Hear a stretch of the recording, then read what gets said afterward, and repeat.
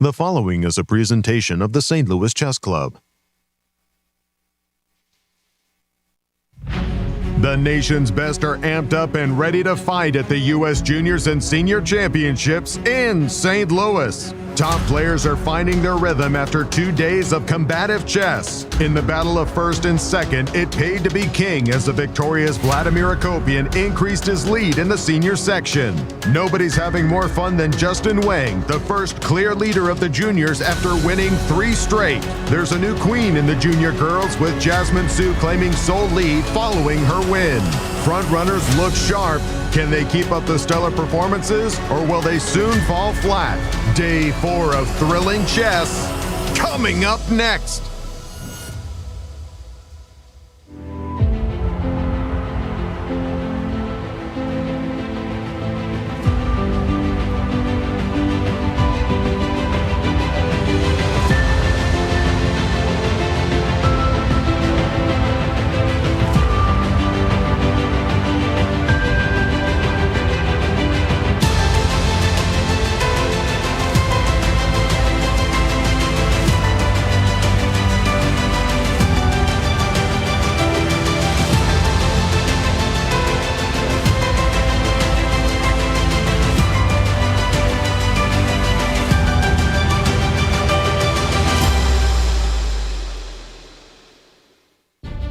Welcome to round 4 of the US Juniors and Seniors. We are here in front of Busch Stadium. St. Louis is the home of the Cardinals and chess capital of the United States. Let's go to the studio and start the day.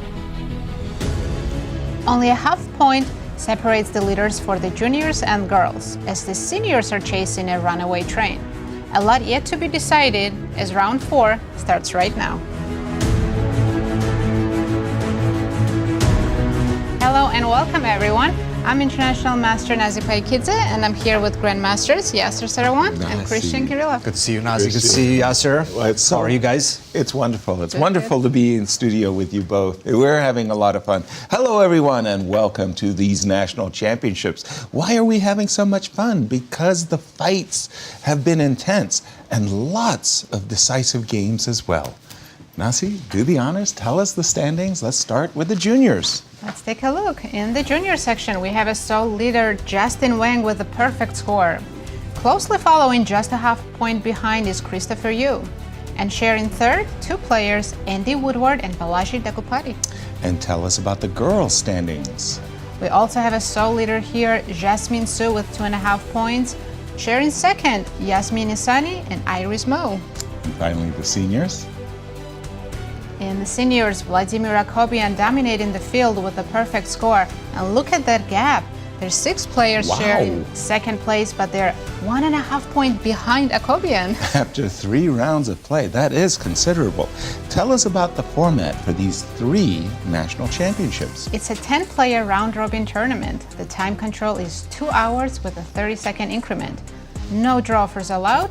And the regular scoring system, 1 for a win, half for a draw, 0 for a loss. And tell us about the schedule for the 3 championships. Players are playing round 4 today. They're just 2 days away from a rest day. Yay. After that, they'll have 4 more rounds, and then, if necessary, we'll see playoffs. Wonderful. Separate day for the playoffs. Should be fun, in case. And Christian, I have to say, our leaders have really impressed. Absolutely great chess so far all together, but the leaders have indeed impressed. And let's take a look at how they got where they are today. We're going to start with the junior section. And in this one, I have to say, Justin Wang has been absolutely magnificent in all his 3 wins. He hasn't had any single problems. Out of the opening, he gets his preparation in. First victory in round 1 against Jason Liang. Brewington, Hardaway, I have to say that one was the difficult one. Right. Brewington had a great position out of the opening with the white pieces, but Justin was resilient and turned it all around. And in round 3 yesterday, we saw he just took the bull by the horns with that sharp opening with the white pieces against Nicholas Ladan, and just impressed with his victory. Justin Wang, only 18 years of age. He's also the freshman at Yale. We just found that out today. USCF rating 2591. Just an impressive young man. And look at him. He looks poised. he looks confident and he's ready to try to get that national title. And what's happening in the junior girls section?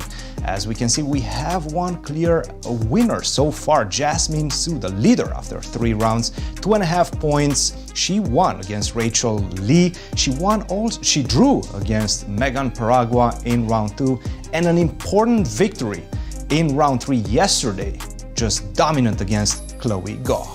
And let's see what's happening in the seniors. Actually, let's see this one as well. 13 years of age, only 13 years of age. USCF rating. Amazing. Incredible. Yes, 2241, and she reached her national title at only 12 years of age. Just incredible so far, and perhaps she will try to get that national title as well. Right. Vladimir Akobian. Well, this is his 3rd attempt at potentially getting the national title, and he's doing quite well so far. He definitely put some distance between himself and his nearest rivals. Important victories against Igor Novikov, Alex Shabalov, and Larry Christiansen. And I have to say, Larry Christiansen has been impressing us in the last couple of years. This one yesterday was a crucial victory for Vladimir Akopian, 52 years young and a 2-time Armenian chess champion. He knows how to win national championships. Yes, he does indeed. And it's my honor to introduce the 4th member of our broadcast team, Kostya. And Kostya, yesterday, Alice Lee. Woof, that was close. Yeah, sir, it was. Hello, Christian. Hello, Nazi. Yeah, guys, for me, the biggest result of yesterday was Alice's win against FM Rose Atwell. Alice's first win of the tournament, getting her back to an even score. Here you can see the critical moment in her game last night where she realizes she has the forced win in hand. You can just see the relief on her face. Yeah, we all felt this moment for Alice watching this. And with this win, she's back to an even score. She's only a point out of first place. And the whole tournament, once again, is completely opened up. Kind of feels like when Magnus starts off slow in an event, then he wins a game, and suddenly the whole tournament goes unnoticed. And I think that's what's happened here. Alice is back, her confidence is back. Today, she's playing black against Rachel Lee. If she can pick up another win, then she is absolutely just 100% back in contention for her 2nd straight national title. So guys, should be very, very critical round 4 coming up today. Thank you, Kostya. In a very emotive moment. You don't think that these players want to win? Look at that video, would you please? And please do as... Let's take a look at the pairings. The pairings. I was thinking of Andrew Hong's game, and I wanted to... But go on, please. In the junior section, we have Nicholas Ladan playing Andy Woodward. And our key matchup, That's what I wanted to say. Andrew Hong playing Christopher Yu. It's okay, I called Andrew a wanderer yesterday. So we all make mistakes. Jason Liang's playing Arthur Guo. Brewington Hardaway against Balaji Daggupati. Another big game. Indeed, and the tournament leader Justin Wang is facing Jason Wang. And the girls' pairings. In the girls, we have tournament leader Jasmine Su playing Iris Mo. The key matchup there. Right. Yasmin Asani against Megan Paragua. Rose Atwell playing Zoe Tang. These girls will be trying to bounce back from their losses yesterday. Absolutely. Rachel Lee playing Alice Lee. And Chloe Goh against Omiya Vidyarthi. And who, as we see the players coming into the World Chess Hall of Fame, Alice Lee taking her seat, I was going to ask you a salient question. Who's going to stop Vladimir Akobian? Let's see. Alex Shabalov's playing Larry Christiansen, but it's Gregory Kaidanov who will try to stop the tournament leader Vladimir Akobian. Then we have Jesse Kraai playing Igor Novikov, Julio Becerra against Joel Benjamin, and Melik Khachiyan playing Douglas Root. Wonderful. And the players have been fighting hard. We've been enjoying calling the action. What are they fighting for?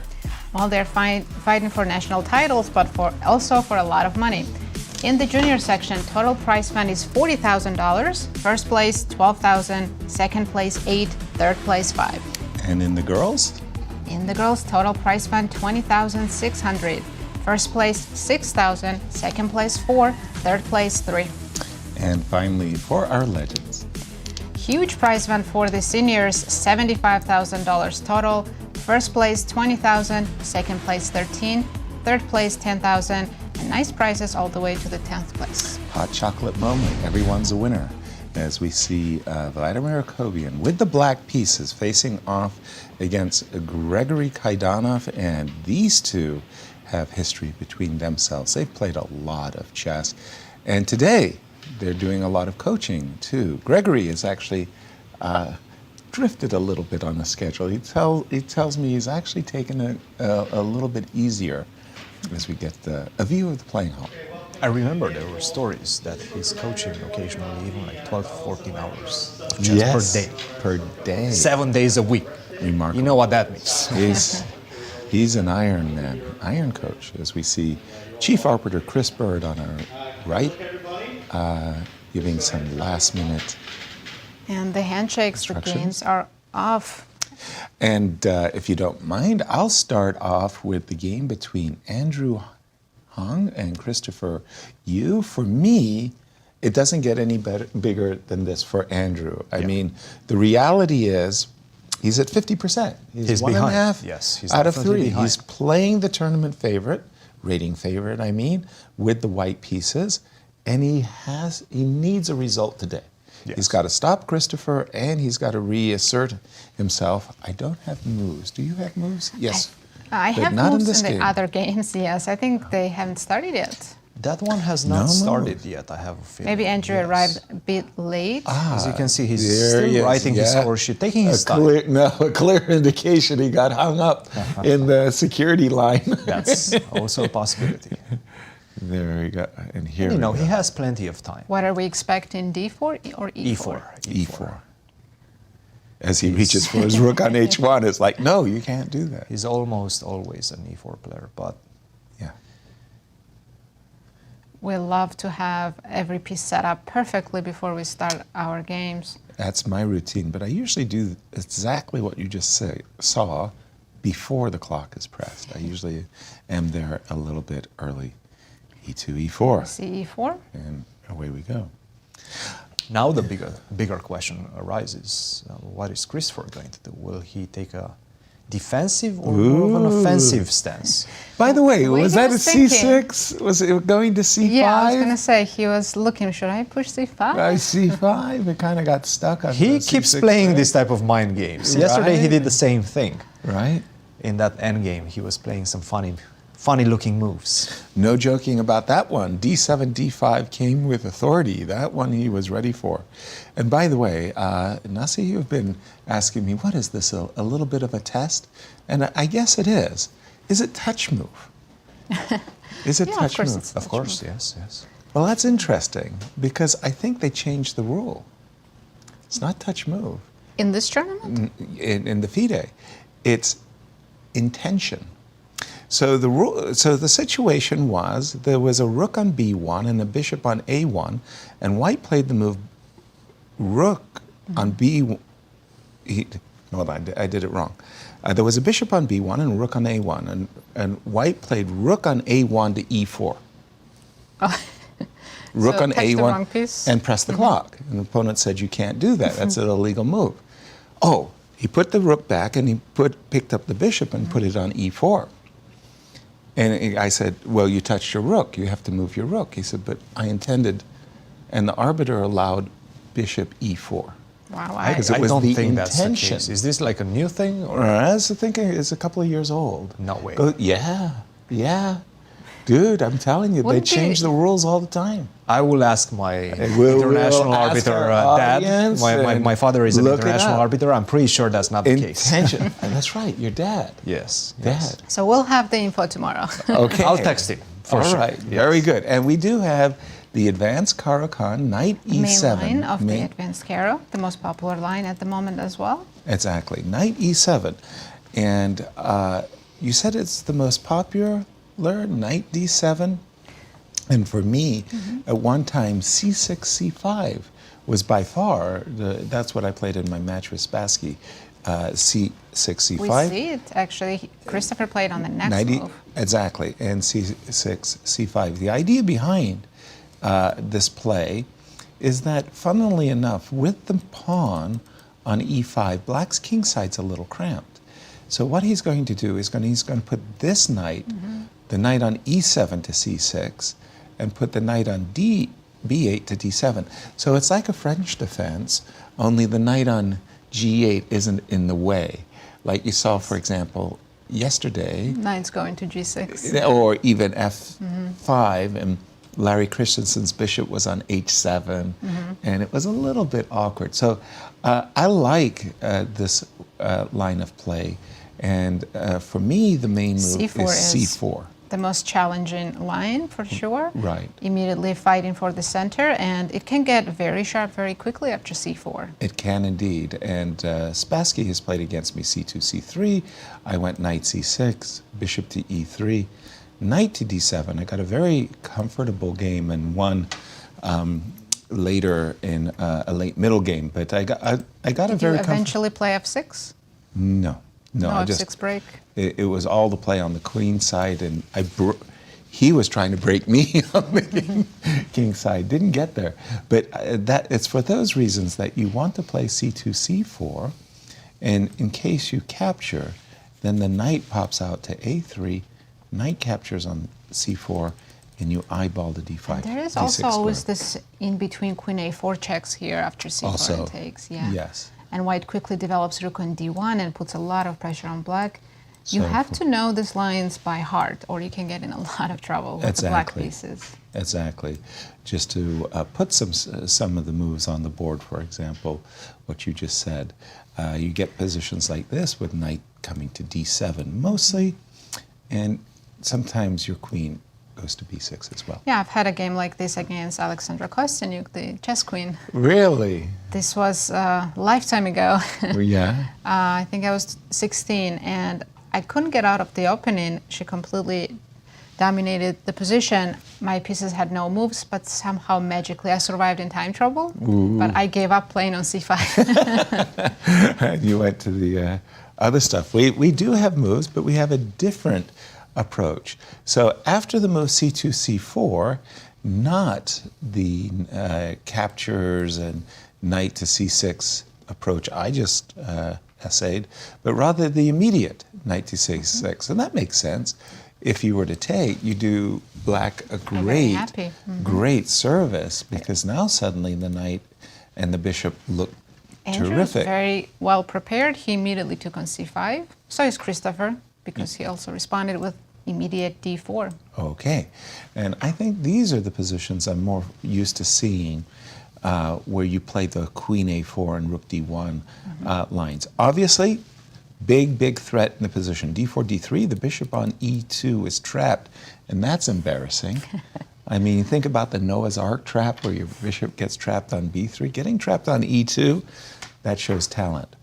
But queen a4 is usually the way to dodge this move d3, because then actually the rook does play to d1, and the bishop can always win the d3 pawn shortly. Exactly. So d4, and what's the major move here for white? The one that's played the most popular. I think we can ask Christian. Christian, what's the most popular move? Queen b3. Queen b3. Queen b3 is the most popular move by quite a large margin. Okay. And if we look at the opening three, queen b3, queen to a4, the move that you mentioned as well, bishop to d3, but queen to b3 just makes the most sense, because you have to focus on stopping black, or at least delaying his development. Right. Clear. If he goes knight g6, bishop f7, castle, puts enough pressure on c5 and e5, he's going to be able to equalize, maybe even get a better position, right? Because this d4 pawn, it's a liability perhaps for the moment, because you attack it with rook d1 and whatnot, but it can become a clear asset for black. So queen to b3, big move in the position. You have to ask some questions. How do you defend this pawn on b7? Most likely, you're going to do that with queen to d7. Why not queen to c7, which, you know, looks more active. At least you're attacking the pawn on e5. The problem with this move is that I get this tempo move, knight to a3. Now I'm looking at knight to b5. If my knight lands on d6, don't talk about it. It's game over, right? So now you have to deal with it immediately. A6? And unfortunately, it's not, yes, but a6, I got too many tempes. Queen to a4 seems to be the move, and right now still knight to b5 is a big threat because of this pin, Rook right? to d1, rook to d8, right? Rook to d8 and b4. It seems like it is white who gets ahead very quickly, right? Gotcha. b5 is coming, b6. Your king, if you could just castle right now, you would be perfectly fine. Unfortunately, you're too many moves away from that. Gotcha. So that's why after queen to b3, usually queen to d7 comes. Also, the queen on d7 protects the pawn on d4 and maybe hints at ideas of d3 at the right moment. Now, rook to d1 seems to be the main move. Knight to g6 is sort of a race. I need to get my pieces out. I need to castle fast. And I need to put some pressure as white to stop you from doing that. Knight to c3, cool move, taking advantage of the fact that the queen is on d7 and not on c7 on this file, and pawn on d4 is pinned. Bishop takes c5, and now queen to b5 seems to be the move in the position. This one, I have a feeling, goes all the way to move 20, 25, and the players most likely are aware of what to do. Let's wait and see which one is going to be out of the book first. Well, Christopher looks pretty comfortable, like he remembers the lines well. Maybe he prepped them this morning for this game. Right. Very likely, yes. Yeah. By the way, I am impressed by Christopher's opening preparation. I noticed in the Kasparov Foundation chess camps, he's the one who's saying, no, no, no, no, in this position you're supposed to play it like this. Very sharp theoretical position. Glad we started with that one. Good morning, St. Louis. Good choice, Yasser. Yeah, Papa's awake.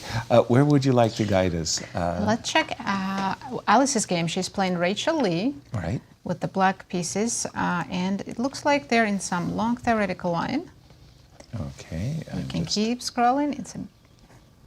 Yes, it's coming up. I'm checking. She's at the bottom. Rachel Lee versus... It's Petrov, which we're used to seeing from Alice. Yes.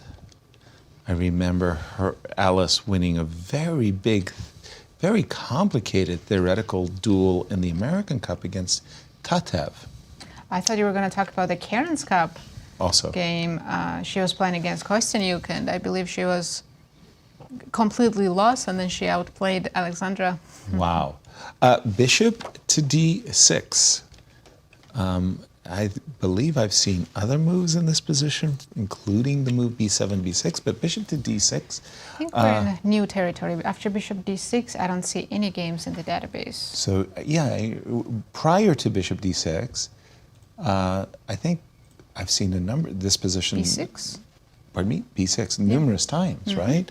So bishop d6, basically saying, hey, why do I need to guard my pawn on b7? I'm opening up tricks along the rank. If you play rook takes b7, I can immediately see that runs foul to the move knight takes d4, and oops, I've got a discovery against your rook. I'm threatening knight takes f3. Bad things happen when you grab that pawn. So I have a question, Yasser. What if white just trades the rooks and then plays c4? A cool question. Because after that, I'm planning to take on b7. Indeed. c4, and I remember... But we see Alice walking around, and I think this is her prep. Bishop d6 might just be a novelty she prepped for this game. For sure.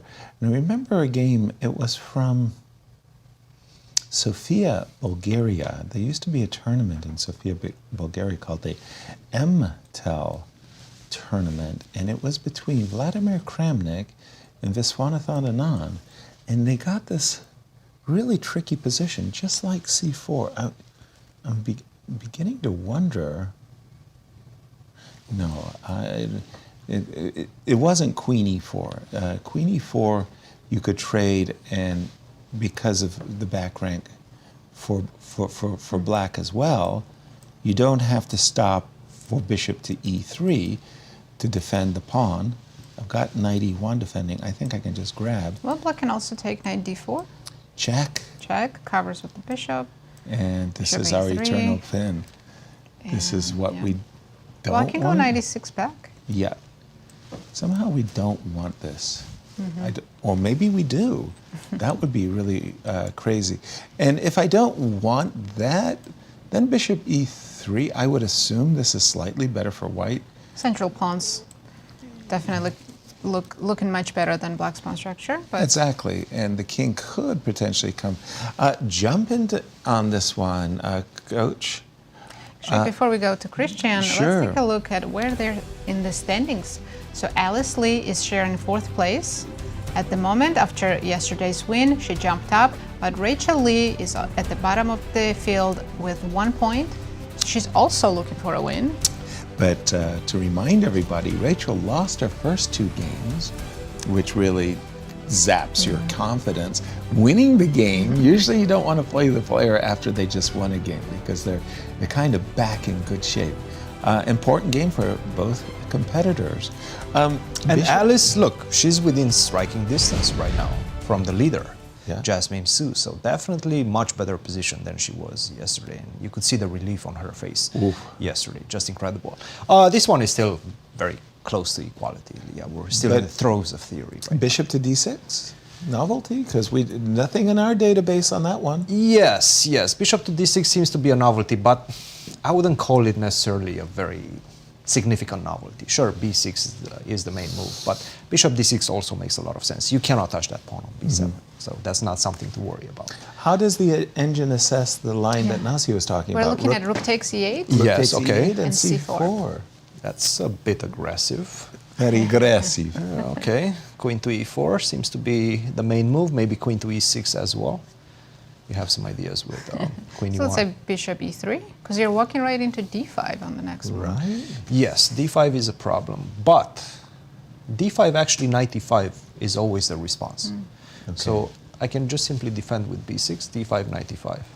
This is not problematic. Whenever you take, I take on d3, equal pawns, and if we exchange the knights, actually right now with the bishop and the queen, this battery on this diagonal, I think is black to be preferred.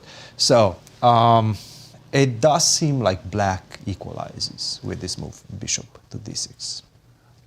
Just looking at that position, if you don't mind once again. Yes. Christian? You still want to go with? Rookie, queen. Bishop e3, b6. Pause right here. d5, knight e5, Yes. queen h7, king Queen h7, okay. knight g5. Now you're much worse. Much worse. Close to losing. Pawn yes. takes. Pawn takes and f6 followed by knight to c4 seems to be f6. problematic. Yes, I was trying to mess up your pawn structure. It's not happening. If you could take on e6. We ended up messing up our Our pawn structure. I'm taking this That one was and I'm not the taking this one intention. as well. So Yeah. you go knight e4, I take while defending the bishop on d6 as well. And that's a nice I pawn. keep the pawn structure intact. I will pick up this pawn on e6, pawn down, pretty much losing at this point. Good point. So I really like what Alice is doing right now, but let's take a look at a different game. I really want to bring your attention to this one. Please. This is the Brewington versus Balaji. Because a big matchup. Huge matchup. The players in 3rd and 4th. Yes, Yeah. and Balaji is on a 2-game winning streak right now. Right. And we've been seeing him. Every time we call the action on his games, he always tries to get an advantage out of the opening. Yeah. He knows his stuff. That's probably his main thing. He analyzes so much at his university. I know him because he's in collegiate chess as well. He goes to UT Dallas. So he's very thorough with his opening preparation. That's one of his main weapons. And take a look at what's happening in this one. Sveshnikov. Sveshnikov, exactly. No more Najdorf. No. And I think we've seen Balaji play a lot of Najdorfs as well. Now he's essaying the Sveshnikov. And this knight d5 and knight to f5. This is a bit surprising. Knight to g6 is one of the main lines in the position. But both can be played and they have completely different strengths. Knight to f5, bishop d3, bishop e7, castle, and now f4. Whoa. E4, a pawn sacrifice novelty. And it's not very clear where's the compensation after just the simple bishop takes e4, by the way. He has Balaji 2 has hours. gained 5 minutes. 2 hours and Is it 5 5 minutes right now, minutes? yes, Wow. and against an hour and 49. So he knows exactly what he's doing. Sure. He analyzed this pawn sacrifice. And I was trying to understand where's the compensation. The engine is saying already plus 1.5. This is a weak engine, of course, but still. Okay. Queen to d3, and now a6 seems to be very important. My guess is, because if you go g6 first, this seems to be the problem. g4. And now my knight will drop back to d4. So you have to force the knight first back to c3 so that this diagonal stays open. So for example, after queen d3, you have to go a6. Knight to c3 now, because we don't apparently want to exchange knights. And now you go g6. Now I have ideas of b5 as well. This seems to be the next move, pretty much no matter what you do. So for example, bishop to d2, b3 as well. b5 comes, another pawn sacrifice. The position gets absolutely wild. So these are the type of situations that we're going to see in this game. It's going to be a very explosive middle game. I don't know about you guys, but I'm still not sold on the compensation. Me neither. Me and the computer is not sold on the compensation as well. But again, it's all about the practicality of it. Right. Let's take a look at our tournament leader in the senior section. Sure. Gregory Kaidanov is playing Vladimir Akopian, and some crazy theoretical line going on. Oh, yes. Oh, yes. This is from a very famous game. Garry Kasparov was white, and the Russian player, gosh, his name just escapes me, knight d7 and g5. Yes, I remember this too, but I'm very bad with names, so I can't be of any help. Exactly. Bishop g2. So this is a very famous position from the Slav that was featured in the World Championship matches in 1935-37 between Max Erva and Alexander Alekhine.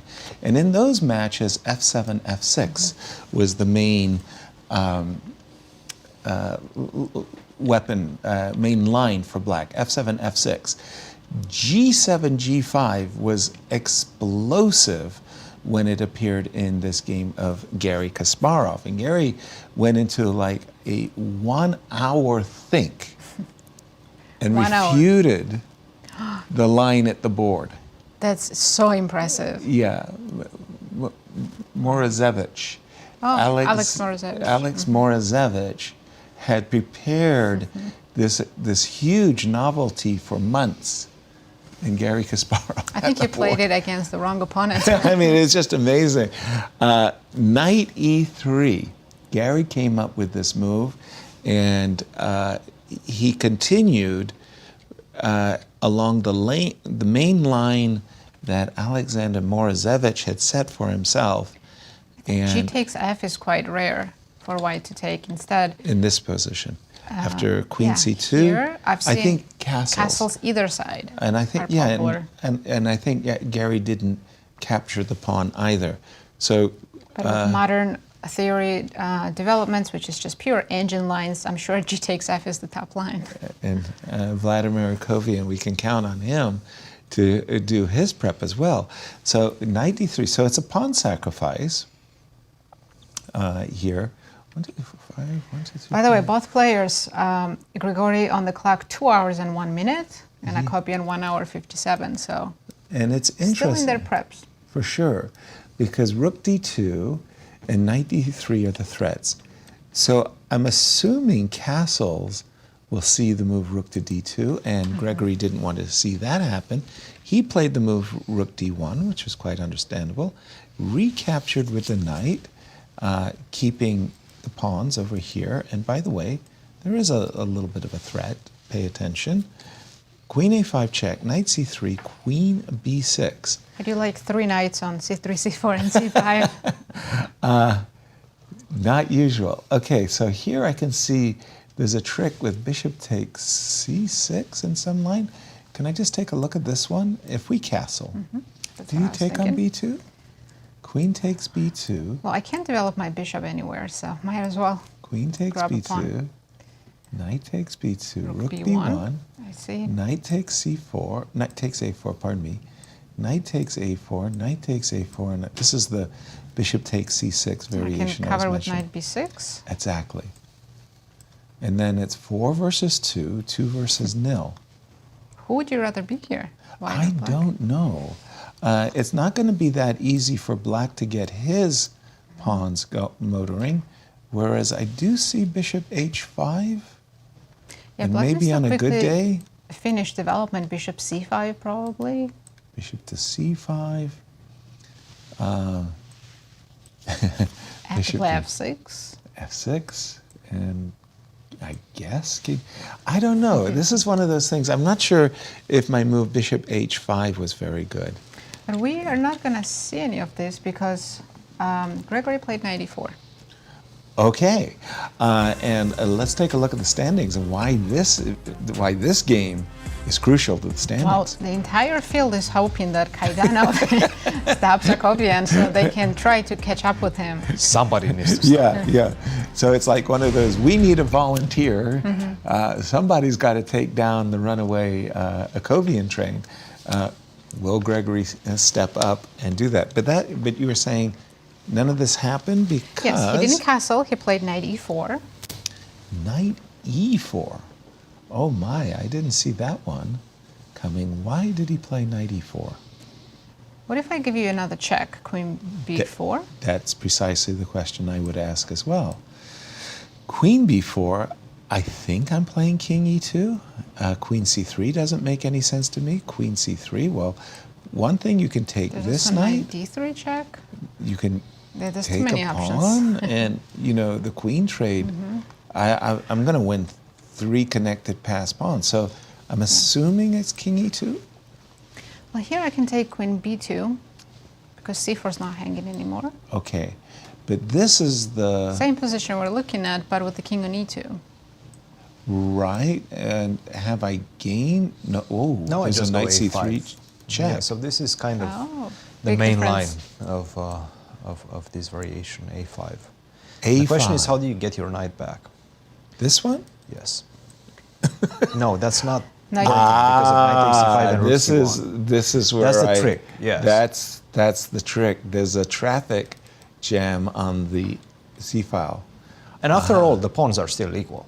So it's not like black is up a pawn or anything of that nature. That is true. And you cannot go hunting for the other pawn with knight b3 because of rook b1. Rook b1, and there's a traffic problem on the b file. Rook b1. It's a very funny looking endgame. It's a very strange endgame.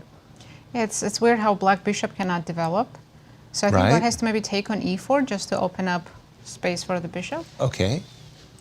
But then again, I still have an B1's issue, coming right? with the tempo. Well, if we get something here, now I can maybe feel that white has a pull, because Definitely. this move is getting annoying.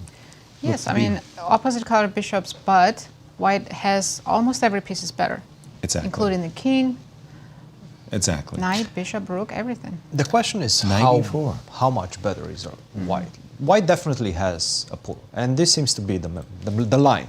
It has been played before, in fact, queen to b4. Yes, This has all been played before. this Wow. whole line, queen b4, king e2, queen takes b2, exchange, and a5. Wow. Okay. I'm just wondering, can I? Queen takes b2, queen takes c4.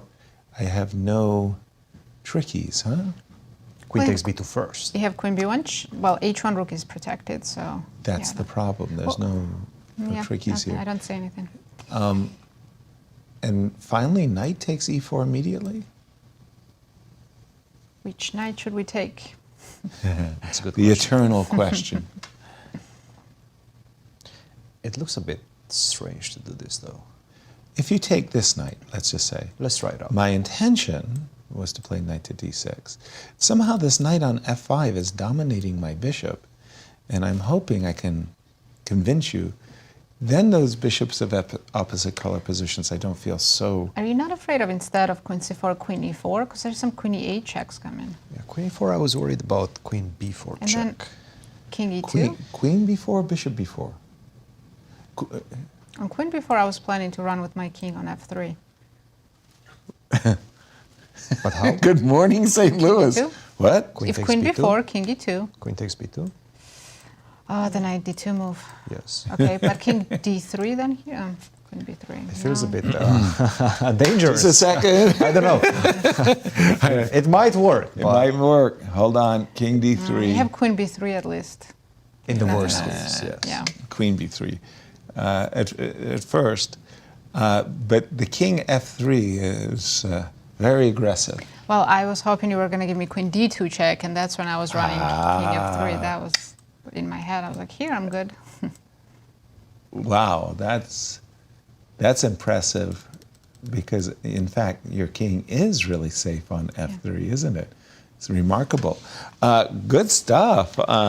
So theoretical disputes across the chess arena here. And Nasi, take us away. What's happening in Jasmine's game? Just to stay within the seniors section for a moment? second, Sure. because we do have some important games, and that is Melik, the defending champion, against Douglas.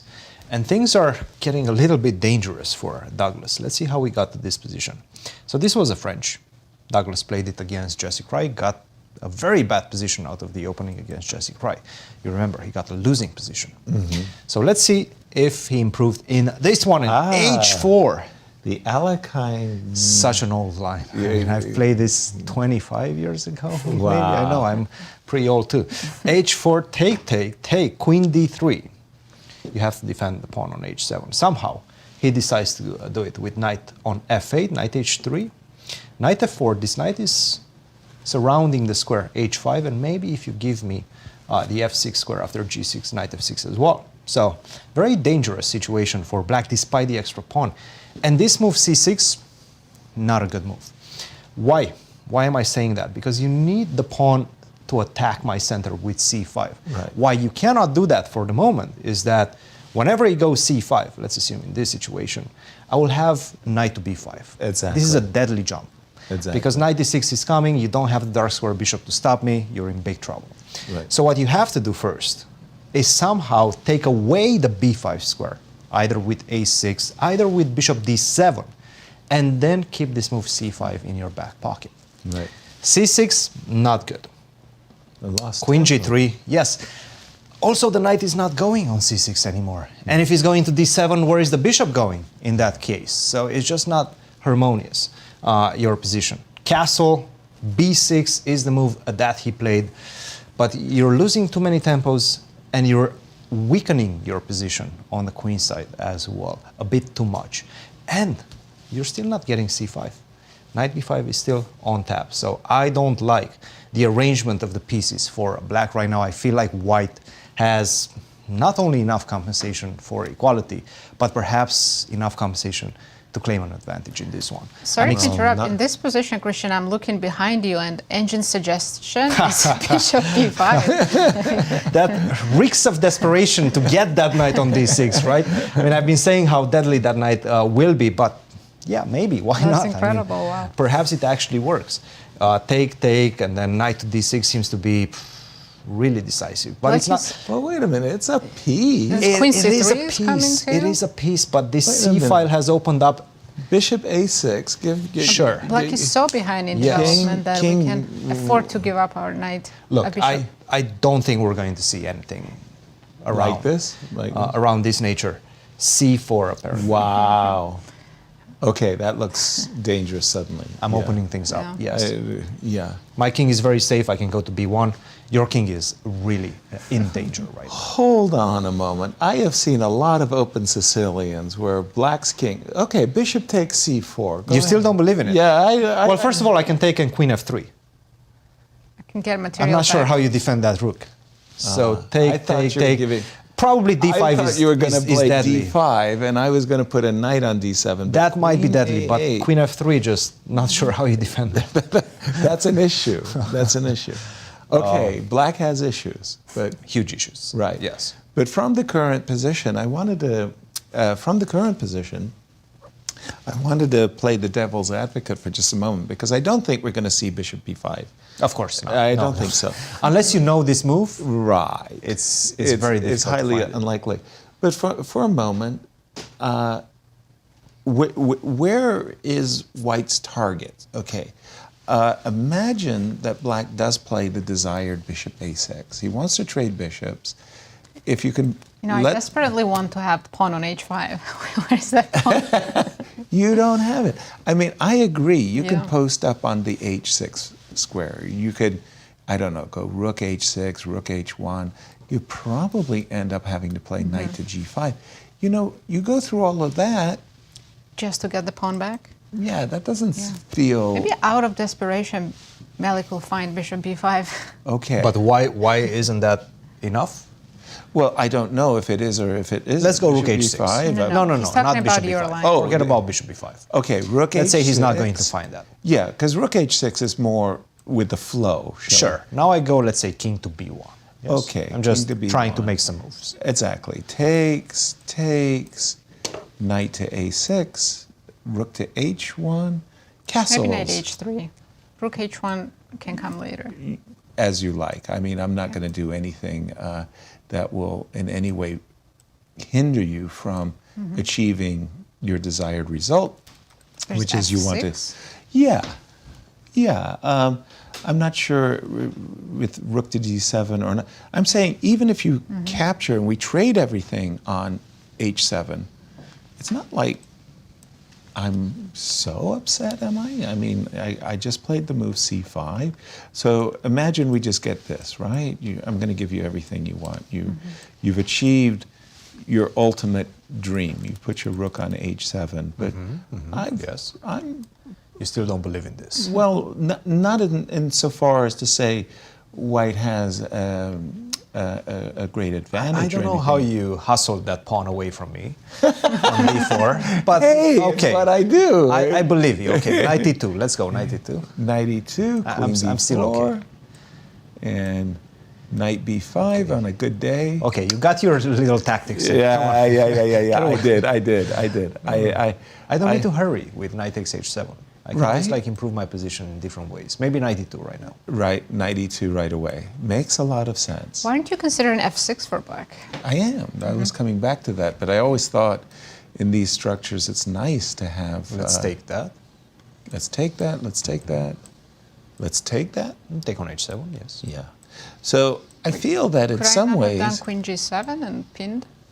Maybe. What I'm saying is at the end of the day, white has achieved his maximum. He's got in Equalized everything. material. And he's equalized the material. So it might, unless this move bishop b5 is somehow a fantastic. But this is a slight advantage for white. You're Rook right. h6, for example. Which one?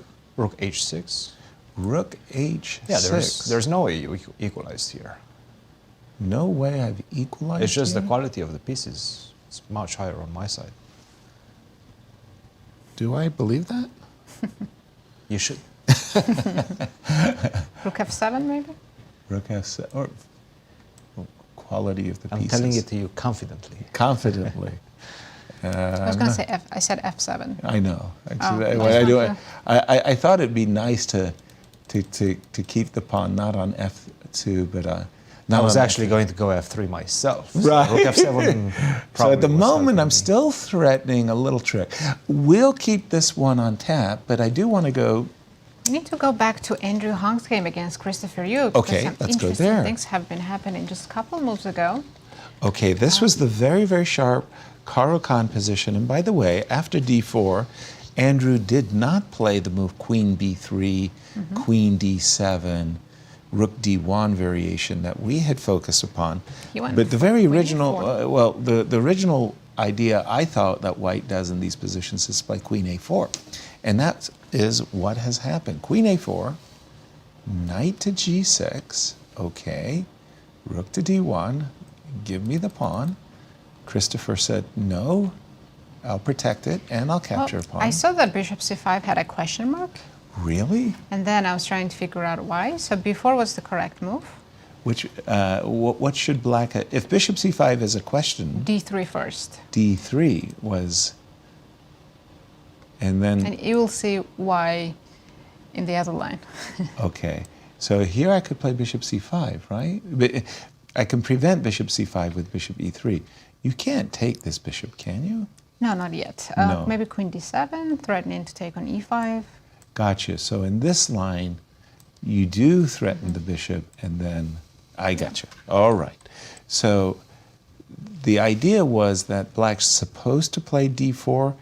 Christopher has captured b4. Here, this is not very human line, but engine says, no, instead of knight d4, g4.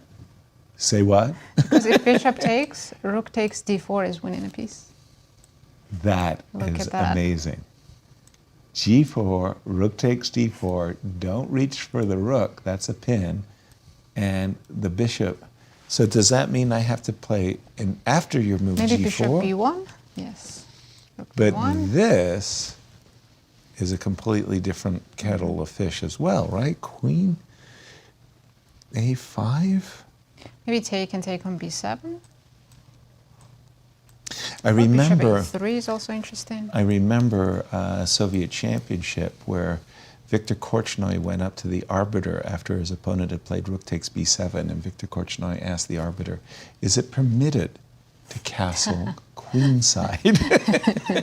You know, I've had those thoughts too. You know, like because to remember the rules. your rook moves through an attacked square, and the arbiter convinced Victor that it's only about the king. The castling is I'll a pick move. up with- f7 too. Exactly. Let's just take all the pawns on the 7th. Their pawn on g4 looks strange, but without. I mean, Yeah.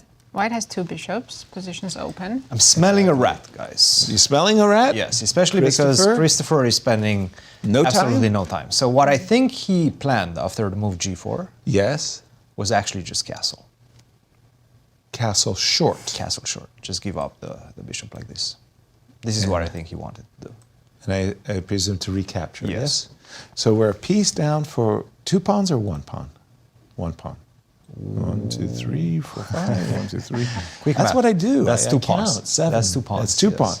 So he's got 2 pawns And I'm getting the and third a one. very, very, very weakened king. But what do you think about this position, Nancy? Would you Yeah, rather I'd be rather the piece? white. Hey, you're a Caro-Kann player. I expected you. No, I don't give you up my switch pieces sides. in Caro-Kann. You switched sides like there was no tomorrow. That was easy. Queen c2, and you like the piece. You like white. Yeah, I Queen honestly- c2. By the way, the engine is saying plus close to 2 right now. But if you start holding its hand, rook e8. Rook e8, Yes. holding its hand. Yeah. I mean, I understand Holding why it's the behind in engines development, but Hand, Queen f5, knight Other than c that. e5. Things are not that clear anymore. Now I'm Really? seeing less than a +1 advantage. So I don't know what's happening with a very Whoa. strong Yeah, advantage, that- with a very Knight strong takes- engine. You're right. knight Yes. takes d4. Knight d4, knight h4, and seems to be devolving into chaos. I don't see anything for black. Bishop c5, queen. There is a weak square. The pawn on g2. So I what just do you need do? one bishop b2 move, and, Yeah? and then I'm golden. Where do you put the queen, though? But first things first. Where do we put the queen? H3, h3. yeah. h3. h3 engine says already zeros after queen f6. Gosh, all we wanted was bishop to b2. Maybe it's not enough. Okay. Black must be threatening something. I'll kind of clog up the e file as Yeah, rook best, a d8. and knight to d2. You're already worse. Oh no! Bishop takes d2. There's rook d4 coming And then in, I rook fear. takes d4. Yeah. Amazing. Those knights on e5, h4. Like, what? Oh, those This is tricky what I think he knights. had in mind. I have a feeling there was some sort of preparation home cooked. Wow. So g4, the computer-assisted move. Maybe Christopher was ready for that. Okay, he did play, by the way, knight takes d4. Christopher, queen a5, queen takes, bishop takes. The current position, by the way, first glances, aren't we happy with the black pieces? Very I'm happy. Pawn going on to take e5 the bishop is- on f5. White has to take the knight, bishop, Okay. right? Yes. Takes. Yeah, white pawns are definitely I've messed got- up a little bit. They're rather, well, split, right? I'm going to okay. lose a pawn for sure. Are you? Or are you going to play f4? I did not want to play f4. I want to develop my pieces. I can't look at rook, knight, and bishop on the first rank. Maybe Okay. knight a3 and quickly go to b5. And hope to play bishop a3, something of that. So you're going to castle. Does rook d7 give me anything? Let's have a look. Rook d7. There's bishop c3. Happy to play rook b1. Happy to think. Okay, bishop c3, rook b1. Let's save the pawn. You want to save the pawn. I want to play rook to d8. You don't want to go knight d4. You don't want to keep that knight on Centralized. d4 on tap, maybe. Okay. Knight to That's what I d4. thought. That's why I b6. thought you played bishop Knight c3. takes e5. I don't know. A lot of This things are one coming looks- with tempo. Yeah, this one looks like a great game. Both players have the trump, 2 bishops, but what can I say? Weak pawns. And now I kind of understand why you always refuse to play these championships. Because chess has much changed. fun. And you get this type of preparations going on, and then you're It's- like, why did I not look at this? Like, It's what too- am I doing with my life? Things of that nature.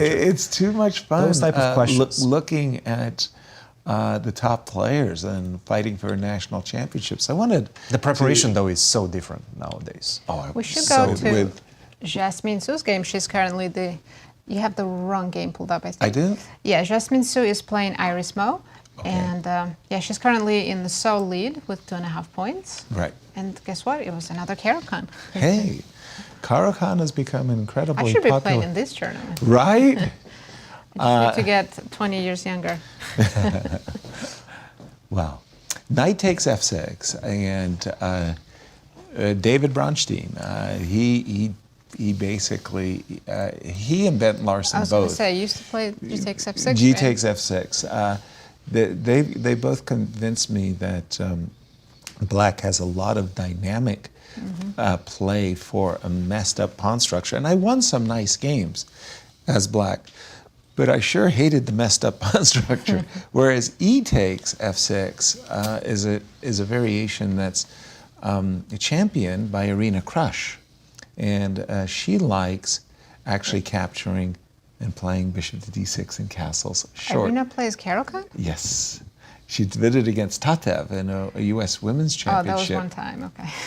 Well, I It was mean, a I prep. was It was a calling the action. E takes f6, bishop e3. Now, that's actually not the standard move. The very standard move that I'm familiar with is c3, bishop to d3, queen c2, and white tries to castle long. You were about to say something? I'm just saying, I play this line, and I have many games in the U.S. Champs. This line with the black pieces against Tatev, Yes. against Irina. An Irina, okay. And, okay. So she never touched the C pawn. Okay. As I said. You spoke too soon. And we've caught up with the players. Okay, white has got obviously the nice center queenside majority. Black, very, very solid king. And why is this game so important? Well, let's take a look at the standings. Well, And here we Jasmine see. Su is in first place, and Iris in sharing second place. So everything to play for in this game. And Iris with that huge win in round one with the black pieces, where she defeated Alice Lee. Alice Lee. She's coming into this game feeling good. Here, just a second. We have a move. Queen F3 was played. Queen to F3. I'm still kind of confused why the move Bishop C7 was chosen. Help me out on this one. Now, see, why did she play Bishop C7? I think it's just prophylaxis. In a lot of lines, white wants to play D5. Okay. So you think that black's just wanting to keep as much attention on the D5 square as possible? I think so. And bishop's in the way sometimes on D6. There's all these tempo moves. Okay. Queen F3. How many of us have ever had our queen trapped through a failure to play the move H2, H3? Whoops. It's not winning an exchange. Bishop F5. Oh, no. I got lucky here. Yeah, you got lucky on that one. But yeah, usually after Queen D7, we'd probably see a move like H2, H3. My feeling is I'd rather play white. I just like white structure. It feels... White plays H3, Rook D1, and black has to watch out for those D5 pawn breaks all the time. all the time. Yeah. All right. We'll keep an eye on this one. You're in the driver's seat. Where would you like to go? I was focusing on this game. Let me see. Should go to Balaji. Balaji. Yes. We should go to this Over Brewington to you. versus Balaji, guys, because That was the Sveshnikov. this is some really cool preparation happening right now. So we left it off after E4. Right. this pawn sacrifice. Yep. Bishop to f6, not rook to e8, very good move as well. Really controlling this return square. Knight to d4 is no longer possible. Very important to set this up. Queen d3, g6, which is disliked by the engine, says that after the following move, g4, black is already starting to be in trouble. a6, knight to c3, and knight to h4. And now it starts dropping from +1.5 to already +0.3. So definitely something is brewing right now. f5 seems to be the that was best. a nice pun. Brewington. Brewing for Brewington, and yes. b5, complete chaos in the position. I'm going to sacrifice in order to activate my bishop potentially via the a6 f1 diagonal, but also to kick away your knight on c3 with b4 at the right moment. So after b5, the best move seems to be c5. I'm really trying to keep things closed. I want to get my own ideas via d6. It's absolutely mad. b4, knight to f4, I'm not even looking at your pawn on c5. a5, it's all about activity in the position, and it's all about the time situation. Yeah. 1 hour and 21 minutes against 2 hours and 5 minutes, still 2 hours and 5 minutes close to 6. Balaji still knows exactly what We just saw Balaji just walking around, enjoying his time advantage. When is his preparation going to end? I think he's still in it. And by the way, I'm a pawn grubber, but I do not like White's position because of the vulnerable king. And there you see. Maybe we can see Balaji Brewington just- right now because yeah. he's definitely not happy with I what's mean, happening he's right sitting now. Look at at the him. board and he's going, why did I wake up this morning? What Oh, the my heck have I goodness. walked into? I just walked into some deep, deep water preparation. Look at him. Yeah. Like, oh my goodness. Okay, one more look. Yes. F5. Sure. B5. Yes. And Probably not the only move, by the way. I don't know what he has prepared. Maybe rook to e8 is his move. B5 But b5 seems to be the most concrete. direct. And, Yes. Yeah. And wow. Good grief. Your king, it's starting to feel a little bit airy, right? I mean, you played g4, f4, f5 with a king I on did. g1. Okay. This could definitely I'm backfire. silly. King H1. King h1 makes a lot of sense. Just show me how I'm dead. You're not. I'm not. Oh, no, that's no, good no, news. no, you're not. Bishop F4. You're Can fine. I- You're can fine. I just Bishop to f4. Let's see. bring the B pieces takes. out? I got to take that, I think. a5. Oh boy. Oh boy. Bishop a6 is coming, so you have to be I careful. see that. I'm starting to really like black all of a sudden. Yeah. I like the initiative they have. Especially Right. practically, right? Yeah. Right. I mean, the moves are so easy, right? They're Okay, flowing. just one, continue. I'm not happy. Rook F2, it looks artificial. Rook f2 might be already problematic. Queen b6. Queen B6, I got Yeah. Bishop G3. Yeah. So rook f2 is already very bad after g5. Bishop to G3. Bishop a6. And Queen A4. Queen apparently to e7, maybe even queen to b6 might be problematic, but queen to e7 seems to be unpleasant. Bishop takes c3 is a big threat. Well, I never thought I was vulnerable on the first rank, but now Yes. you can see that if you could get to play Queen E1 check, that's actually actually pretty funny. Oops. That's like wow. Thank you, Christian. No, this What one a is going to be wild, concept. for sure. E5, E4. Great Boy, preparation you by might be Balaji. looking, seriously, it's not a joke. After the move F2, F4, we might be looking at the novelty of the year because It's E5, possible. E4 is It's just possible. a remarkable conception. Because we haven't checked with the leader in the junior section, That Justin Wang, playing Jason Wang. And let's see, we have as a we cat know, Justin, he started with the 3-0 start. Let's start. Okay, so The we have a confidence Catalan. it must give you to win 3 games in a row. Yeah, true that. By the way, what's your longest winning streak? 7 out of 7. Bravo. Thank you. And these were Grandmaster, these were rival games. They weren't yes, like yes, no, no. against, yeah, I mean, I've won, let's say 18, but that was Swiss. 18 in a row? Yeah, in Swiss is where I went, like 5-0, 5-0, 5-0, those kinds of Swisses. But Grandmaster, I won 7. 3 times in a row. Hard to beat Fabi's record, right? Oh, that is so nice. Knight c6. Are we still in theory, by the way? Because it feels like the moves have flowed. Everything made sense. Not according to my database, but No, it's new. I'm not sure where exactly novelty happened. Okay. Maybe knight b5 is an unusual move. Yeah, here white has played c takes d or b3. Both make sense, but it's strange that the move knight b5 would be a novelty because that looks very logical, natural. yeah. I mean, in some ways, you might want to play c5 and follow it up with bishop f4, or you might just want to capture the bishop on d6, which is what happened. I like that little Swishenzu bishop to d5, by the way. That keeps the bishop honest. That's a very nice move before developing knight to c6 to get the bishop out first. Exactly. And we're up to date with the play. I can imagine bishop e3, rook c1. I don't think black has any issues.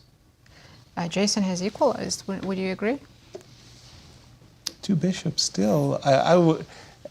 I'd like to see the next 2 or 3 moves before. So you're not convinced? Yeah, right, exactly. I think I'm still unsure. If I wrest control of the c file, like just, It's queen d7, rook c8 maybe for black. Okay, queen d7, rook c8. Probably F. Yes, the same. You match me, if you will. At some point you have to trade the white squared bishops, right? That's the thing that's annoying to me. If I have to trade maybe my bishop on e3 isn't that effective. Bishop f4 maybe. Here but I always have to be careful. Pawn on d6. Yeah, but I always have to be careful of bishop f3 and knight takes d4. By the way, Justin did play bishop on e3. Bishop on e3. All right, we'll keep an eye on this one. And where do these 2 players stand in the competition? Well, we know Justin is having a great tournament, perfect Absolutely. score. But Jason, not a great start, 1 out of 3. Yeah. If I'm in Justin's shoes, I'm thinking, look, I've just won 3 in a row. I'm going to push my luck. I want to play as hard a game as I can. Why not? He has the white pieces. Exactly. Exactly. And Andy Woodward, who just passed through our screen there, let's just check in. I'm just going to make a comment. Please. Some people might be thinking, is Justin taking a nap? But a lot of times players like to calculate with their eyes closed. Yes. It's clearer in your head. So I think that's what he's doing. Just goes through that. He's definitely not sleeping. Or so we think. Yeah. Can't be sure. You can never be sure. That was a story of Arthur Bisguier. So Arthur Bisguier is playing against Bobby Fischer in an open tournament, and Bobby fell asleep at the board because the previous night Bobby had found a hustle, and he had been playing the guy for $5 a game, blitz, till the wee hours of the morning. So there was Bobby asleep, and Arthur's looking at Bobby's clock, and it's ticking away, and it's a deep sleep at the board. Was he snoring? Slightly. And Arthur said to himself, this is not the way I want to win a game. So Arthur said he committed the biggest blunder of his life. He shook Bobby awake. Said, Bobby, are you with us? Bobby. Bobby woke his eyes, went like this, made a move, slapped and hit the clock, and the game appeared in my 60 memorable games. Bobby went on to win a brilliancy from what was a he good thinking, nap. waking Bobby Fischer up? Exactly. The biggest blunder of my life, waking up Bobby Fischer. Sorry, which game were we going to? Let's go to Nicholas Ladan against Andy Woodward, because Andy is also having a good tournament, 2 out of 3. And I think he already played some of his rivals. Here we are. He played Christopher Yu Yes, yesterday. he did.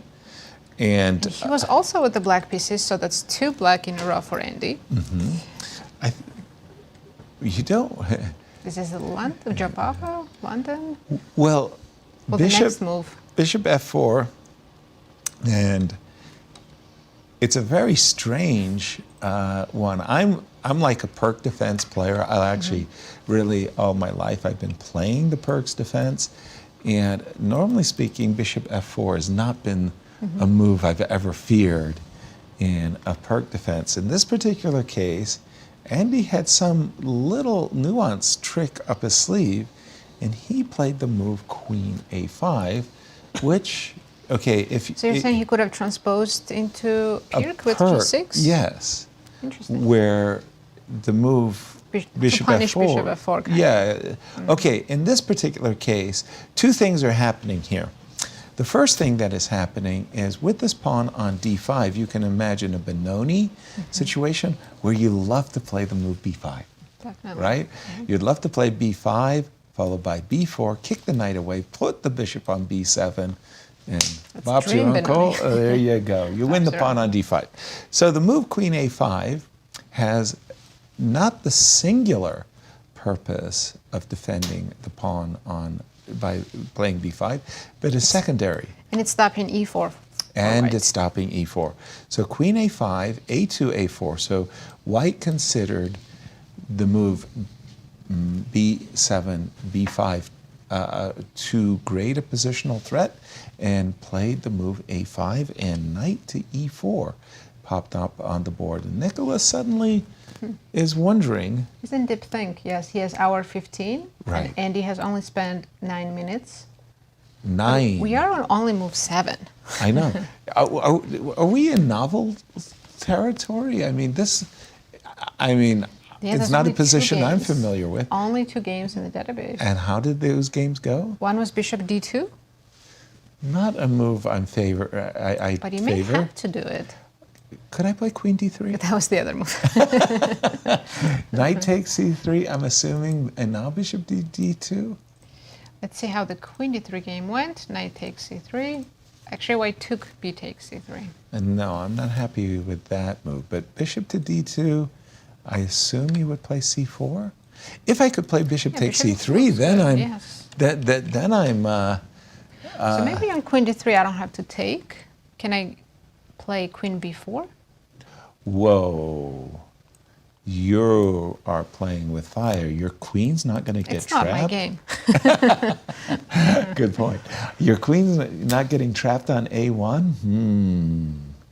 I'm looking at queen takes E4, queen takes B2, king takes King D2 king D2, queen takes A1. and G3? Or? Yeah, and Now I'm going to run back immediately with Queen B2. yeah. They're like one tempo behind. It's funny. Check this out. You go Queen A3. I go Knight B5. I'm threatening Knight takes D6. But you have Queen Could be B4 check. But Knight takes D6 check. So I could play Bishop takes D6. So what I'm thinking about is E3. And if you run back, not maybe a good idea. Just to show our audience, the idea was to play Knight takes D6, check, the Queen Well, you B4. can at least get the rook back. Exactly. Interesting stuff going on here with Knight E4. We'll keep an eye on this one as I turn the action over to you, Christian. Jesse Kraai It's all about Jesse. doing amazing work right now. I have to say, with one of our founders' favorite openings, the Grand Prix. Exactly. Rex's favorite opening. Bishop to B5, take a look at this. Knight D7, Bishop D7, A4, Knight C6, D3, and Knight to D4. And this seems to be already a step in the wrong direction. You don't have time to go for Knight D4, try to take the 2 bishops. You have to fend off my attack on the king side because it's coming. Castle, F5, you need to be ready for that. You need to be ready for castle, F5, Queen E1, Queen H4, and the typical checkmating attack that's coming after Bishop H6, Knight G5. So, Knight D4, step in the wrong direction. After castle, E6, F5 Whoa. king. Yes. And right now, it seems like White is getting a significant advantage. Take on D4, Bishop D4, King H1. It's not looking pretty. You're not going to castle very easily right now. I'm going to open everything up, and once these 2 pawns are traded, most likely this knight will gain an access square to go towards the center, e4 or d5, depending on what you're going to recapture on f5 with. So I'm seeing this bishop already kind of out of the way. The g file is open. You're going to have huge difficulties defending this position altogether. So I'm looking at it. I'm seeing Jesse not spending as much time, definitely within his comfort zone. He knows what he's doing. He's analyzed this type of positions at home. And Igor right now in some danger to be subject of a miniature in this one. It has definitely the propensity to become a miniature. Jesse looking quite confident there on our screen. I want to go over to Shabalov's game against Christiansen. They're having a very sharp position. We know Alex is known for being very creative in the opening and getting messy positions. And look at this. What do you think? Both does name so. Right. Both of these players tied for second. Yes. With a 50% score. Yeah. That is a kind of a funny thing to say, which means only one player is above them, but that one player is 3 out of 3. Now here, this is really reaching into the dusty library. The same-ish, A2, A3. Now at one time, the whole idea of giving up the 2 bishops was like, you can't do that. You're just seating. Black stands worse at the start of the game because he's a half a move behind, but giving up the 2 bishops. So the move A2, A3 was considered the refutation.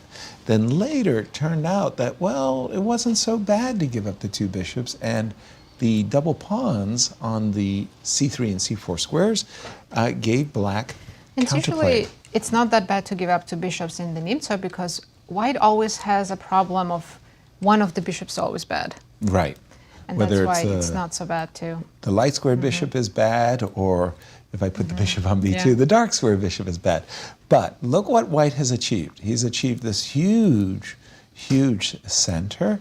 He's got the 2 bishops, and bishop g5 can sometimes be a very awkward move to meet. Well, let's see how the game developed. Knight, queen e2. So in this position, Larry said, great. I just took away the 2 bishops, and check this out. You do have the big center, but with my move queen e7, I'm eyeballing this pawn, and I think most importantly, this is a key move. E5. E5, okay. So Shabalov would have been really, really happy. I know that sounds contrarian to say, but go ahead and take the pawn and castle, because then after e5, you've won a pawn. Be careful. Bishop's hanging on A6. Bishop's hanging on A6, and white has a huge, huge initiative. So you don't want to go there, but the move e5, in my opinion, that's the right move. It's a great positional move. Takes. I was not expecting taking on E5. That seems surprised me a little bit. ultra aggressive, doesn't it? Just breaking up your central pawns like that.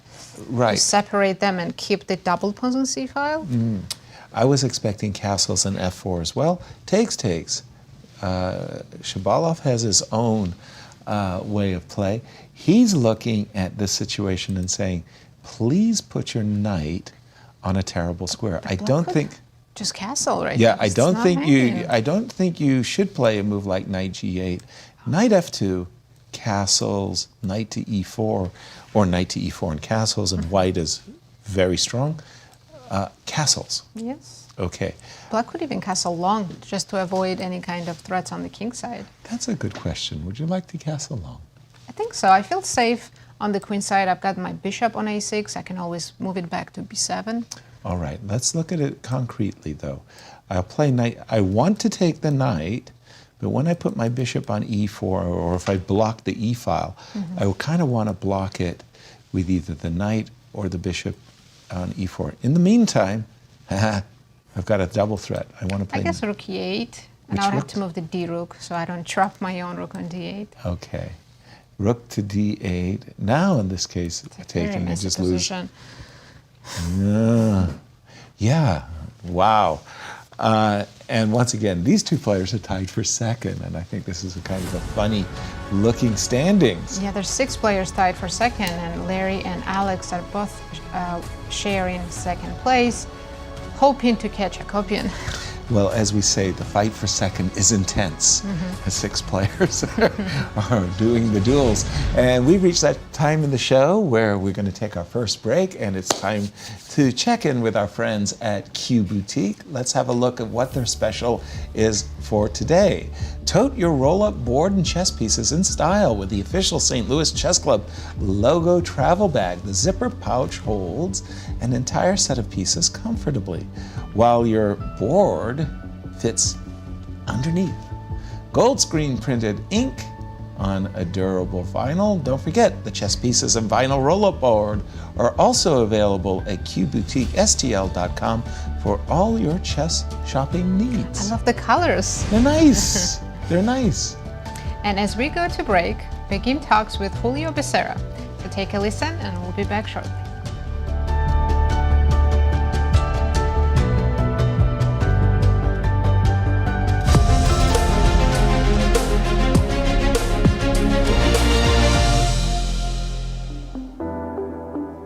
Julio, it's great to see you here in St. Louis. Welcome. Thank you very much. It's a pleasure for me to be here. I played here before, and I love to play here because I think this is probably now, the capital of chess in the world. Definitely. You are a wild card holder, and this is going to be your first seniors championships. How do you feel coming into the tournament? Well, first I want to thank you for the invitation to be the wild card. I think this is a beautiful tournament. We try to play every year, so I want to try to play more often now around the world and try to improve my rating, so next time I can qualify by rating. That's great. And what's your goal of this tournament? Are you here to compete for the first place? Even though I probably won the last rating, I'm pretty sure that many people around the world will be pick up me to win the tournament. Was there any special preparation from your side for this tournament? What did you do to be in shape and ready? I lost a few, pounds before going here, and walking every morning. That was important. Jesse, and you see he's in very good shape. I was surprised, because I didn't see him in a long time, and that's really important for this tournament. Also, what's your goals as a chess player? Are you still competing, or you're just playing chess because it's just fun for you? I wasn't competing like before. Before I was playing probably all the bigger tournaments in US, and now I was playing a lot less. But now that we have this tournament, I think it's a very nice tournament to play every year. I will try to play more and, and be more in shape. And what would be one advice that you give for younger generation, younger chess players who are seeking to be professional chess players? I actually have a few students. They are really competitive and very good players. And what I told to them, the most important thing in chess is to practice every day. And it's like a career. We have to if you see the best player in the world, probably study 10 hours per day. So they need to be like that to be in the top. Otherwise, it's going to be really hard. And also, what do you love the most about chess? What makes you be a chess coach, as you're mentioning, and play competitive chess? And you have been doing it for so long. What I like more at the beginning was travel around the world. That's beautiful, I think it's a very nice experience. You learn a lot with that. Mm-hmm. So chess opened the world. Yes, exactly. Uh-huh. Thank you so much, Julio, for being here, and good luck with the tournament. My pleasure. Thank you very much.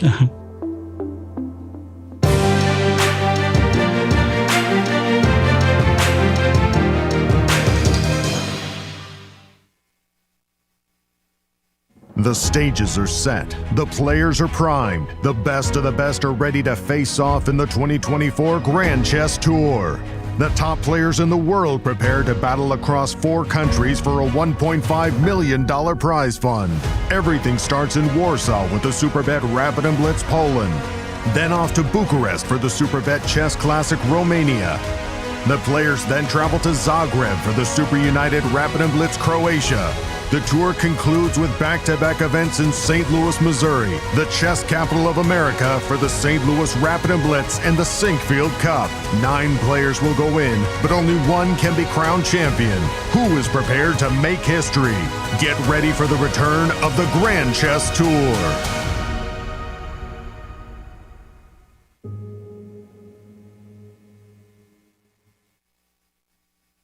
We are here to celebrate what the Chess Campus does and collectively make a difference to St. Louis through the artistic, cultural, and educational endeavors of chess.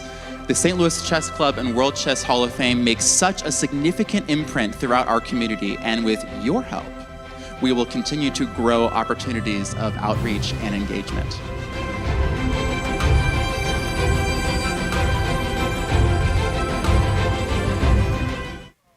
I'm Grandmaster Maurice Ashley. Join me on October 24th to 26th for the St. Louis Chess Conference to be held right here in the chess capital of America. Also featuring legendary world champion Garry Kasparov and Hall of Fame inductee Judith Polgar, the conference will explore the broader educational and social impact of chess. For more information, visit stlouischessconference.org and sign up today. The St. Louis Chess Club is the premier chess facility in the United States. We bring the educational benefits of chess to thousands of students across the St. Louis area. We also promote chess at the highest levels, hosting all levels of the U.S. championships, as well as high-profile tournaments that attract the world's best players. Become a member and enjoy perks such as free classes and lectures, weekly tournaments, and so much more. Visit stlouischessclub.org to claim your membership today. The St. Louis Chess Club Scholastic Program brings the educational value of chess to kids and schools across the St. Louis area. Active in over 100 schools throughout the St. Louis city and county, the St. Louis Chess Club has been able to reach over 85,000 students in both in-school and after-school programs. We view chess as a valuable educational tool. Learn more about our scholastic programming by visiting stlouischessclub.org/education. In the world of collegiate chess, there is no team rising quite like the one at the University of Missouri.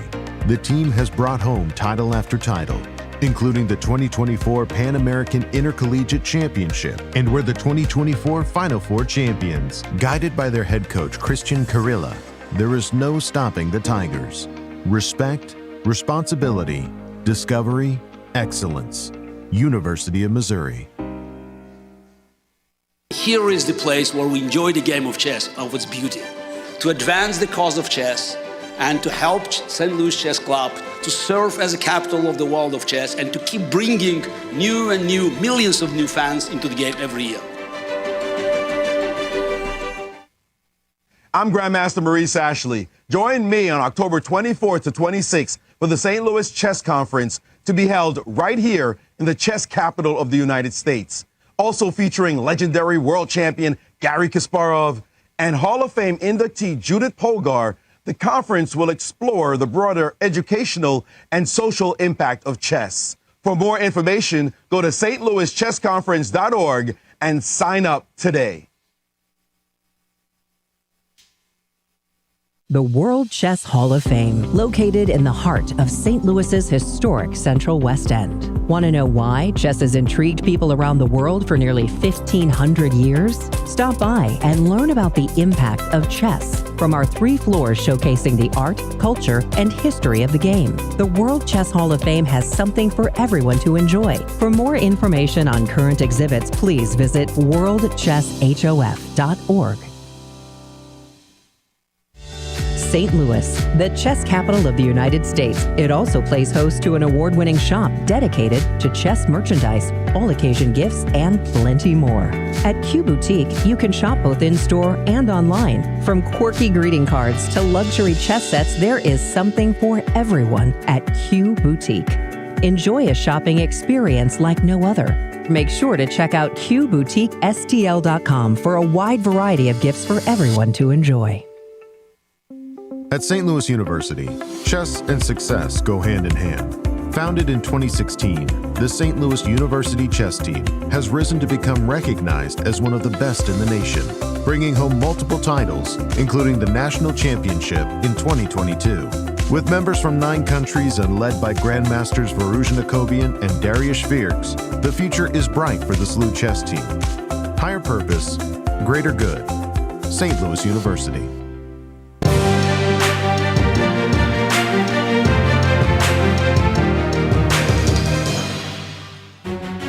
Welcome back, everyone. We're in the middle of round 4. Let's take a look at our current standings, and we'll start with the juniors. We've got some clear leaders, don't we? We do. Justin Wang with the perfect score, and only Christopher Yu is in clear second, half a point behind him. And 2 players sharing third, Andy Woodward and Balaji Daggupati. Great games going on. How about in the girls section? Also, sole leader Jasmine Su with 2.5 points, and only 2 players behind her, half a point, Yasmin Asani and Iris Mo, but Alice Lee trying to catch them. Indeed she is. And the seniors. Well, in the seniors, there's a big gap. Vladimir Akopian with a perfect score, 1.5 point ahead of the rest of the field. Who all seem to be in a tie for second, isn't it? Speaking of that game between Gregory Kaidanov and Vladimir Akobian, we'll jump right in. When we left it was a very sharp line of the Slav, which Alexander Morozevich had introduced way back, and they reached a position where we had come to this position, and our conclusion was that White is enjoying himself in the sense that we can use the the A5 pawn as a battering ram. We can push our pawn to A6 and split the pawns on A7 and C6. Yeah, with right? The pawn, bishop, the rook coming in. It feels much more fun to be wide in this particular position. And I noticed the clock times were favorable for Gregory. Kaidanov has only spent 14 minutes in this opening, and we are 24 moves in. Right. So he came to this game well prepared. But I think if Akobian here plays knight a4, not allowing rook b1, okay, maybe he's in not that much trouble. Okay, so let's start with the move a6, because the whole idea is, as white, I want to, this would be a dream. Take my pawn, let me take your pawn on c6, that's a dream. Doubled a pawns, and then I'm really well. But I'm assuming you would make a move. It doesn't matter. Let's say rook d8. Yeah, a very, very decent move, rook to d8. Now, I'm not sure if I should take the pawn immediately, but let's suggest I do. And the idea is, at the end of the day, I wanted a situation where I was just putting a lot of pressure along the diagonal, along the file. At the moment, it's not like I'm rushing my passers up the board, because I don't really have them. But I just thought it was going to be much more difficult for black to play. It's not comfy. It's not comfy, and Akopian has to be precise. Right. But if he does find those precise moves, I think he'll hold without any serious problems. Let's not forget, he does have a pass pawn on the A file. If he manages to maneuver the pieces right way, once that pawn starts going. Okay, but we can see that in the meanwhile, I do have a threat. My intention is to play the move rook a4 and, cause an issue for the pieces. The bishop can't move, c6 would be hanging. So we'll see if Gregory can stop our runaway Vladimir. Over to you, Christian. What do you have for us? I'm looking at this one. Which Melik set versus Douglas Root, the French, yes. right? The weird French with the pawn sacrifice, h4, and then the c6, b6 formation that I didn't really like. Let's see where we stand. After the move g6, he played the move knight to h3, a very unexpected move, at least to my eyes, because I was expecting him to try to blockade this pawn on h7 first, with the move rook to h6. And then you can go knight h3, knight g5, this typical maneuver. But he decides to give him the chance of potentially expanding with h5. Now, I understand, the pawn is protected, but it is a hook right now. So I will have the chance of playing the move g4 later on. I can also try to get, now that you don't have this h6 idea to attack my knight on g5, the knight is very stable on g5. So I can use that to try to target the pawn on f7. Let's see what happens. Bishop d3, bishop b7, rook to e1, a puzzling move, but you will understand in just a second why he played this move, castle, queen to f4. So the idea is of putting the rook on e1. Whenever you go f5 or f6, try to defend the pawn on f7, you're opening up the e file. And that's when this rook is going to get activated and it's going to be very difficult to deal with. So this is the position right now. I'm expecting f6, though the engine is saying it's not the best move. The engine is recommending knight to h7. I'm not sure. I'm not sure if he's going to be able to allow this. From a practical perspective, this seems very difficult to calculate. Queen f3, rook to f8, bishop g6 is one of them, but knight to d6 is another move. So you have to start with g4, actually. Get the queen on an unprotected square, queen f4, and now rook to f8. Knight d6 doesn't work because of queen takes d6, and the queen is not on f3, so I don't have a pawn to recapture. White loses a piece in this instance. So you have to go bishop g6. And then we get all sorts of again, this is a very long variation, so I'm not expecting knight to h7, rook g8, rook takes h5, and now rook g7. Wow. Very important. So you're not capturing my bishop on g6 because rook takes h7 seems to be decisive for white, but rook to g7. White still has the advantage, but it does feel like, it's not as clear, at least to my eyes, from afar. I'm not expecting knight h7. I think he's going to go for f6. f6, take, and this is what we're going to get. White still doesn't immediately recapture his pawn, but it's a long-term compensation. c5, very difficult to make right now, especially with this diagonal opened up. Knight to b5 would be decisive. For example, if you try to go c5, knight b5, just game over. No. You cannot allow this type of situations. Knight to a7, the king doesn't hide, right? So this is a big problem. I like what Melik is doing. He's putting a lot of pressure right now on Douglas Root. All right, thank you for that, Cristian. Just looking at the game between Jesse Kraai and Igor Novikov, this is for our founder, Rex Sinkfield. Grand Prix attack, Rex Sinkfield favorite, f5, and I was very curious to see what Igor was going to play against this king h1. Again, very easy, happy moves for white. Happy moves include capturing, queen h5, bishop g5. I was more than curious to see what Igor was going to do, and guess what? He didn't do anything because he's still thinking, and he does have a problem. These are really dangerous play. I mean, I would probably be inclined to want to get my king out of dodge as fast as I could. But is it safe on the queen side? Not really. Yeah. No, it's not. Right now, I feel that White's king has found a perfect kind of bolt hole to hide away, and Black is the one looking for safety in this game. Where would you like to take us? Let's check the game we haven't looked at yet. Julio Becerra against Joel Benjamin. I wanted to ask you about this one because this is a very typical position, middle game position for me. And I often have the bishop and knight combination against the two bishops. And I wanted to ask you, the players had reached this position after castles, bishop e7, queen h3, bishop f6.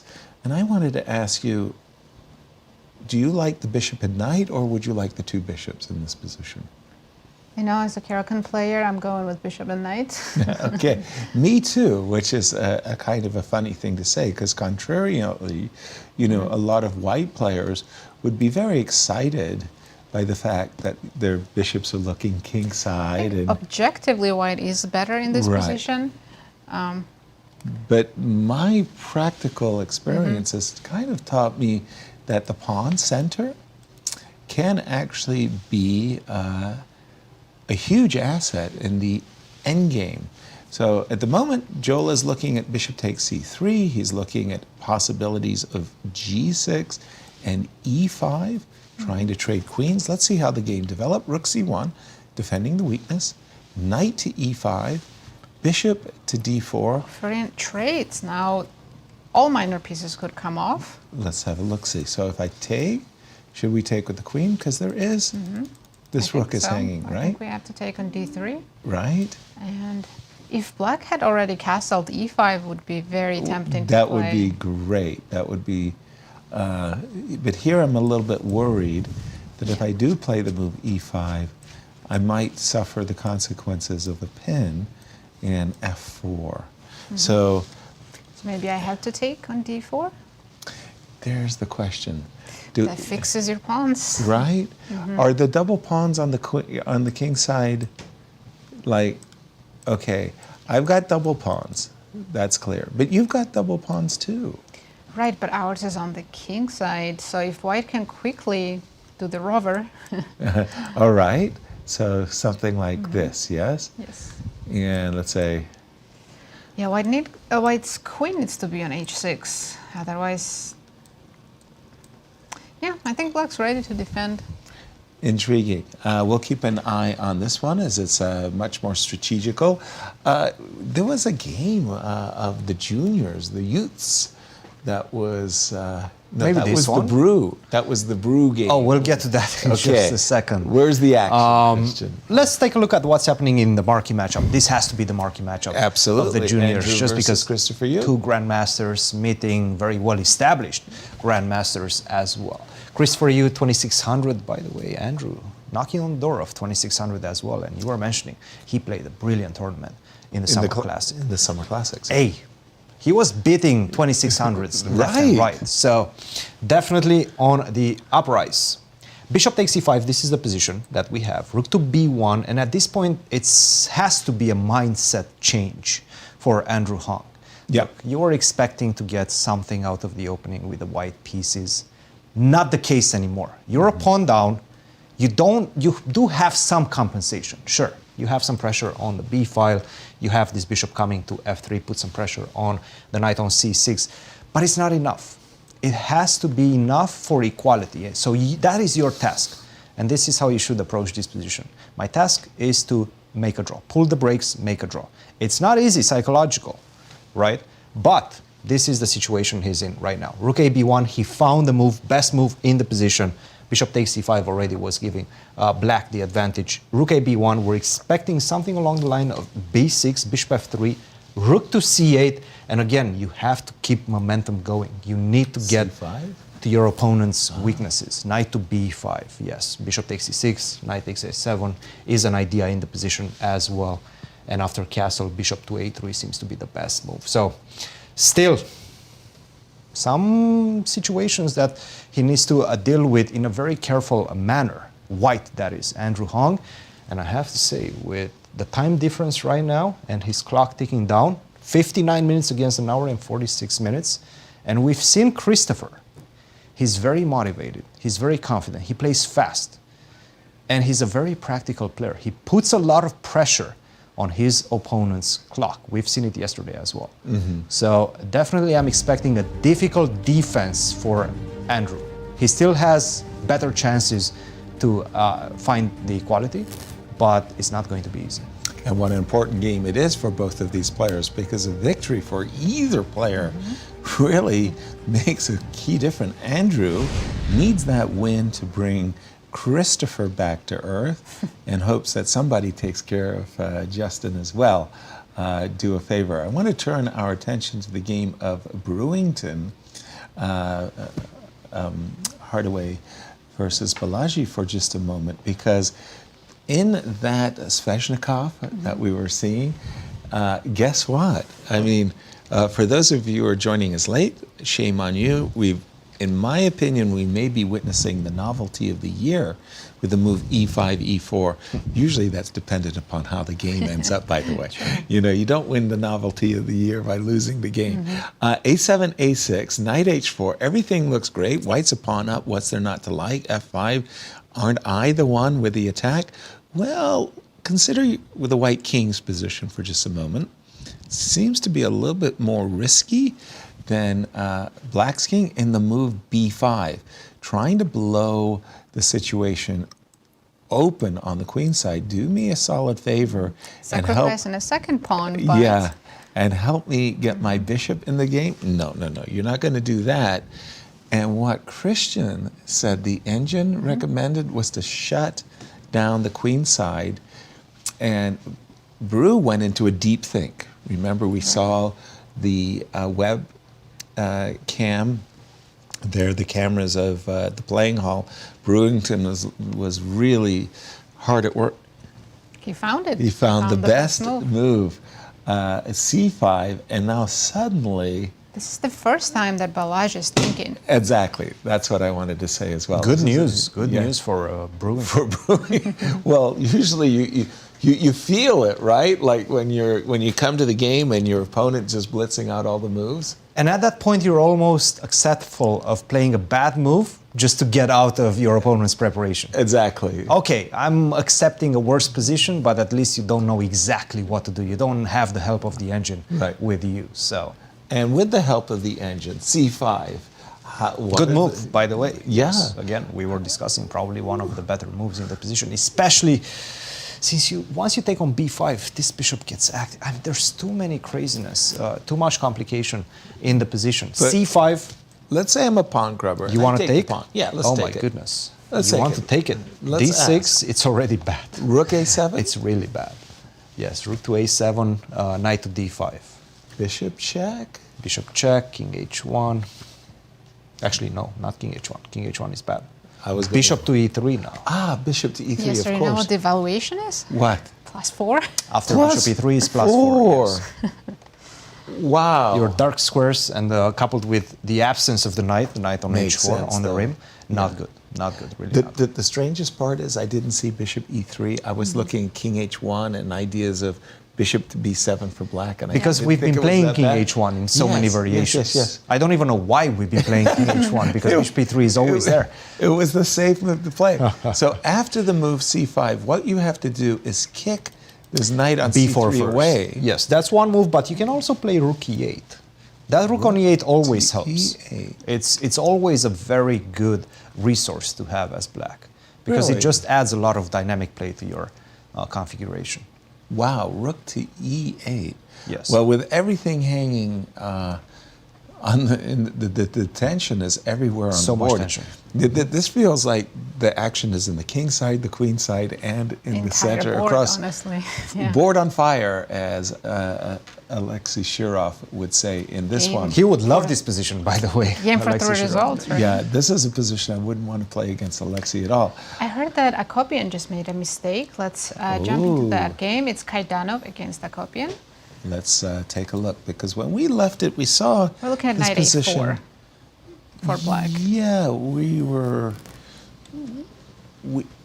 I mean, from Vladimir's point of view, he's eyeballing a5, a6. He doesn't like what he's seeing along this diagonal, so he played a6, and we had our Question is, what about rook b1?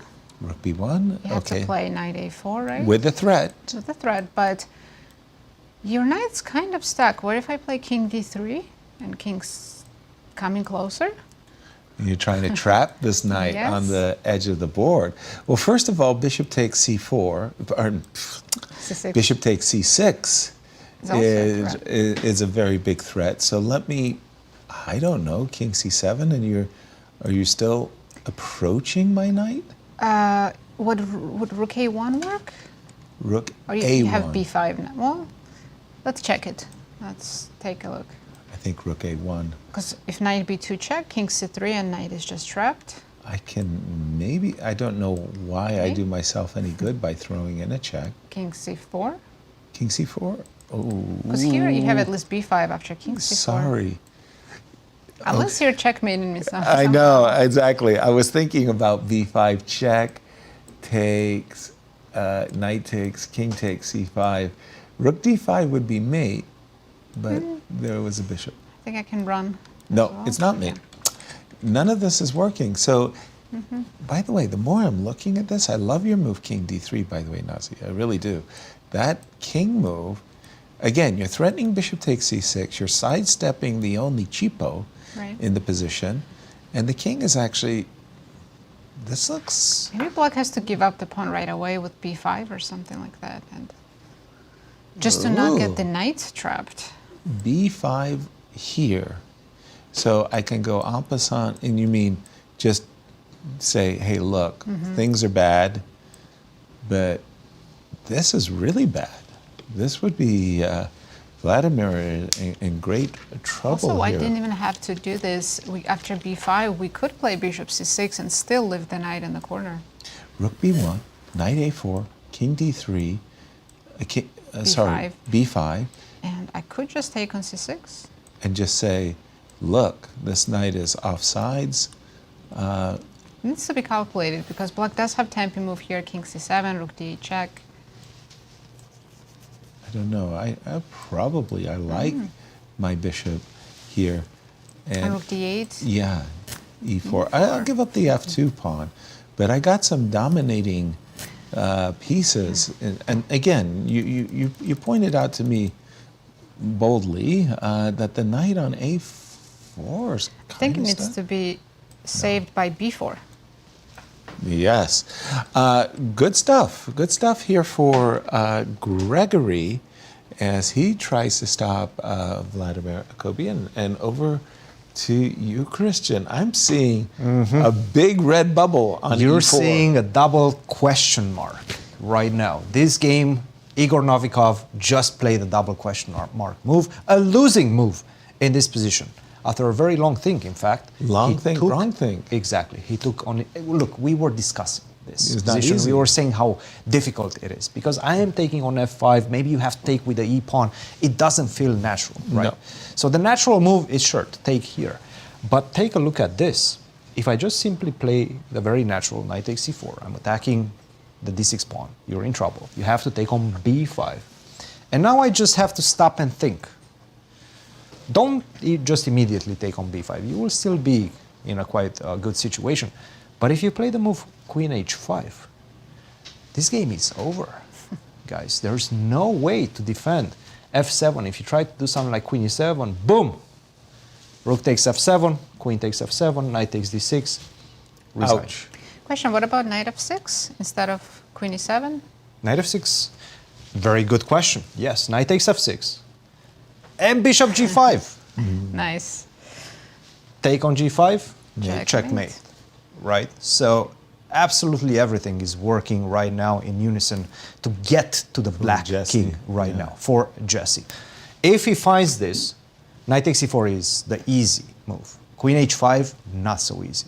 Right? So he needs to calculate, he needs to find it. He might just simply take with the knight first and then think. Even if you take, I was about to it's say. still pretty good. Yeah. It really is still pretty good. You have to go f5, and then I can go knight g5. It's plus 2.5. Queen h5 is close to 4 or 5 in Gotcha. that range. So it's completely over after queen h5. Gotcha. Great situation, by the way, for Jesse. Marvelous moment. Will he find that nice If he move, does queen find h5? queen h5, we'll have miniature. Yes. Exactly. Should we check with Alice and see how she's Sure, doing? let's do it. Rachel Lee with white pieces against Alice Lee. Alice looking for that second win in a row. Right. Now, Rachel Lee is a bit of a legend here in St. Louis because her older brother is a top junior player, and the family would come to St. Louis as her older brother was playing in the championships, and she, like as a 6, 7-year-old, was beating us in these tactical rushes with this game we called Frogs. I do remember Kate Nemtsova calling me over and saying, look, this little girl's beating me up, do something. Come help me. And she came over to me and she says, I'm going to help you now. I was like, well, thank you very much. Let's jump to the game of Alice because it looks to me like things have really gone her way. She came up with a novelty, bishop to d6, according to our database. Our database, we're not pros here in the studio, so our database may not be the most accurate. But bishop d6, bishop e3, b6, c4, and Alice after having her her queen kicked around, has achieved a position very much. What do you think about f takes g6 instead of I like it. I like it. Very, very specifically, she did it for this reason. After the move c4, c5, she didn't want to see her bishop retreating. Let's put it in a different way. Imagine we had played takes, c5. I'm not saying this is a good move. It's this move that Alice didn't want to see. The move bishop f4. So by capturing with the f-pawn for the dynamic opportunity to play bishop f4. Yeah, she has bishop f4. I mean, I think objectively it's still equal, but it's maybe more pleasant to play for black. Exactly. That's exactly my feeling as well, that it is more pleasant to play black. I mean, she can follow up with g5. I actually really like that move for black. Exactly. Boy, are we on the same wavelength today. G5, and funnily enough, these double pawns could actually be very good. The harmony, it just kind of feels a little bit better at the moment for Alice. It doesn't mean she has some overwhelming advantage or anything like that. On the contrary, I think even might be a more fair assessment, but still a success for the opening. And the clock times, Nasi? Hour and 2 minutes for Rachel and hour and a half for Alice Lee. Okay, and again, it just feels like Alice got the better of this one so far. We should go back to our most sharp game today. It's Brew against Balaji, and he listened to you. He took on c5, but it looks like it was a big mistake. Well, again, huge mistake. Because the move d6, a moment, okay, just a second. Let's refresh and remind everybody what was going on. What was going on was this knight. This knight on c3, for the time being, is bothering nobody. And to ensure that it bothers nobody for a long time to come, the engine suggestion was the move b4, driving the knight a little bit off sides, and then following up with a5, so that you could develop the bishop with tempo, with active play.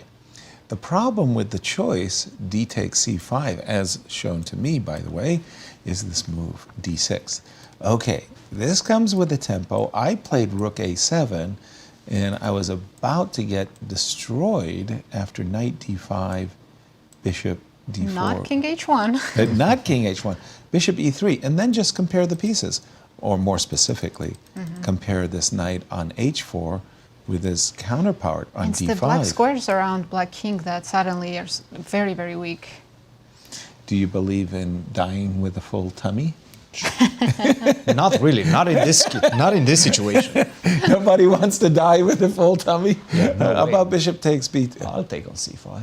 Oh, you'll take on. I was hoping you would play knight e7 check, and allow me to sacrifice in exchange. But Not bishop yet, takes not c5. Yeah, that's much more. 97 nasty. will arrive on the board at some point. Yeah, but then I won't be able to sacrifice in exchange anymore. I will just be. Ay, ay, ay, ay, ay. Actually, that's a very nice line. Perhaps we can. Sure, let's take a look. Bishop b2, bishop c5. And I see on camera, d6 is on the board. Just played. d6 very D6. confidently. But It wait, begs to be played. This move d6. Not for nothing, but let me just throw it out there to you guys. Brew coming into this game, he was doing pretty good. If he had won the game he was winning against Justin, who's now 3-0. Yes. First place. Just saying, boldly stating the obvious, he's had some really good positions. And wins are very, very satisfying. Don't get me wrong.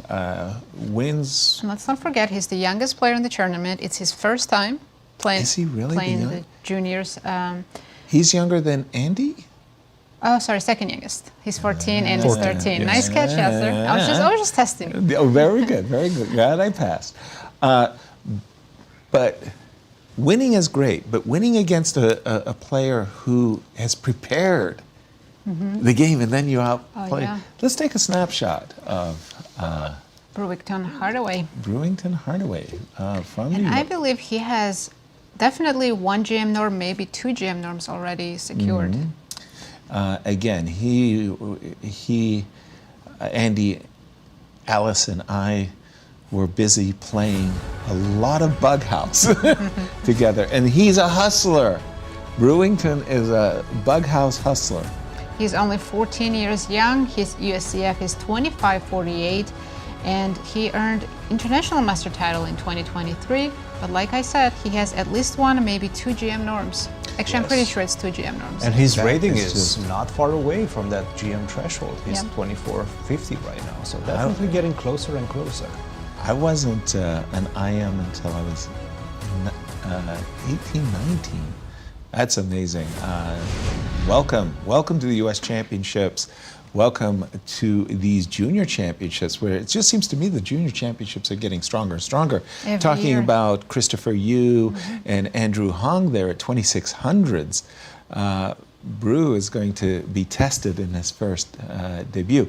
But on the other hand, this move D6, and I can see easy, happy moves for white, bishop f4. Can I ask you why you were knight- going rook a7? Because there's always this bishop e3 coming, and I feel like my rook wasn't well placed. So let's try rook b8. For sure. Let's give it a look. Maybe I can push c4. I don't know if that will achieve anything, but I Okay, think the problem I'll- with rook b8 is that queen takes d6, there's always this bishop f4 coming.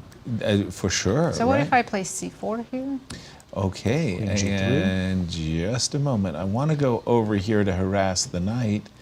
Let's go to g3. Let's stay on the dark G3. squares. I think I have to make an ugly move and play g5. Because you're threatening to win my knight. Ugly moves are sometimes required. I'm not happy. That move g5. Who's not happy? I was hoping You're not for. happy with white? Well, I mean, I obviously I can. Yeah, no, actually, I am happy. I think Knight to take. I can. Bishop d2? No, a3. Okay. Bishop to e3. I want to play rook to d1. I want to play. Now, I'm basically playing down a piece because knight from h4 is never coming back. Precisely. But the other thing I wanted to say is after rook b8, imagine I did open. I played stupid. Oh, did I? Am I cheating and trying You to are. take 2 moves in a row? Yes, you are. Okay. It's okay. I am trying to cheat you. Bishop h6, no, because then bishop. No, okay, so knight d5, yes. Knight d5. What did you try a moment ago? I tried c4. c4. But I don't think we got the bad position, Yasser. Right? I don't know. No, I think we got a great position. Hold on, but Looked pretty I decent to me. wanted more. Take. You want to win immediately. Correct. Immediately. You're getting greedy. I'm getting very greedy. But that looks pretty good too. You're It picking up a does. lot of pawns with checks. Let's say I take your queen. Take my queen. Pause, pause, pause. Pause, pause, pause, pause, pause. No. You have to take rook f6. So my dream is to play bishop h6 and bishop to d5. Yeah, even this looks terrible too for black. Doesn't it? Yeah. It just, I mean, again, white is the one dictating. White is the one To be having honest, the I'm fun. completely shocked about this d takes c5. Pardon me? I'm completely shocked with his last move, with Balaji's last move. Balaji's move, right. It just feels like it just gave up sometimes you lose the thread of the position, I want to say. But he spent so much time. It was his first move out of his preparation. After c5, he spent about 30 minutes on his clock and took on c5. And now after d6, this is really bad news that you're starting to think. Right. He's out of his prep. And boy, what a time to error, because That's the problem with prepping such risky openings where he sacrificed the pawn. If you forget your prep or just one move. Yes. yes, that's it. You're just much worse. That's a great I think he view realizes that he's at in the trouble camp. right now. He's like, why did I take that pawn? He's probably like The thinking, nature of the position, I've been trying to sacrifice as many pawns as possible. I'm not trying to take any pawns, right? I just want to go b4, a5, get my pieces active. Yeah. And in return, right now, after d takes c5, I got my pawn back, but I'm making your pieces active. Right. This knight coming to d5, full on in the center like that, is going to control so many squares. Can I do something where I sacrifice a piece somehow? I'm thinking about the position where you go bishop takes a8, and I go bishop takes f5, followed by queen takes a8, right? So I'll have a checkmate. So you're sacrificing a full rook. Yeah, but the I can problem always is, cover on. like, I would love to play a move like b4 here, let you take my rook, take a knight, and then I get bishop f5. But of course, what I'm going to do is drive the knight to the square. So let's imagine I take. No, then I can't play bishop takes f5. Oh no. And then you just take. Yeah, trying to do two things at once. Yeah. And, oh boy. Now Balaji is in serious trouble here, and I think he knows it. You can tell. He knows it, yes. He's not happy with. He's probably wondering, so where did I mess up my prep? Indeed. Such things do go through your mind. I remember playing. It's happened to me so many times that I was traveling to Europe and I had the jet lag, and come to the game I went bang, bang, bang, bang, bang. Wait a minute, that's not my prep. Oh dear. Let's leave this one alone, and where would you like to guide us? Let's check game between Alex Shabalov and Larry Christiansen. These are two players who are currently sharing the second place. Right, and when we left it, we liked Larry's. Yeah, we liked Larry's position very much. I think we still do. Maybe here. Okay, so you asked a very salient question, Nasi. You said, in this position, why on earth did Shabalov play captures, f4, e5, and why did he ruin his own pawn structure for this position? Because doubtlessly in his mind, he was driving the knight. To g8. If the knight had gone to g8, white would have been justified with his approach. Knight to g8, knight to f2, knight to e7, knight to e4, queen takes a3, castles, what's not to like, rook on a1 is a threat, f4, f5, black is in trouble. But Larry said, wait a minute, I don't have to move my knight. I can castle, and you can't take the knight because the rook would immediately come to e8. I think Shabalov even went this far in his mind, and he thought, well, knight to g5. I think we were looking at this during the break. Instead of knight g5, white should have played queen f2. Right.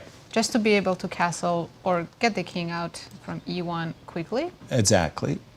But I remember we were maximalist that I am. Knight g5, rook e8. We're looking at this line, knight f7, and we went deep, and then you looked back, and you're like, oh, wait, I can't castle. Right. Yes. And that's why black has more than enough compensation here. And here I had it in my mind that I would be able to castle after. Just bishop b7 here for black. Right. And just this is really a good positionally. Position for black. I'm a pawn up, but I can hardly move the essence of the position. And here I can see a nice view of the clock. Larry has hour and 34 minutes on the clock, and Shabalov down to 45. That's almost an hour difference. This is huge. Huge. And, well, no, I think Shabalov's getting a little bit concerned. Rook d8. Yeah, that's he was saying, okay, you probably have to defend at least the pawn on f7 with rook df8, and then I'm gaining another tempo. But right now, it's all Larry Christiansen, and it's a type of position Larry Christiansen excels in. Right. Exactly. This type of double-edged, completely crazy. You're not getting your castle in. You might be a pawn up or something along those lines, but I'm getting my activity in. I'd like to turn our attention to our U.S. junior champion leader, Justin Wang, as he starts with 3 out of 3. And we've got this as a Catalan. And usually, I must say, when I see the move f2, f3, I ask myself, why? What did I do? What did I had to play f3. Exactly. Or to quote Ben Feingold, never play f3. Or f6 for black. Or f6. But here, we do understand what white has in mind. He wants to drop back with his bishop and set up a central pawn duo on the e4. Trap black's bishop on d5. Even trap, that's better. b5, queen d1, e5, takes, knight to d3, rook to e8. I like We're that caught up. c5 square for white's knight. That's a good thing. That's a good thing. But this still, is a bad thing. f3 is very awkward. And is black planning to just push e4? Yes, I'm sure that's on black's agenda. So shall we have a look? Let's take a Knight to a c5, okay. I think he just made a move. All right, let me refresh my board in that case. No, rook e8. He just wrote down a move. Maybe he wrote down rook e8 for black. Okay. So knight At c5. one time, by the way, they change the rules all the time. Yeah. Once again, we think of our game as 1,500 years old, with the last rules change made 500 years ago. No. They change the rules all the time. And there was a time, there was a book. It came out. It was a very influential book, Think Like a Grandmaster. And in that book, Alexander Kotov, a famous Soviet grandmaster, prescribed writing down your move. I grew up reading that book. And learning to write down your move. You would look at your score sheet, you would look at the thing, you would look, and then you say, am I blundering anything? And you go, yes, no. That was a great trick, because it saved me from so many blunders. Right. But now you can't write down your move. That would be like taking notes, and that has been outlawed. I wonder what it did for the book sales. But let's take a look at how Justin got here with his perfect score. He defeated Nicholas Ladan in round 1, then Brewington Hardaway. He was not doing so great in that game. Got maybe a lucky break, and then in round 3, Nicholas. I read it the wrong way. Right. He beat Jason Liang in round 1, then Brewington Hardaway, and then Nicholas Ladan yesterday. Exactly. With that vicious attack, by the way, with the white piece. Very nice attack. Just wanted to say, you were so close. I mean, my gosh. I read it. Inverted. No, a move after rook e8. We're thinking of knight c5? Yeah, weigh in with on this one. Knight c5, queen to e7. And I'm just saying to myself, okay, we all like the knight on c5, kind of give it, 5 stars and all the rest. But this looks so wrong. These pieces just don't feel right. It does, and right now it seems like black is just simply better. The quality of your pieces is just much higher. They're placed on the better squares. Yeah, knight d4 could be a counterattack. Exactly. e4, you have ideas. The bishop on d5, tremendous piece right now. Right. If the pawn would be on h7 and you would be able to set up that pin with bishop g5, that would be a completely different story. Exactly. But that's not the case. You cannot kick me back. Right. Okay, well, our tournament leader might just have a little problem. And again, it's coming up. A situation with the mindset right now. You should start understanding you're worse. You need to equalize first. Forget about trying to get an advantage out of the opening. Not happening. I find that much harder to do when I'm white. Of course, yes. And also when you're 3 out of 3, your confidence is at its peak. Yes. You're not thinking about, let's make a draw with white. No, when... Every position is winning. Yeah, I say I had high confidence coming into every tournament I played in. If I ever started at 3 out of 3, then forget it. Unbeatable at that I'm a colossus, striding the tournament hall. Oh, am I not the world champion already? Get out of my way, right?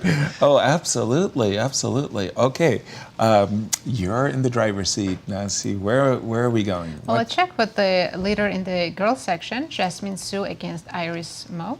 Okay, that's a big match. Yeah, she's nursing a very comfortable advantage. When we left it just about these parts where we had seen the move queen f3, and I had reminded ourselves to not get our queen trapped. Don't get our queen trapped. Be sure to play h2, h3 when we have a queen on f3. That's what she did.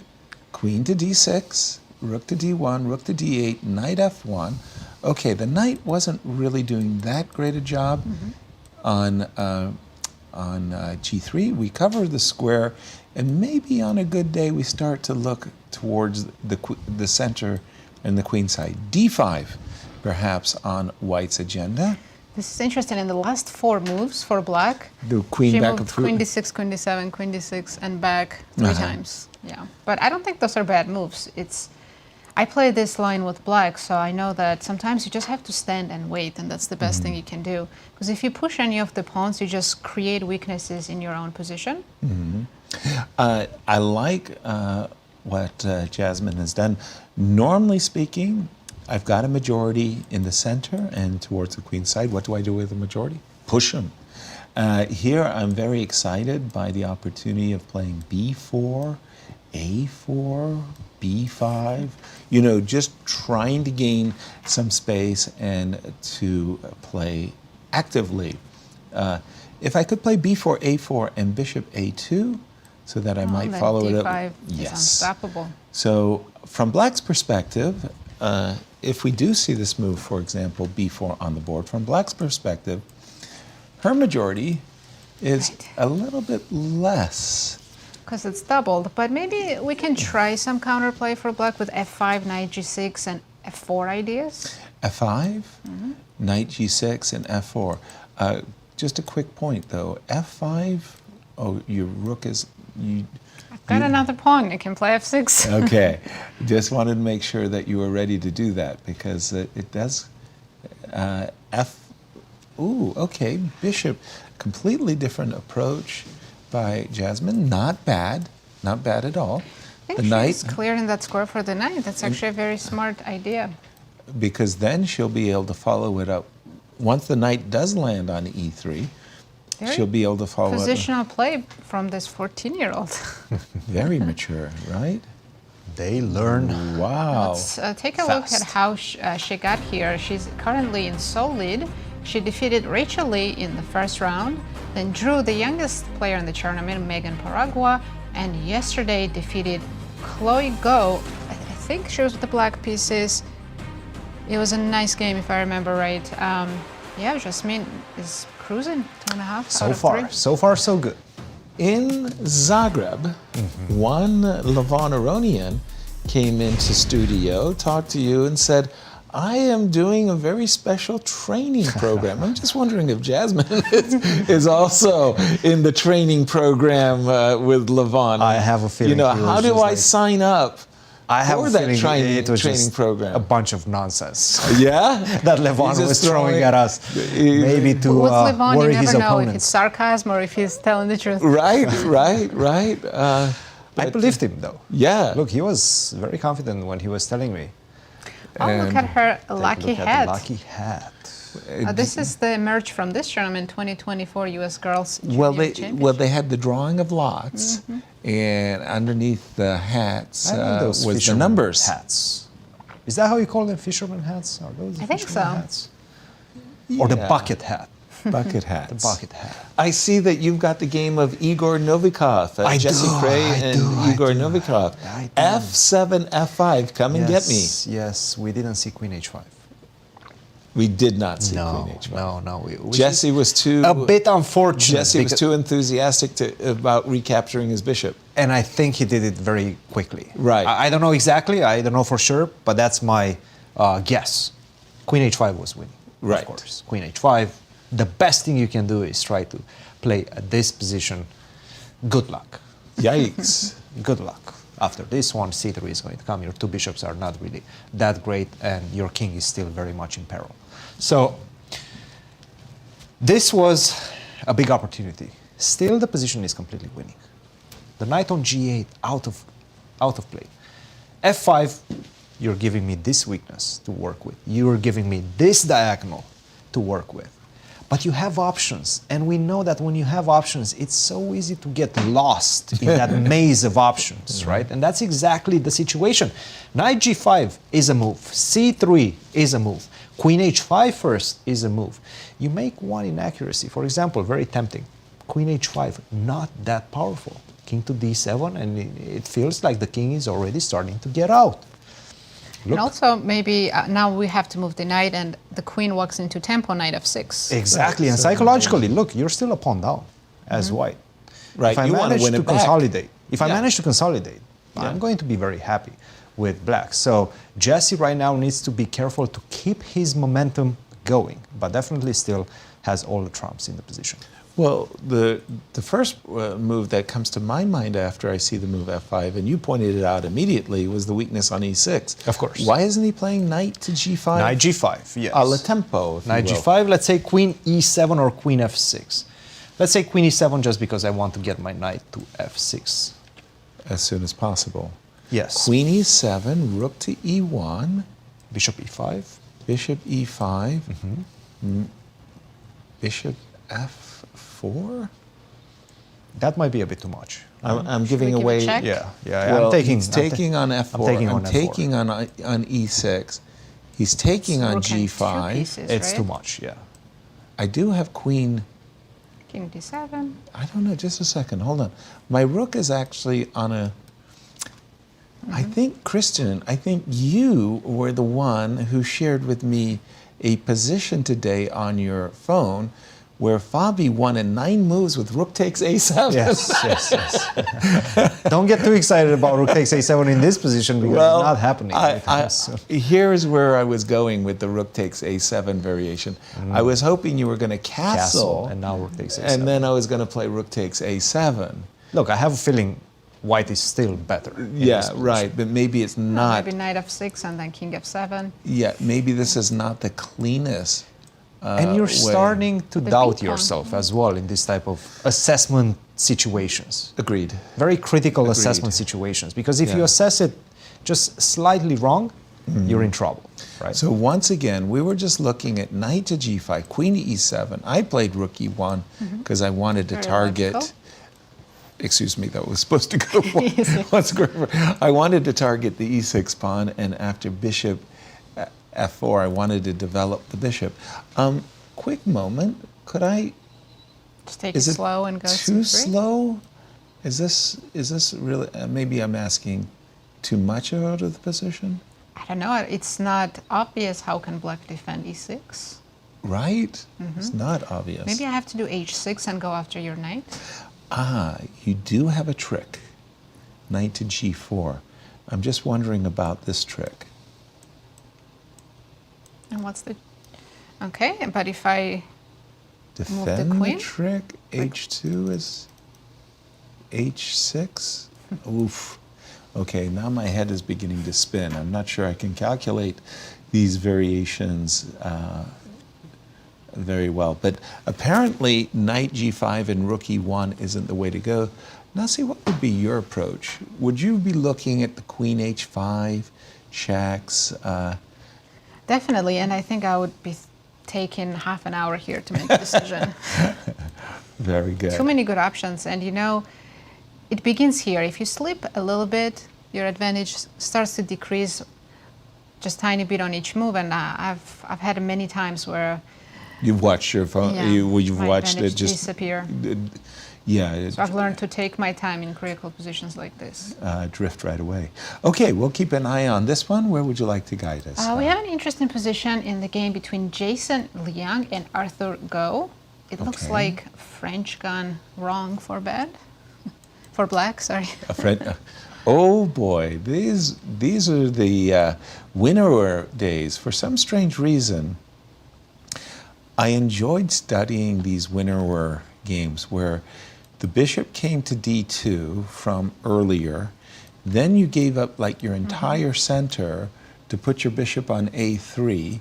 You know, black would play f6, takes e5, takes d4, and white would win brilliantly. And it was these Bobby Fischer games that I studied, and I think it ruined my game. Rook e1 castles queen h3. It's not a bishop on a3, it's a queen. Somehow bishop still got there on the diagonal. Did it? Yes, because in the current position it's on d6. See? Whoa. In a similar style, he gave up those pawns Right? just to And get the bishop there. How many pawns am I My- down? Only just one. Oh, just that's one. amazing. Right? To get that bishop on d6, thank you very much. I'll take it. Yeah, that's a dominating bishop, isn't it? But okay, Arthur is saying, I a hard one pawn. Come and Queen get me. b2. There's a mate. I'm coming for checkmate. Somehow, checkmate and one had eluded me. There's a mate Oh, my goodness. situation. So you go b6, right? Is the only move. Do I really have to play? I think I'm weakening my whole queenside body. Now queen b4. And Threatening bishop's- bishop e7 and queen c5 checks. Bishop b7 is a problem as well. Yeah, it's a full Bishop rook, not an g4 is exchange. coming. I'm not happy. I'm not happy. Bishop g4 maybe. What's wrong with queen c5 check? Are you going to go back knight c6? Yes, I am. Okay. I had dreamt previously. I want to take on c4 and go rook e5. This position is, in the words of Lubomir Lubojevich, miserable. Let's try bishop c4. I'm just curious to see if it will work. Bishop c4. D takes, right? Yes. And rook e5. Why are you guys so aggressive? There's too much aggression here. It's in my blood. Exactly. Rook f5. Tell him. Tell him. It's in the blood. Rook a5 is not a checkmate somehow. King runs. Deep Yeah. breath. Deep breath. Bishop c8 is covering. I don't know. Deep breaths. Too aggressive. Aggression is good. It's good. It's good. You got to get out the aggression. complaining Rook about to it, no, d1, I rook think to it's good. d5. I think it was Mishra, by the way, in a junior championship that was playing these French defense. Says, hanging on. And look at what he's done. He's just played that move, queen d8. Mishra hung on and hung on long enough and won the U.S. Junior Championship, qualified for the U.S. Championship, where he performed incredibly well. I want to say he finished third. Yes. Yes. He in shared US champ- second. It's a very, very Did very impressive. well. Let's go He's- back. Let's go back to that. Yeah. Let's go back to that variation. Okay. We were playing after queen c7, Queen b2. queen b2. And I reached for my knight, and I got myself into a world of hurt after that whole sequence that went with queen b4. Maybe I had to play a move that I resisted. b6, idea of king b7. Now you're trying to run. So if I go queen b5 now, what do you play? Queen b5. Well, you're threatening mate in one. Yes. That's a wake-up call if I ever had one. And if I go a5, you're saying that probably you're going to go something like knight to d4. Is that it? Mishra, I have to channel my Nice. inner Mishra. But did we need queen b5? What about immediately a5? Immediately a5? Yeah, on b6, a5. Go ahead, take. Nazi You're- doesn't care about the pawns. I mean, she really wants to Queen a3? sacrifice everything. Maybe for a good cause. Very good reason, though. Maybe for a good I cause. mean, Let's take again, a5. Ooh, yes. what it's- she's well, that's a pretty line. Let's say I defend against the threat of bishop e7 Rook f7 with or rook. something. Yeah, okay, fair. Rook f7. Go ahead and kill me. Well, funny you should mention that. That's a checkmate. Bishop on d6 is just too strong. Exactly. Maybe after queen b2, black has to give up a pawn and at least trade queens, queen b6. You know, that's not a bad idea. I'm not Anytime- trading anything. Anytime I can get a queen. But wait a minute, queen f2. Oh, it's Hello, it's forced. hello. I don't think you've got much choice. So maybe I have to But yeah, trade. even after the trade, white still has an attack going. That's true, but I feel like I've dodged a major bullet here. But have you? Maybe Is the I question. even Rook takes c6. what? Rook takes c6. Oh. Bishop takes c5, sorry. It is- Thank you. That's yeah. Wow. We're going to keep an eye on this one, and in case of queen b2, maybe queen b6 is a bailout. Nasi, 15 games to choose from. Tell us where you'd like to go. Let's go to the girls section. Rose Atwell against Zoe Tang. Let's do it. Both Already these in ladies. the end game. Whoa, we'll be looking for bounce back victories. Let's take a look. Rose with the white pieces. Black's position looking good. Is my spidey sense tingling here? Is there a mate? I know. If I could play rook d3, I know it's crazy. Yeah, If I could play b3 and rook b3 and right, if I could play rook d3 check, Oh my goodness. king f4, g5 is a checkmate. But of course, I understand the c2 pawn covers the d3 square, which begs a crazy question. I don't think it's crazy. Can we take? Because if I take back, I am just checkmated rook b3. Isn't that amazing? In the end game, you're sacrificing a bishop and a rook to produce a checkmate. That is remarkable, by the way. Once in a lifetime. Right? Which pawn? E5 for sure. For sure. Oh, double pawns. This is what they live for. I would have to take rook this c6 one. check, though, yes. Not only that, but it's the initial pawn move. You can move it 2 squares. This never happens. You give a check checkmate. With the 2 squares. Gotcha. Okay, so that still means the problem is that once again, if I take, Still the same thing. Now we don't have e5 checkmate, but you still have g5 available. wow, okay, that's something very special. That you checkmate with either the e pawn or the g pawn. In one case, you can't use the e pawn. Question: after bishop b3, why can't I play rook b1 and just pin you So without taking on c6? okay, so let's go Bishop back. takes c2 perhaps? I'm still getting mated. With the same idea, yeah. Yeah, so it's all about removing. Wait, okay, now rook c6, check. King e5. I have f4 in between move. And then I'm not Yes. getting mated, right? But your rook is hanging. No, I will take f4 check. And Now in case who's of- getting checkmated? I wish I could take back and then checkmate you. Right. And then Oh, you want to play take? can't. And your let's next take move. the rook on b7. And then in this case, Go back, just a second. Just a Instead second. of- Hold on. We're Rook just b3, going to. king f2. No, white's fine here, right? Not pending True. exchange. You're up in exchange. no, fair? but after rook takes c6, I can go e6. And that's when I was planning, so bishop c2, Bishop c2. Yes. take with a check. Yes. And on e6, I can take rook takes e6. Okay. e6. Rook takes e6. Takes e6. Rook takes. If you take on E6. b7, it's made. It's rook made. d3 and g5. Okay. Rook takes e6. King takes e6. Knight f4 check. Knight I'm f4 not getting check. mated anymore. Uh, Take on b7. Checkmates, rook. and wait a minute. Wait a minute. Wait a minute. Isn't g5 an issue? There's, I still Let's have see. some checks. Let's see. Check is only Or I one. can move the knight. Knight h5, I guess. Whoa, whoa, whoa, whoa, Knight whoa. h5, f4, and bishop d1. I like that one. That's a nasty skewer, isn't it? Ooh, ooh, ooh, ooh. Yeah. Hello, hello. What a moment. Bishop It's a lot to takes calculate. b3. It's definitely a lot to calculate, and it's a big decision. I think she's about to make a move. Nope, she did not play bishop Rook b3. c7. But you see, the problem is, in certain way, it's against the flow of the play, right? Because the flow of the play has been, Zoe has been responding. We see an exclamation point next to rook c7. Maybe it was maybe it's even better than bishop b3. Second best move I just heard. Wait, oh, come on, that's ridiculous. Hold on. On the one hand, you just showed me a variation where you're sacrificing a bishop and a rook, and then you showed me a move where you defend the pawn, and Yeah. you go, by the way, this is the second best Yeah. move. It's like, Black is still much better. are you trolling? Black is still. Why is black so?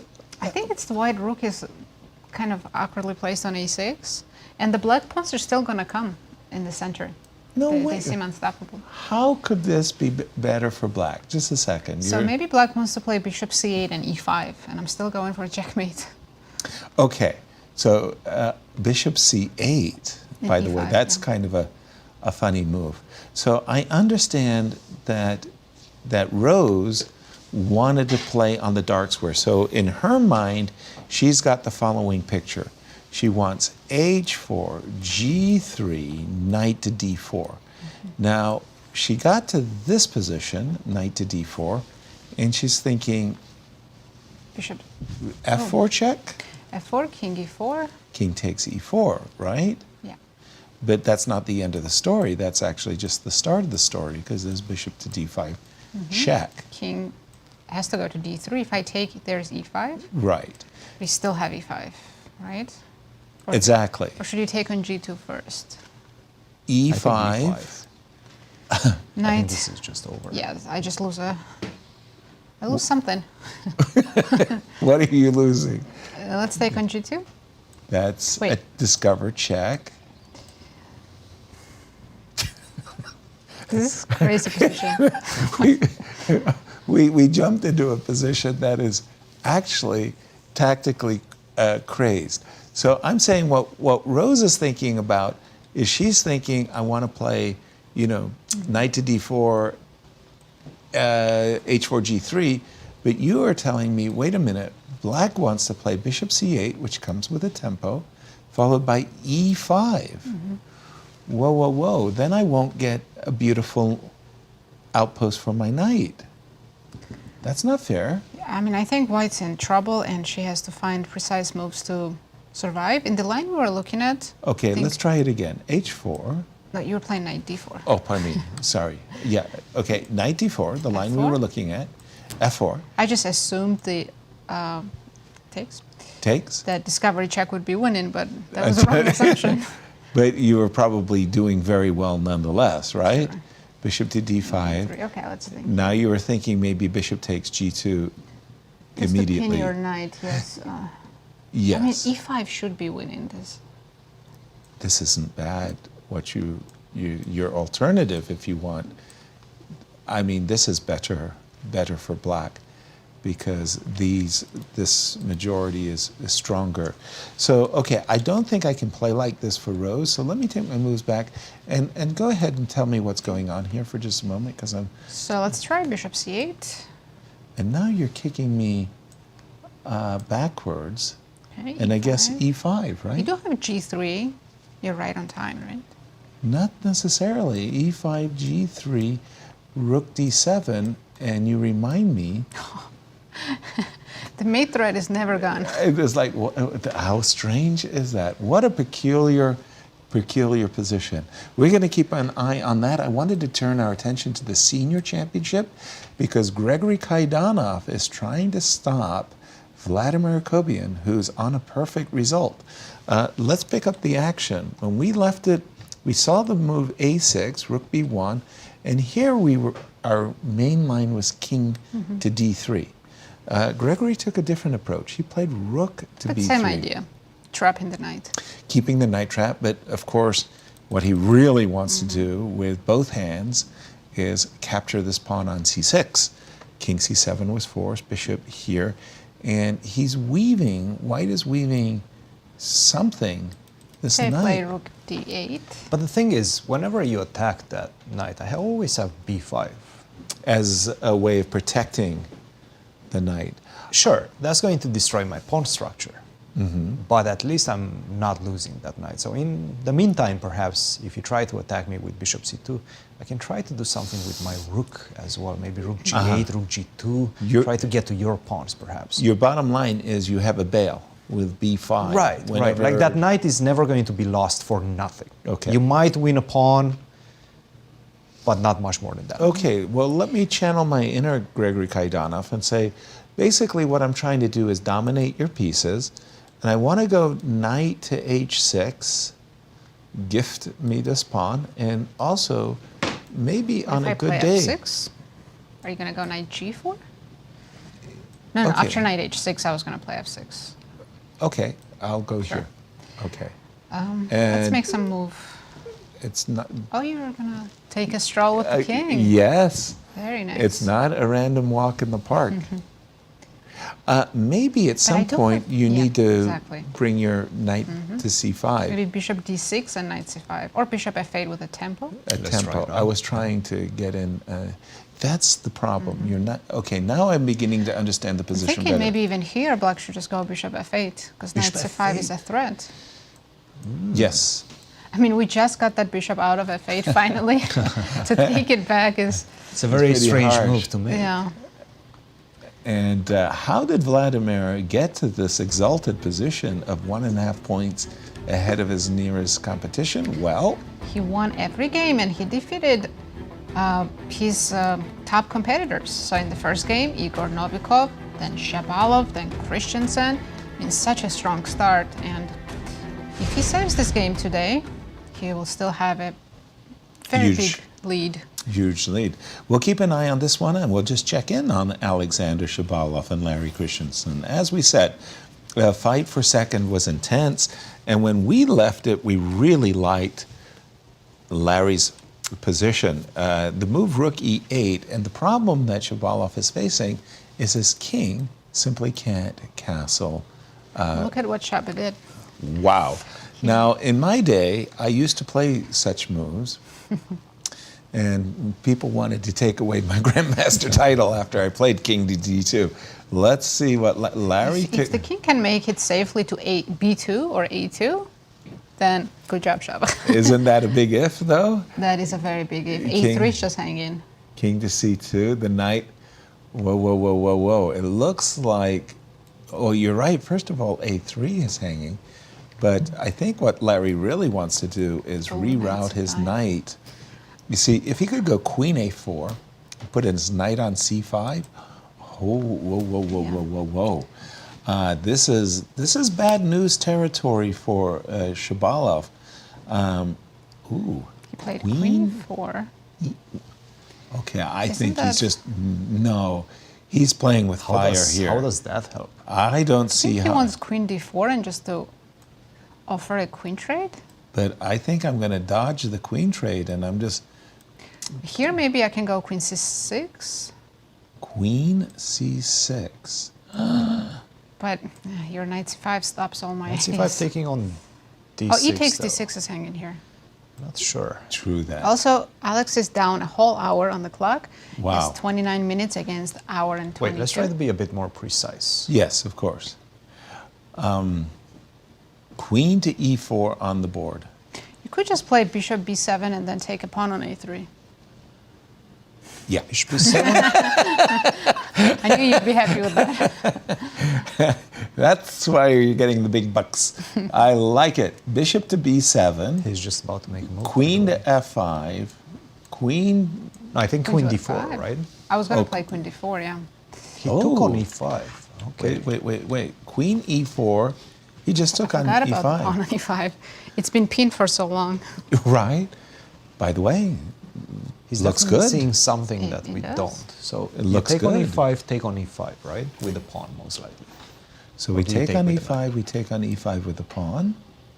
Maybe now that line with queen a5 would work because there's nothing hanging on d6. I like it. Now we're talking.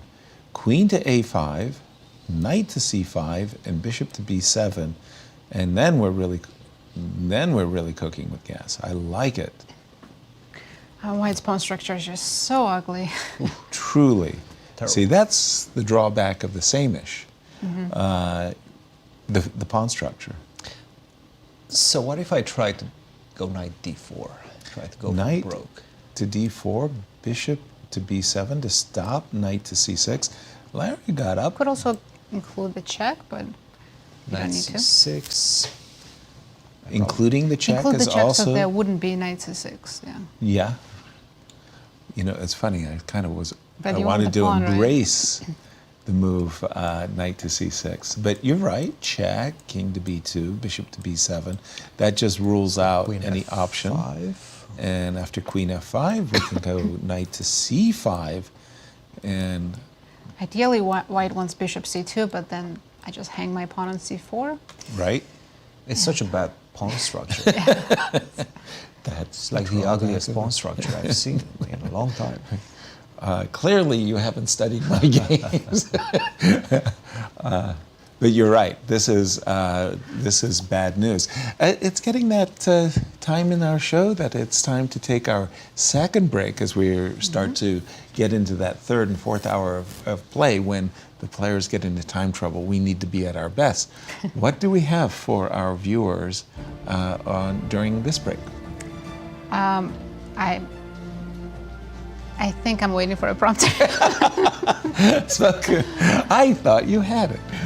I'm sure Begum, by the way, is interviewed. Yeah, I'm sure Begum has an interview. She asked juniors, I think, how did they prepare for this event. So take a look and we'll be back shortly.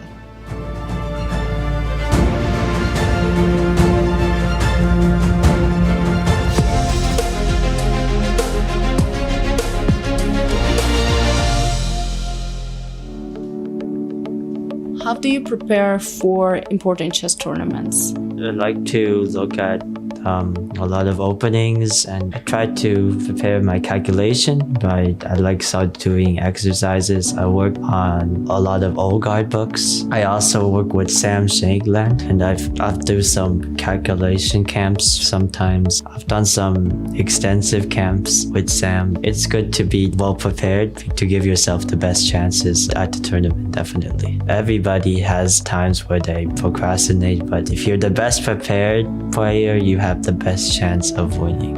I prepare usually a lot of openings and a lot of puzzles to keep myself sharp, and that's probably it. I like to try to do what my idol does by trying to literally not care. I'm working my best to perfect that skill, but that's generally my mindset been the last few years. I try to, before the tournament, look at my opponent's games and see what they're doing recently. And also just polish up my own openings to make sure I'm ready for whatever they have. I just prepare about this similar way. I just look at my openings, make sure I don't lose in the opening. And yeah, usually that's how I focus on preparing. Maybe I play some training games before the tournament as well. Be able to keep track with the openings. I think that's the main part. I mainly review my lines and go through my opening files. That's pretty much it. I do a bit of exercise too. I wouldn't say there's anything too special. It's mostly just make sure your brain is awake, that you feel informed, and that you're ready to play chess. So I don't really have a strict training regimen. I tend to just study chess whenever I feel like it. So my preparation is very sporadic, you could say. But in general, I try to do calculation exercises because I think that's the most important part of chess, is the calculation. And then I also look at some openings, maybe do some tactics on Lichess or chess.com. But yeah, my training is very random. I usually look up all my opponents before the game and then look at their openings and decide which openings I can play that can potentially surprise them and give me the best opportunities to gain a time advantage and have a position that I'm comfortable with. For important chess tournaments, I do really hard to try to prepare for my opponents specifically.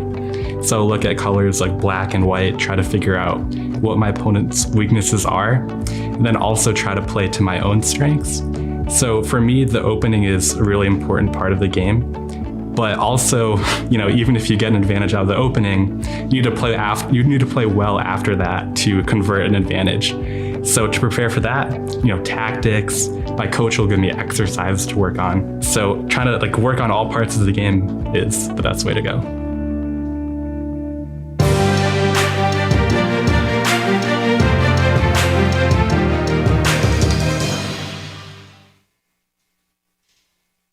The stages are set, the players are primed, the best of the best are ready to face off in the 2024 Grand Chess Tour. The top players in the world prepare to battle across 4 countries for a $1.5 million prize fund. Everything starts in Warsaw with the Superbet Rapid and Blitz Poland. Then off to Bucharest for the Superbet Chess Classic Romania. The players then travel to Zagreb for the Super United Rapid and Blitz Croatia. The tour concludes with back-to-back events in St. Louis, Missouri, the chess capital of America, for the St. Louis Rapid and Blitz and the Sinkfield Cup. 9 players will go in, but only one can be crowned champion. Who is prepared to make history? Get ready for the return of the Grand Chess Tour.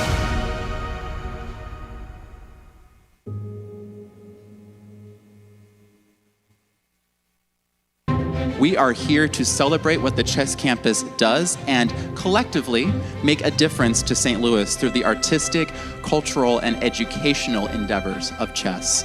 The St. Louis Chess Club and World Chess Hall of Fame makes such a significant imprint throughout our community, and with your help, we will continue to grow opportunities of outreach and engagement.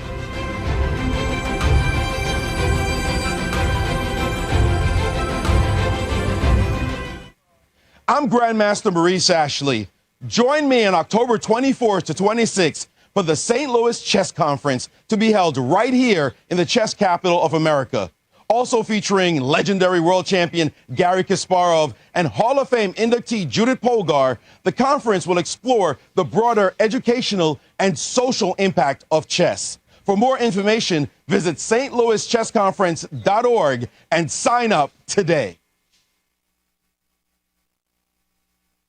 The St. Louis Chess Club is the premier chess facility in the United States. We bring the educational benefits of chess to thousands of students across the St. Louis area. We also promote chess at the highest levels, hosting all levels of the U.S. championships as well as high-profile tournaments that attract the world's best players. Become a member and enjoy perks such as free classes and lectures, weekly tournaments, and so much more. Visit stlouischessclub.org to claim your membership today. The St. Louis Chess Club Scholastic Program brings the educational value of chess to kids and schools across the St. Louis area. Active in over 100 schools throughout the St. Louis City and County, the St. Louis Chess Club has been able to reach over 85,000 students in both in-school and after-school programs. We view chess as a valuable educational tool. Learn more about our scholastic programming by visiting stlouischessclub.org/education. In the world of collegiate chess, there is no team rising quite like the one at the University of Missouri. The team has brought home title after title, including the 2024 Pan American Intercollegiate Championship, and were the 2024 Final Four champions. Guided by their head coach, Cristian Chirila, there is no stopping the Tigers.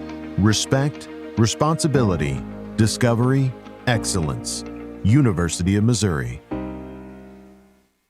Here is the place where we enjoy the game of chess of its beauty, to advance the cause of chess and to help St. Louis Chess Club to serve as a capital of the world of chess and to keep bringing millions of new fans into the game every year. I'm Grandmaster Maurice Ashley. Join me on October 24th to 26th for the St. Louis Chess Conference to be held right here in the chess capital of the United States. Also featuring legendary world champion Garry Kasparov and Hall of Fame inductee Judith Polgar, the conference will explore the broader educational and social impact of chess. For more information, go to stlouischessconference.org and sign up today. The World Chess Hall of Fame, located in the heart of St. Louis's historic Central West End. Want to know why chess has intrigued people around the world for nearly 1,500 years? Stop by and learn about the impact of chess from our 3 floors showcasing the art, culture, and history of the game. The World Chess Hall of Fame has something for everyone to enjoy. For more information on current exhibits, please visit worldchesshof.org. St. Louis, the chess capital of the United States. It also plays host to an award-winning shop dedicated to chess merchandise, all-occasion gifts, and plenty more. At Q Boutique, you can shop both in-store and online. From quirky greeting cards to luxury chess sets, there is something for everyone at Q Boutique. Enjoy a shopping experience like no other. Make sure to check out QBoutiqueSTL.com for a wide variety of gifts for everyone to enjoy. At St. Louis University, chess and success go hand in hand. Founded in 2016, the St. Louis University chess team has risen to become recognized as one of the best in the nation, bringing home multiple titles, including the National Championship in 2022. With members from 9 countries and led by Grandmasters Varuzhan Akobian and Darius Fierks, the future is bright for the SLU chess team. Higher purpose, greater good. St. Louis University. The St. Louis Chess Club is the premier chess facility in the United States and is among the best in the world.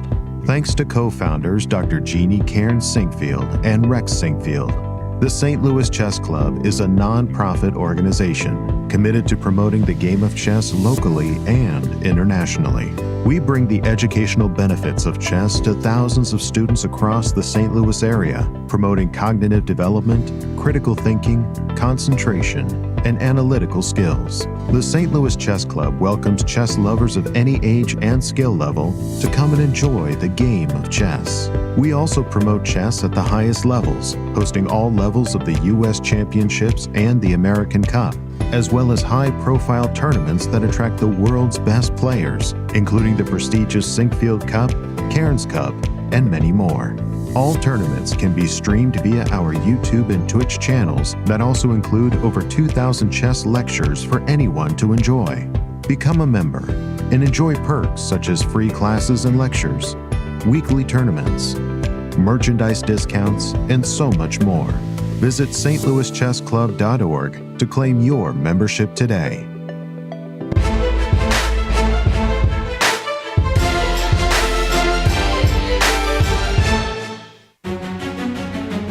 Welcome back, everyone. We have some results, so let's check our standings. We'll start with the juniors. Yes, indeed. Oh, actually, with girls, we have a draw between Alice Lee and Rachel Lee. So at the moment, Alice is sharing second, but as you can see, all the other players are still playing. So some, if not a lot of them, might still pass her. Indeed. And Jasmine Su keeps her lead with 2.5 points so far. In juniors, we have the sole leader, Justin Wang, with a perfect score. And those are the round 3 results, no results from round 4 in this Everyone's one. still playing. And Christopher Yu in clear second at the moment. And any results? No. No not results yet. in seniors either. Akobian in clear lead with the perfect score, and then half of the field share in the second place. Exactly. Game I would really like to jump into is the game of Brewington, Hardaway, and Balaji, because that was the double-edged, super sharp Sveshnikov game where when we left it, we had seen this position after d6, and it was looking good for white. Yeah, and Brewington actually, I think, spoiled much of his advantage with the move bishop f4. What our focus had been on was the move knight d5 with the intention of meeting bishop d4 check with bishop e3.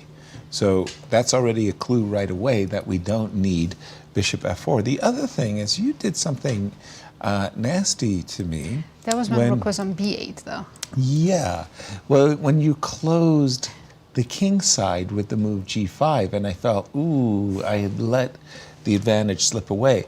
So the move bishop f4 is a step in the wrong direction for 2 reasons. One, you do give the move g5. Secondly, bishop d4 check, maybe you don't want to put your king in the corner and don't want to allow bishop b7. So I'm not happy about the decision to play bishop f4. By the way, g5, bishop g3, rook d7, bishop d5, and this is an indication that Black might be climbing his way back. Next to bishop on d5, but I'm trying to figure out what the mistake is. So let's ask let's ask Christian. First of all, Yasser, bishop f4 was a great move. Was a great move. Okay, not great, but it wasn't a bad move. But I thought knight d5 White was still having a pretty close to decisive advantage. Really? Bishop f4, yes. Okay. But bishop d5, on the other hand, now that is a big mistake. That spoils That is a huge mistake. Because after bishop to d5, going from a winning position to a worse position. What he wants is take, bishop takes f7, you win the queen. Game Clear. over. But I can start with bishop to d4. Check. King h1. Now I take on d6. That's a beautiful exchange. Then I take, it's beautiful. Look what I'm left with. A bishop, perturbed on d4. I mean, you're never kicking that out, right?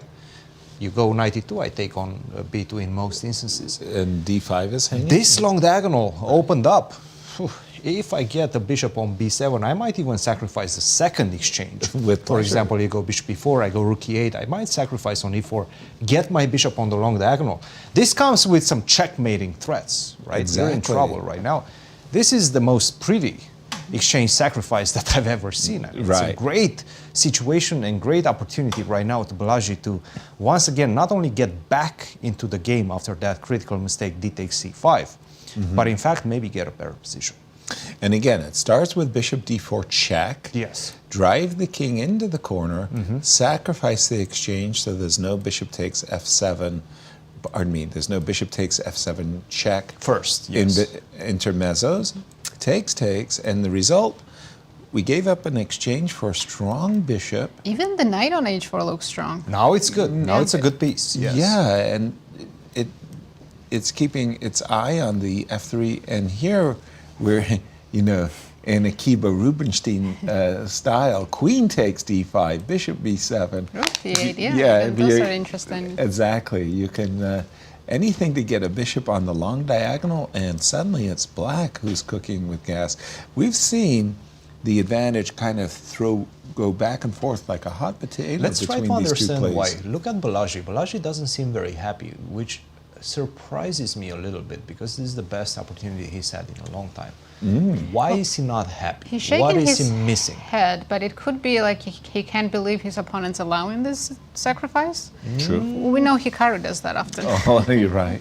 Yes. See, I always tried. I wasn't very successful. I think Karpov was the best poker faced player. I mean, you didn't know when you were rook ahead whether you had a good position or bad position. He was Somehow really. he looks in pain with this position, perhaps regretting his previous choices on taking on c5. But bishop d4. What check? if you take on d6, by the way, first? Can I take on d6 first and then go bishop d4, or is there some sort of Well, here I can play bishop takes f7 check. And take on d6 with the queen. So that's the problem. Well, even here, I would have to return the exchange, right? But I mean, I'm trying to bail, I think, as white suddenly. Like, And this would be a good way to bail, yeah. yeah, bishop Now I takes can start with knight f3, get my knight out, then pick up the rook on f2. Yep. Okay, not right now because Queen was hanging. I Okay, understand. yeah, But this type of thing, yeah. But okay, in any case, bishop d4 check and rook takes d6, that is just... begs to be played. Yeah, I mean, you allow me to go knight e4, you resign. Exactly. You allow me to hold on to that pawn on d6 and have the bishop on d5 as well? No way. Yeah, no way. No way you're doing that. Don't do that. I want to go to the game of Andrew Hong and Christopher Yu, as these two players are actually coming into the competition in first and second. And guess what? It's a draw. Yeah, this is... In second and third, pardon me. Yeah. And look at the time. Christopher played a very fast game. He has 1 hour, 22 minutes against 20 minutes. Wow. How deep And was they're his smiling. preparation? But Andrew did exactly what we were telling him more or less to do, and that is pull the brakes. Yes. Hey, pull the brakes. You didn't get anything out of the opening. You're, in fact, under some pressure. You need to find a way to equality. And that's exactly what he did. And he's got that equality, and a draw is... Not really sure why they're acting up. Right? Inevitable. Right now. Oh, I'm so upset it's Both equal. players. No, I'm more upset it's equal. No. One player, when we left it, Jesse Kraai, he was up against Igor Novikov, and he had what we thought was a very, very strong looking attack. He missed an opportunity right here. This was the big moment. Queen h4, h5, pardon me, would have been a big advantage. Instead, he recaptured the bishop, and things got a little bit crazy. So he didn't play knight g5, he went with bishop g5. And perhaps he wait missed a this minute. queen of fate. Black's position has is getting improved better, right? dramatically, I want to say, from the time we left it. Look, I was trying not to get checkmated 2 moves ago. Well, I'm not getting checkmated But right is now. black even worse now? Not at all. Not only have you avoided checkmate, but guess what? The king looks safe, and I don't see it. I've got this beautiful pawn E6 structure. is still somewhat weak, so maybe, but I can't really go after it with knight g5. Whoa, whoa, whoa, whoa, whoa, whoa, whoa, whoa. Okay, I don't need a minute believe to this process move. this move. Yeah, exactly. I don't believe this move at all. Whoa, whoa, whoa, whoa, whoa. G4. Why don't you believe it? I'm looking at a queen sacrifice, funnily enough. Not rook f8. Wait, queen sacrifice. Oh, you want to take on e4? And take on d3. So the question is, could I hold? I doubt that I could hold this passed pawn. Like, if I've got a pawn here and I go to rook f8, let's say, and I force you to take my, at the end of the day, I have a rook and a bishop and a passer on d3. Protected passer. I don't think it's likely to be played, by the way. It's happening. Right. Because, but just humor me for one move, what would you do? Well, take on e7. You would take on e7, I would take it back. Bring the other rook to f1. I would bring the other rook to f8.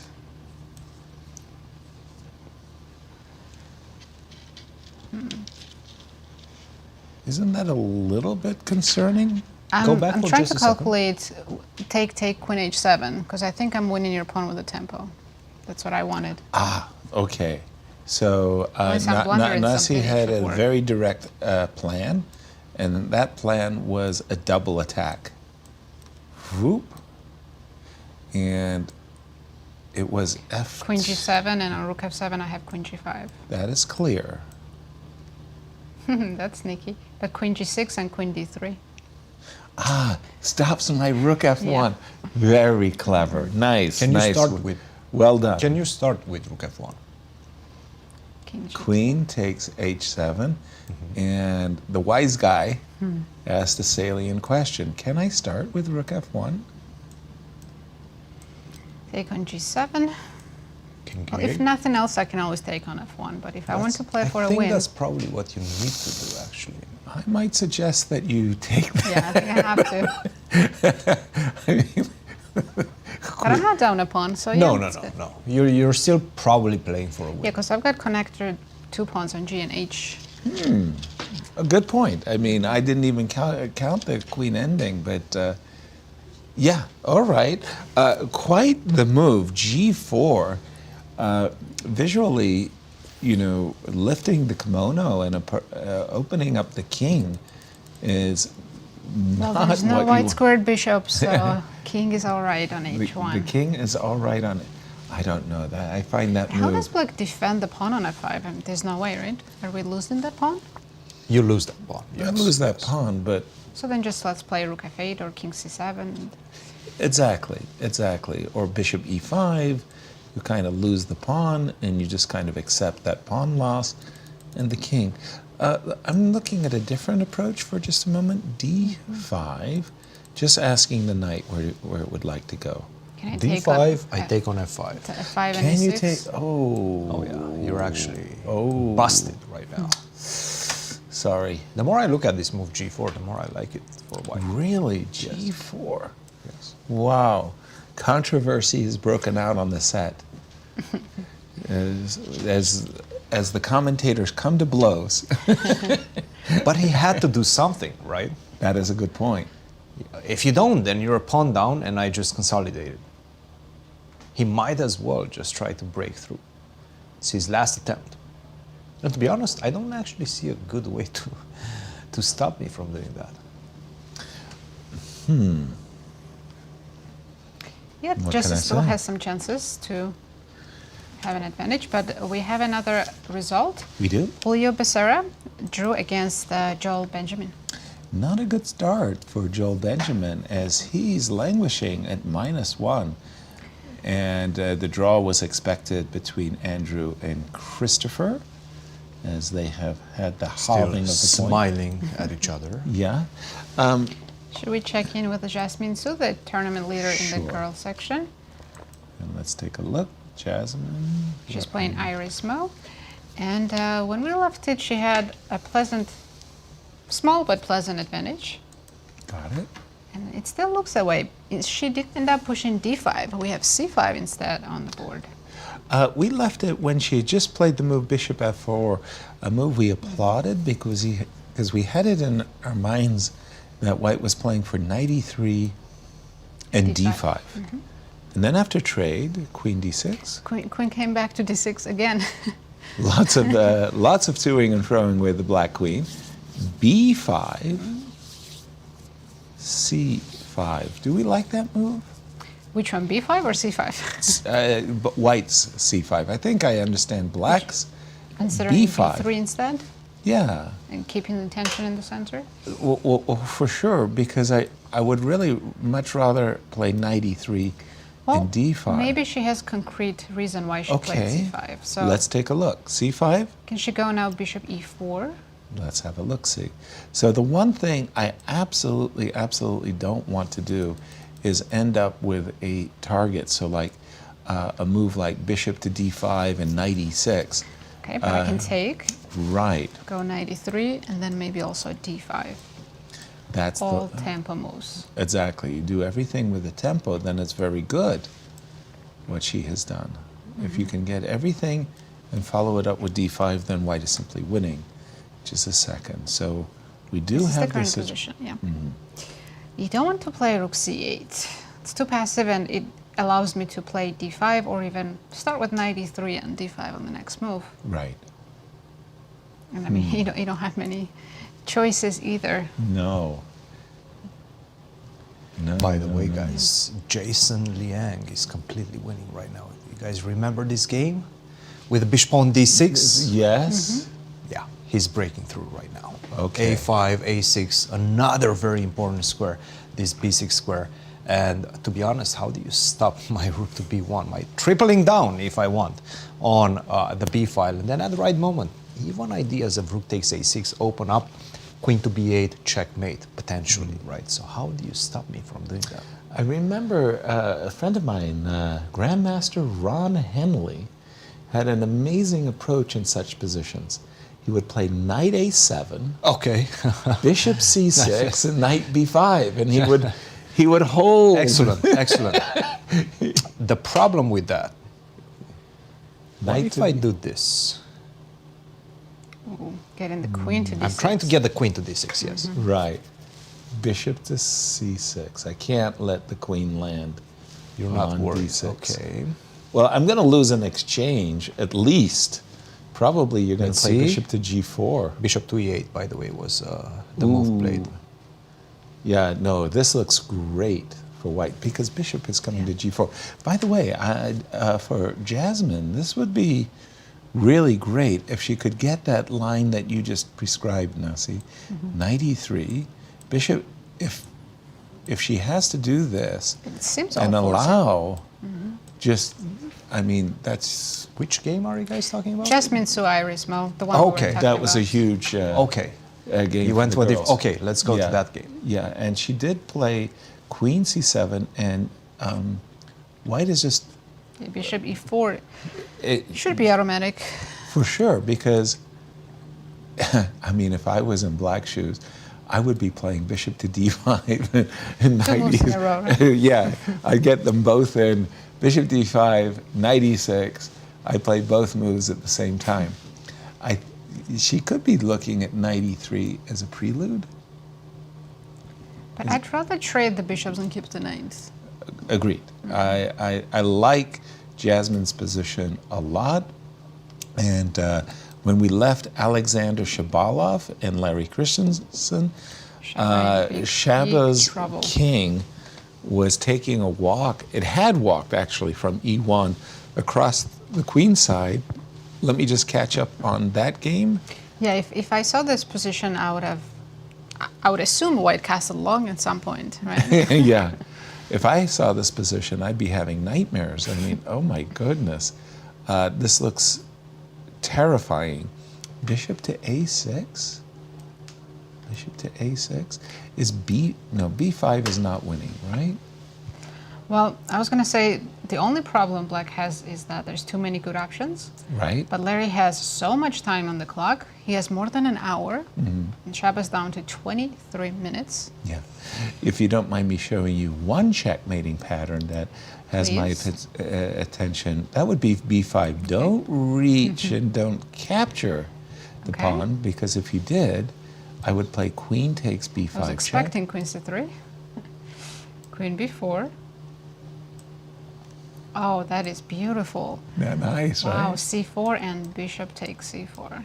Ouch. This is gorgeous. Yeah, and the king kind of got caught. This is all Larry Christiansen.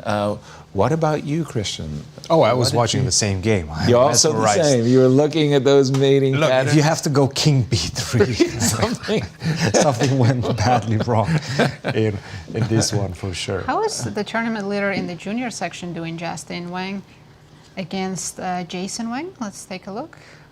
When we left it, we'd seen the knight was on a big square c5, but we kind of thought that actually black's position was for choice. I think that's still the case. As you can see, white is very passive. I like all black pieces. For sure. And he got e4 in just now. I see a lot of black's pieces kind of hovering around on the king side. That kind of convinces me that I should stay on the king side as well. I do not want Knight to trade f4. any pieces. So let's play bishop c6. Bishop back Yeah. to c6. Just keeping it on the diagonal. Gosh, that pressure is too strong. Sorry, Nasia. I mean, white is definitely worse here. The question is how much worse. Okay. But we do have an interview. Kostya is with Andrew Hong. Thanks, Nazi. Here with Grandmaster Andrew Hong, who just drew his game against GM Christopher Yu. Andrew, you're on 2 out of 4 so far. How are you feeling about your tournament? It's definitely not, I think, the ideal start, but it's still half a tournament to go. So, I'm not too high or not too low right now. So. Do you feel happy to be back playing this tournament? Yeah, of course. Always glad to be in St. Louis. It's a well-organized event, obviously a very strong event. Everyone wants to qualify for the U.S. Championship, so it's my last year, but I'm always glad to be back here. Cool. Let's talk a little bit about the game. You're playing white. It was Carol Khan. How did you feel? Did you think you had any chances here? Yeah, well, I thought the game was very, very complicated, but in the game I got absolutely nothing, so I'm quite not too pleased with that. But so obviously he surprised me with this line, which I couldn't recall too well. I know here from d4, Queen b3 is a main move, and I wasn't sure. I couldn't really recall the lines. I know this is a complete mess. It's supposed to be better for white, but for example, there's like knight g6, for example, or queen d7. I asked him what he prepared. He said he prepared this, some line like this. He said f6 or something. Wow. He said he wanted to play this against me. Yeah, something like. Very hard to go into this. I think he said. Jeez. I think something like this. Where he was telling me after the game that this was preparation. Wow, that's very honest of him to reveal that. Yeah, but I'm sure he had something prepared like that. So, over the board, I was just thinking what to do because I didn't feel like playing as a computer for a couple 10 more moves or something. So I played Queen A4, which I thought looked interesting to me over the board, but I don't know. So goes Knight G6 for D1's all very, very natural. So he has an option D3 here. But what he played looks most natural. Takes on C5. B4 takes. And here I was told after the game, or I saw it after the game, that apparently I have this move, which is extremely strong. Wow. So I'd seen this sort of idea, but not in this position.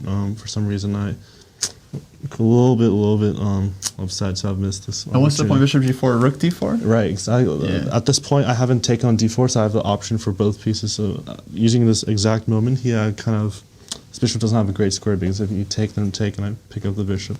So I looked at the computer for like 2 seconds. Yeah, it's not a loss for black, but it's definitely better. For example, if you do this, then at bishop A3, I think. And I think I collect D4 pawn. Obviously, the game's not over. I'm better, but it's still tricky. My king's kind of open. Right. Or I think another line I saw was like here, takes. This was supposed to be the top line, although like I saw the chess.com engine's kind of weak, so I'm not really sure what's this. But apparently I could take here, and then bishop A3, which with huge compensation, knight D4 next. So yeah, it's been very interesting if I'd played this, but unfortunately I didn't see it. And as happened in the game for knight D4, queen A5. Yeah, I don't know. When I got to this position, I realized I don't really have much, so it was a little bit annoying. So I played bishop B2. I think knight A3 was your suggestion after the game, which makes sense, just playing without the pawn. And I got something similar in the game after bishop e7, knight a3. So, I mean, his point was after e6, he had the little nasty surprise with knight f4, bishop f3, knight e5. And my bishop runs out squares, and I can never take on e5, then my rook gets trapped. So, knight a3, I think, because if knight c3, then bishop e5, and I can't move the knight, but knight a3. And I played rook b1. I think I can also play it this way to get a knight d6 to get back to the pawn immediately, but I don't know, I thought rook a1 couldn't hurt.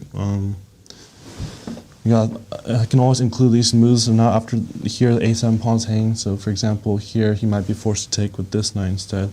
You can play this. He played b6, which is an interesting move.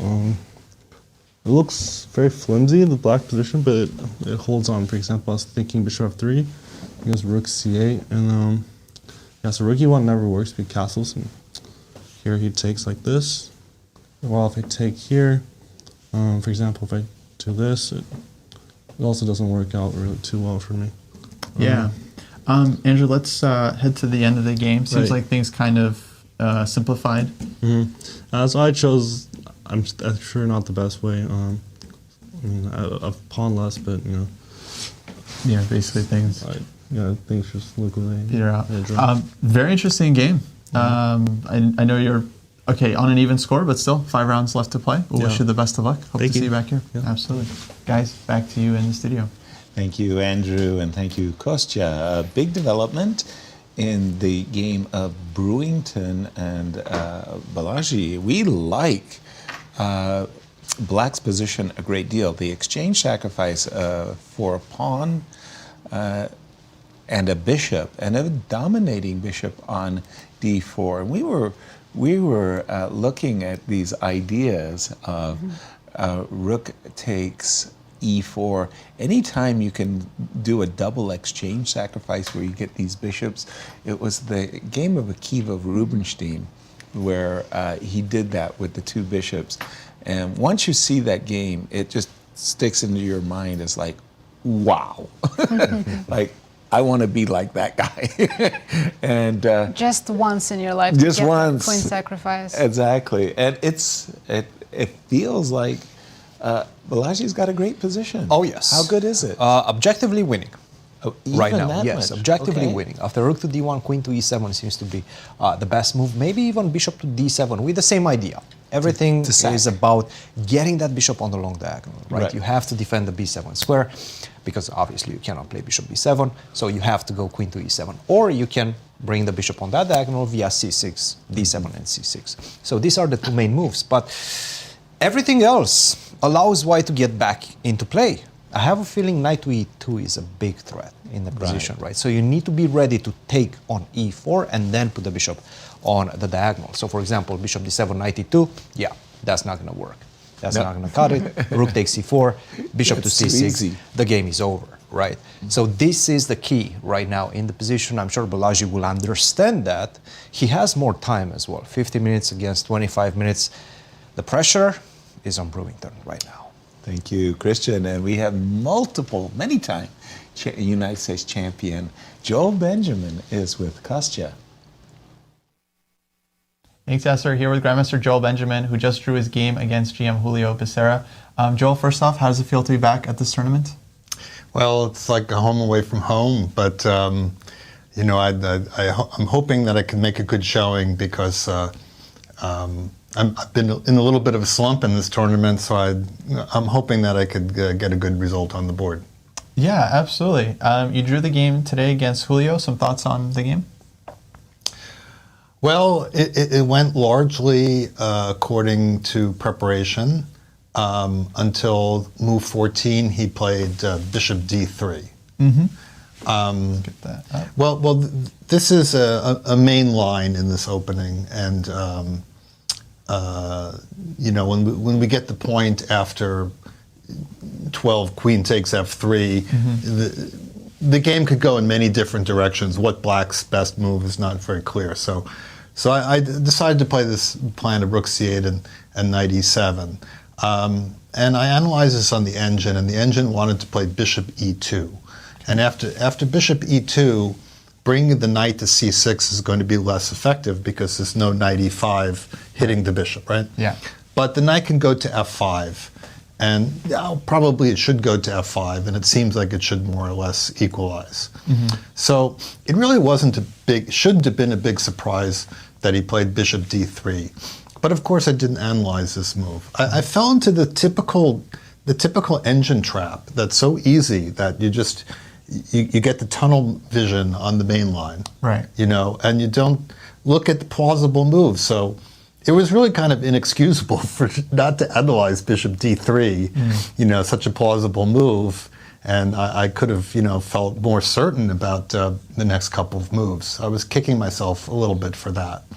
But, it didn't cost me too much in the end. Yeah, it seemed like, you end up... Well, I thought that in hindsight, I thought that I probably should, he castled. I probably should just play knight e5 and take the bishop straight off. Now, what I didn't like is I thought that he is getting ready to play c4. But okay, I can play bishop e7, and a lot of times I can get d4 in, or like for instance, if he plays rook d1, I could play simply rook d8. I didn't really process that. I don't have to castle, leave my queen hanging. So probably this is kind of solid, more solid, because the position that I got where I had to trade the bishops on d4, there's some danger that white could have a nagging edge in that position. And I think I really drew the position a little bit more easily than I expected. I see. Yeah. From here. Yeah, I thought, because I have to take the bishop, and then, I don't really want to trade the bishops on d4, but, I can't really let him take on f6. Yeah, and the queen slowed him down in a3, and then I castled. Then he played f4 and rook f3. I don't think there's really much chance of a checkmate in this position. So I don't know that rook f3 was such a great move. And then after queen b5, he made a very, very conservative decision in trading queens. Yeah. Yeah. I thought that he played king f2. I thought that he might try a4 after the trade. And then I take, and he goes let's say he goes rook a3, and I go rook a8. Now, if he plays rook a1, if he doubles, then I go b5. So if he doesn't take an en passant, I have a very strong pass pawn. And if he takes, I come over and I take that, and I don't think that I have any trouble in this endgame. Yeah. Well, very solid draw, Joel. Yeah. We'll wish you the best of luck in the rest of your games. Thanks. And hope to see you back here. Okay. Hope to come back with a win on the board. Absolutely. Love to see it. Guys, back to you in the studio. Thank you, Kostya. Good luck, Joel. You're my pick. Don't forget. I want to turn our attention to the game between Alexander Shabalov and Larry Christiansen, because there's some serious heat on the board.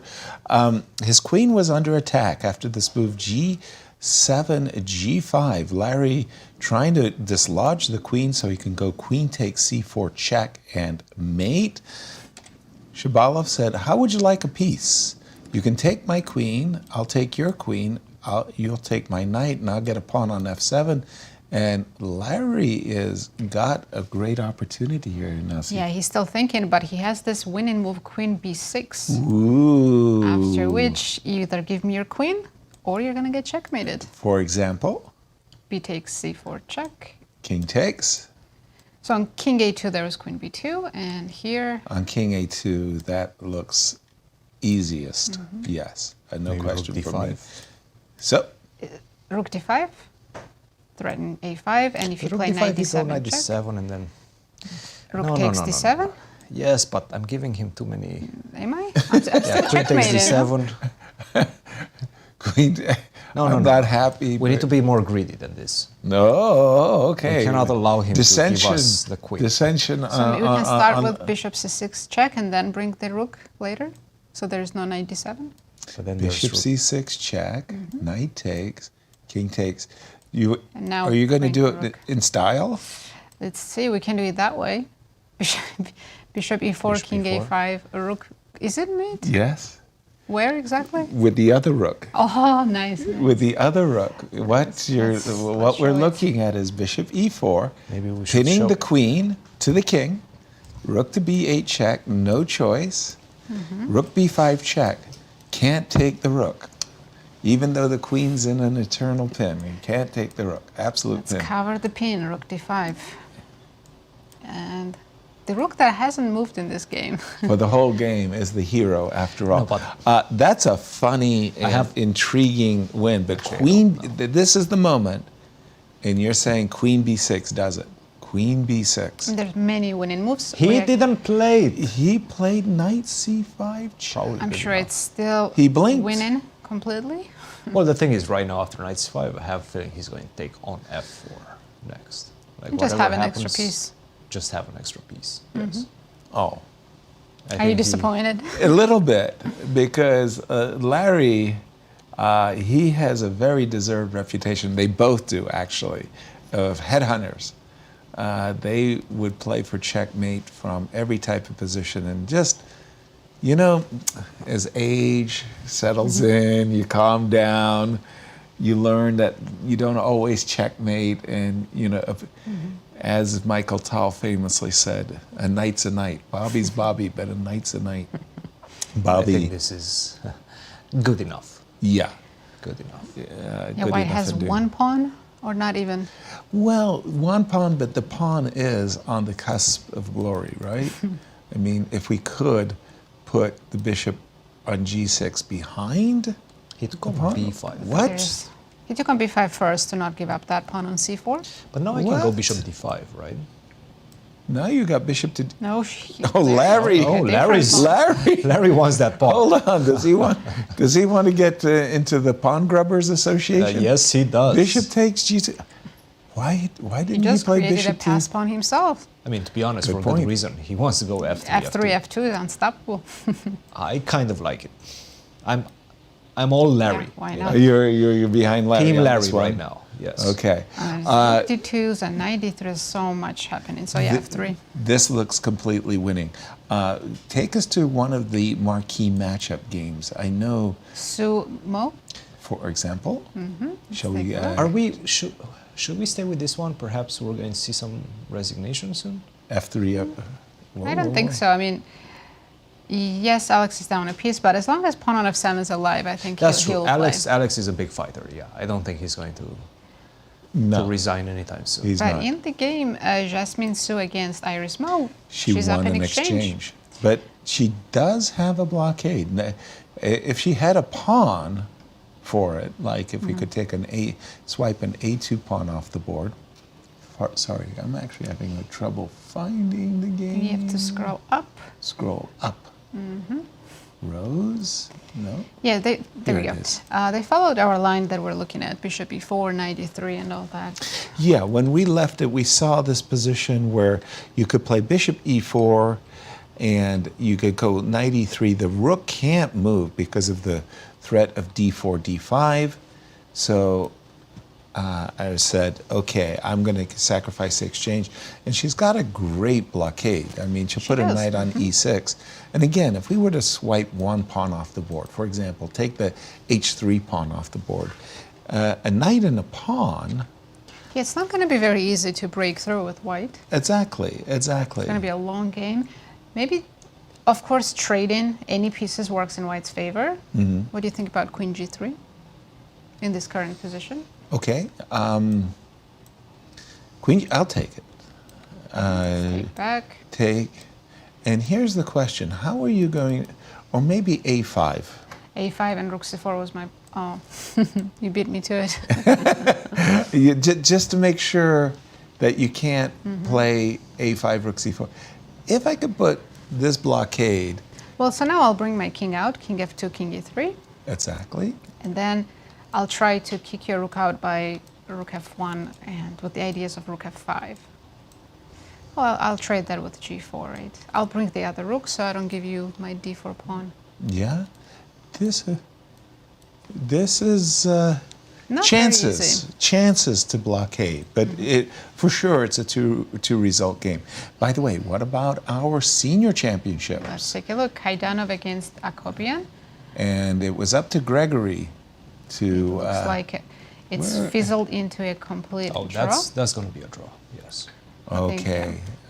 Yes. The 2 extra pawns are not enough to win this endgame. That's a good save, by the way, for Akopian. Exactly. By the way, wrong color H pawn to make white's woes that much more complete.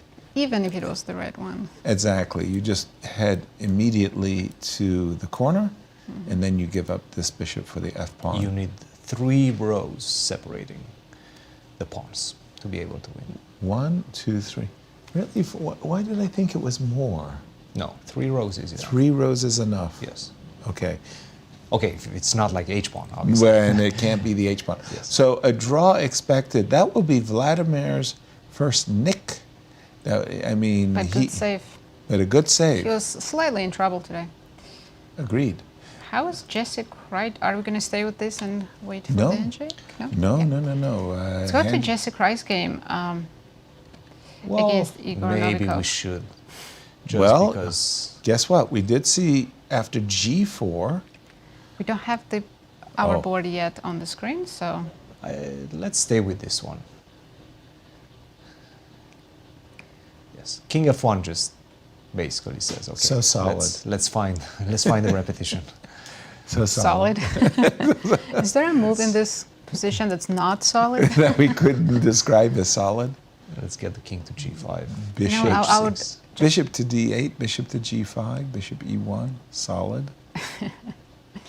Anything but bishop G3 and bishop F2 are solid. Not solid. Yes.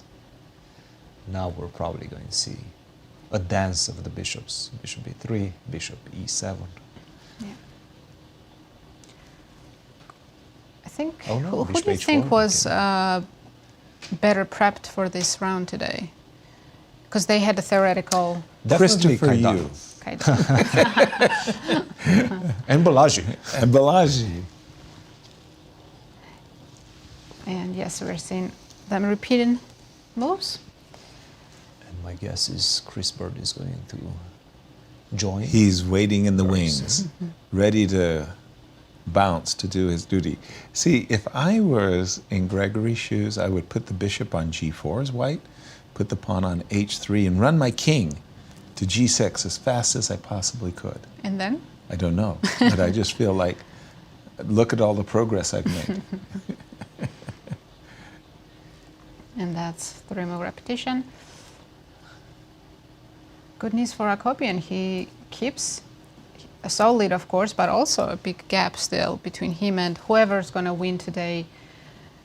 Out of 6 players who had 1.5. And we think Larry Christiansen is one of them.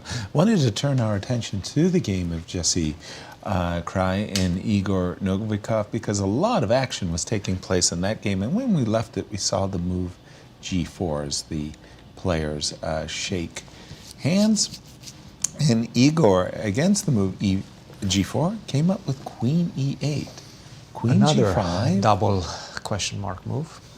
I just don't know what's going on in this game. I'm just having... Well, I saw that knight f6 had 2 question marks as well. So, it's just back and forth mistakes. But the players are really committing some foul errors, I want to say. Position is so messy. The moves they're making look logical, just that engine disagrees. Wholeheartedly at that.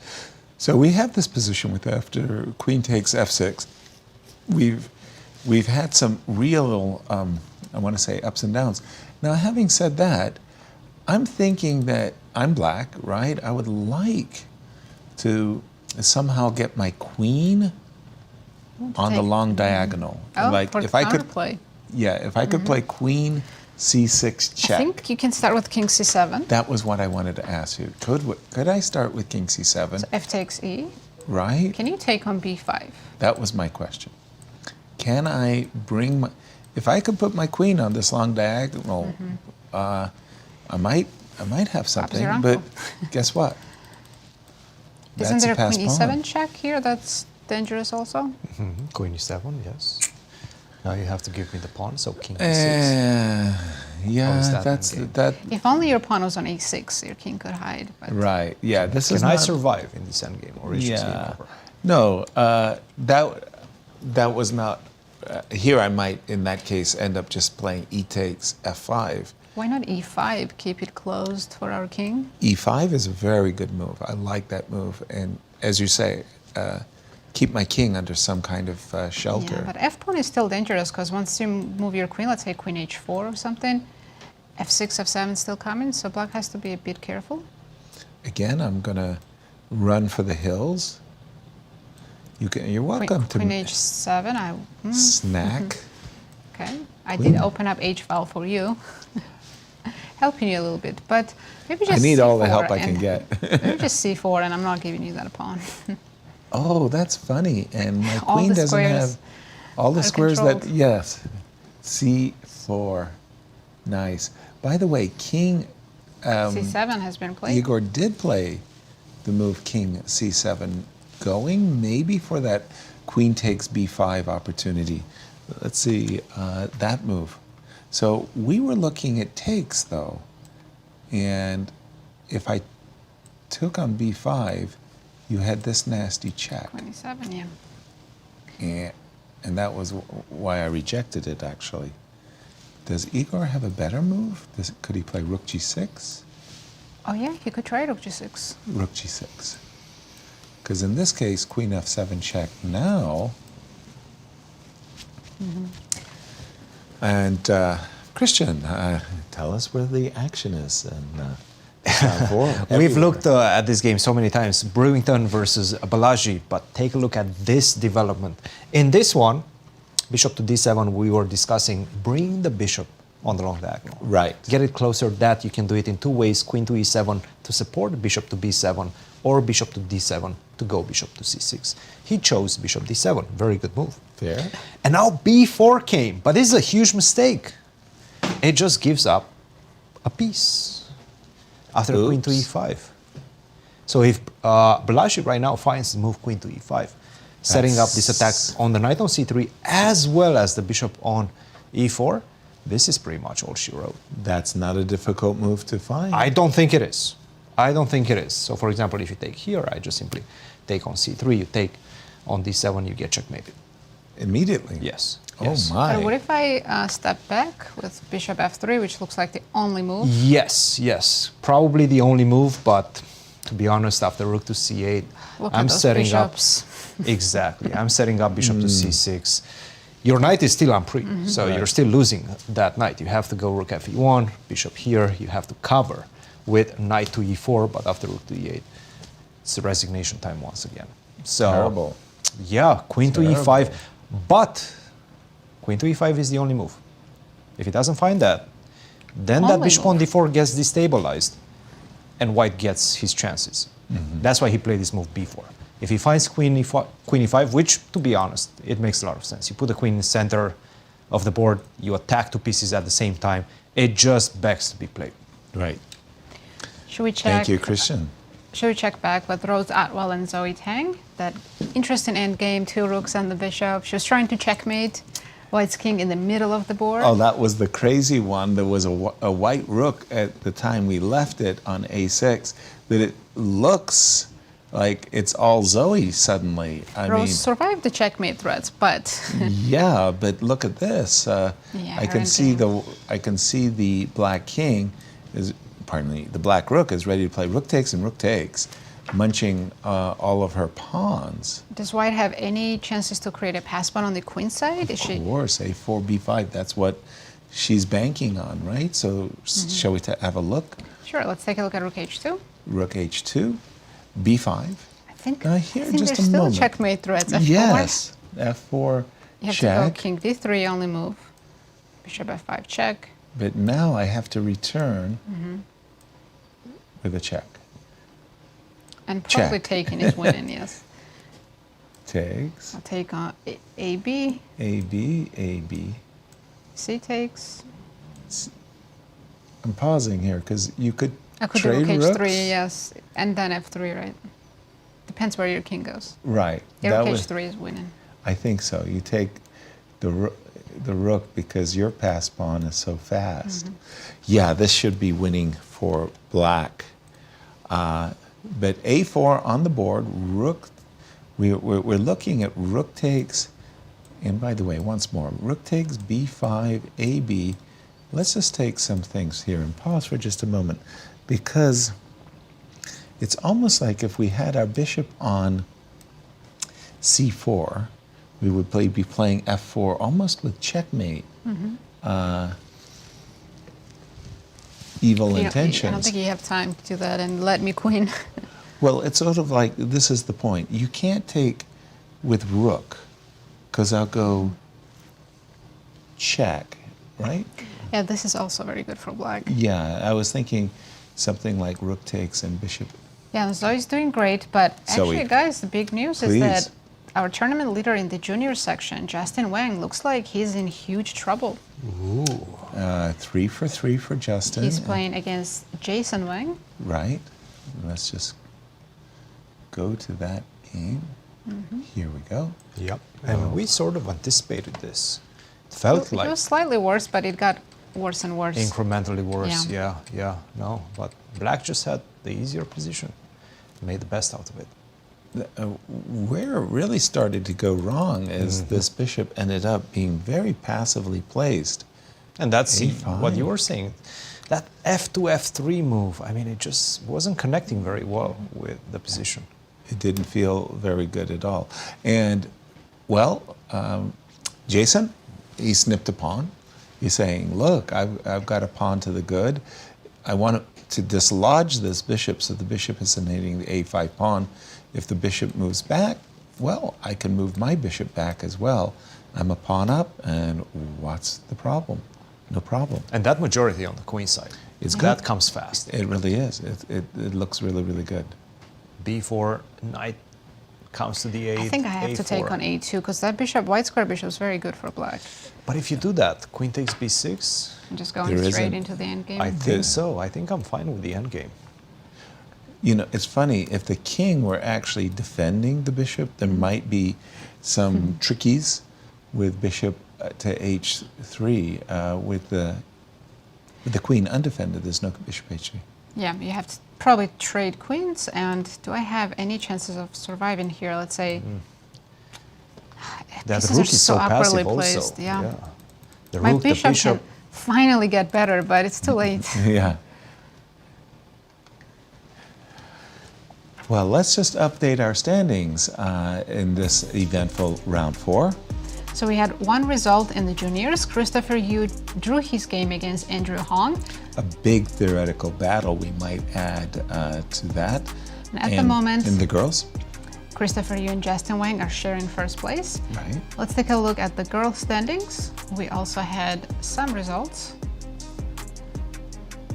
We had one draw between Alice Lee and Rachel Lee. So Jasmine Su remains in the lead. Yep. And what about the senior section? We have 2 draws. Akopian drew his game against Kaidanov, and Julio Becerra drew against Joel Benjamin. But there's some big updates. Actually, Daggupati, the game that was we assumed was winning for black after queen e5. Yes, he blundered. He didn't play queen e5? He did not play the move queen to e5. He played queen f6. Just a square too far away on that side. And by the way, that gives me one huge opportunity to kick you with the move knight to d5. And if you go queen to e5 right now, this is the key. And perhaps this is what he missed. Knight to b6. I'm not going to move my bishop, because that would lose and allow your bishop to go on the long diagonal, but I'm going to start hunting your bishop on d7. Huge moment right now. Brewington is back into this game. And once we exchange the bishops, take on d7, this is a completely different situation. You're never checking me on the light squares anymore. I'm an exchange up. I could also maybe go f6 at the right moment and try to target your king. So this one is already bad news, really bad news, in fact, for black. So huge mistake. Perhaps Brewington is looking at the position. Hey, I have knight d5. What's this last move? Queen f6, knight d5, knight b6. Big opportunity. But Bruce clock is ticking. He's down to 13 minutes. Oh, yes. Ooh. And that's when he made his mistakes in round 2 against Justin Wang. Again, better position, maybe even winning position. But with the clock ticking, he made some mistakes. Knight d5 is like such an easy move to make. Your hand wants to make that move. Oh, absolutely. I'm still mystified how you don't play the move Queen E5, because you see the diagonal pressure, and then you want to put pressure also on the bishop. He missed knight b6 for sure. He must have missed knight b6. He missed knight b6. By the way, one player on the outside looking in is Andy Woodward. Let me go to the game between Nicholas Ladan and Andy Woodward. We haven't seen that for a while. It was that very strange, perplexing perk variation with an early queen a5. Is it perk without g6? Without g6, well... Yeah, I don't know what this would be called at all. Well, we kind of... Transposed it to some kind of Benoni mixture perk. of Benoni perk. And knight to b6, that's a perplexing move. Why would you play knight to b6 there? All right, knight to a5. Some strange stuff going on in this game. This game ended. Larry Christiansen won a beautiful game against Alex Shabalov. Same-ish, the same-ish Nimzo Indian. He won, right? Because they put the kings next to each other as if ended in a draw, but I'm sure that's not what happened, right? Because you know how when you finish the... Yes, so Chris fixed that. Chris fixed it. King needs to be on e5. Yeah, Larry Christiansen bounces back after his loss in the previous round to Vladimir. We have this position after f7, f6 in Andy Woodward's game. It's all 16 pawns, what we would call a closed position. Bishop on e5 looking good. Yes, isn't that a kind of a regal bishop standing tall in the middle of the board, looking both kingside and queenside? On the other hand, I despise the knight on b6. I'm absolutely anxious to find a better... kind of attacking a4 pawn. Not good enough reason to keep the knight there, but you're trying to find the good in a pile of rubbish. What is the knight doing on b6? On the other hand, we've just played f6. The desirable queen h6 to try to put pressure. Maybe? Exactly. I'm a little bit worried that moves like queen h6 will be met by g5, and I kind of come up empty-handed. Shall we have a look-see? Let's take a look. And we are going to see some serious time trouble in this game because there's so many pawns still on the board. It's still an early middle game, and Andy has 15 minutes against 23 minutes. Right. It's still only move 18, I believe. Okay. I wanted to go queen h6, g5, h4. And what I'm really trying to do is do a rover, of course, and maybe on a good day, knight to g4 and take away that bishop that's kind of actually, plugging up the center and the king side. By the way, queen h6 on the board. Tell me again about the times. Andy has 15 minutes and Nicholas has 24. Well, I see a question mark next to queen h6. Perhaps just a missed opportunity, right? Maybe he had something could have better. Played knight g4. Knight to g4 to try to get rid of the bishop right away? Yes. Okay. Also, if you give me the chance, I will take on g6 and queen h6. I think that looks very dangerous for you. I have a big update. Please. In the game Brewington against Balaji, Brewington did not play knight d5. Oh, no. He took on c5. Isn't that just hanging a piece? Bishop c3, queen d7, rook e4? Yes. Yes. Yes. It's terrible, actually, because bishop takes c3, nothing to discuss. But it doesn't seem to be losing. What? Yes. So what's the magic? What's the I magic? just push my pawn. c6 is counterspiel? Apparently, this is enough counterplay. What? I mean, black's queen. And by the is way, so you close have to checkmate in. You have to go for it. Like, as black, you have to go for this. And there's no checkmate for black because white's king is so alone. You would think that it would be checkmate, but by the way, they are going for this. Oh, I think, let me just update my board, sorry. They are going for the variation. Bishop takes c3, queen takes d7. Yes. Every time somebody tells me Brewington's completely lost or Balaji's completely winning and they make the move, it's not the truth. It's not the case. What the heck is going on? c6. c6. You guys are feeding me misinformation. Hey, this is not due to our misinformation. It's just the moves being C6. a certain way. He is going for the queen move. But he went queen c8. Excuse me, what? What? Oh, he's going for a checkmate idea. Rook d8, rook g8, queen f8. That's exactly. So he is not reaching for a c-pawn going tuck, tuck, tuck, tuck. He's reaching for his rook. But it doesn't work. There's Because? knight g6. Because I have knight g6 after You're pinned. rook d8. And knight g6 defends the f8 square. Oh dear. Did he Precisely. He just Oh, dear. completely spoil his position? That's an easy move to miss because in his mind, Brewington's winning in the game. Brew is ready to go check, king h6, queen f8, check, and mate to the king on h6. But what you're telling me is, whoop, the knight defends the f8 square, and at the same time you can't take the knight because it's mate. The rook is pinned. Whoa, whoa, whoa. What's going By on? the way, knight g6 is not the only move. Is not the only No, knight g6 is not the only move. Knight g6 is a move, but rook takes g4, Oh, you can also take on very g4. tempting.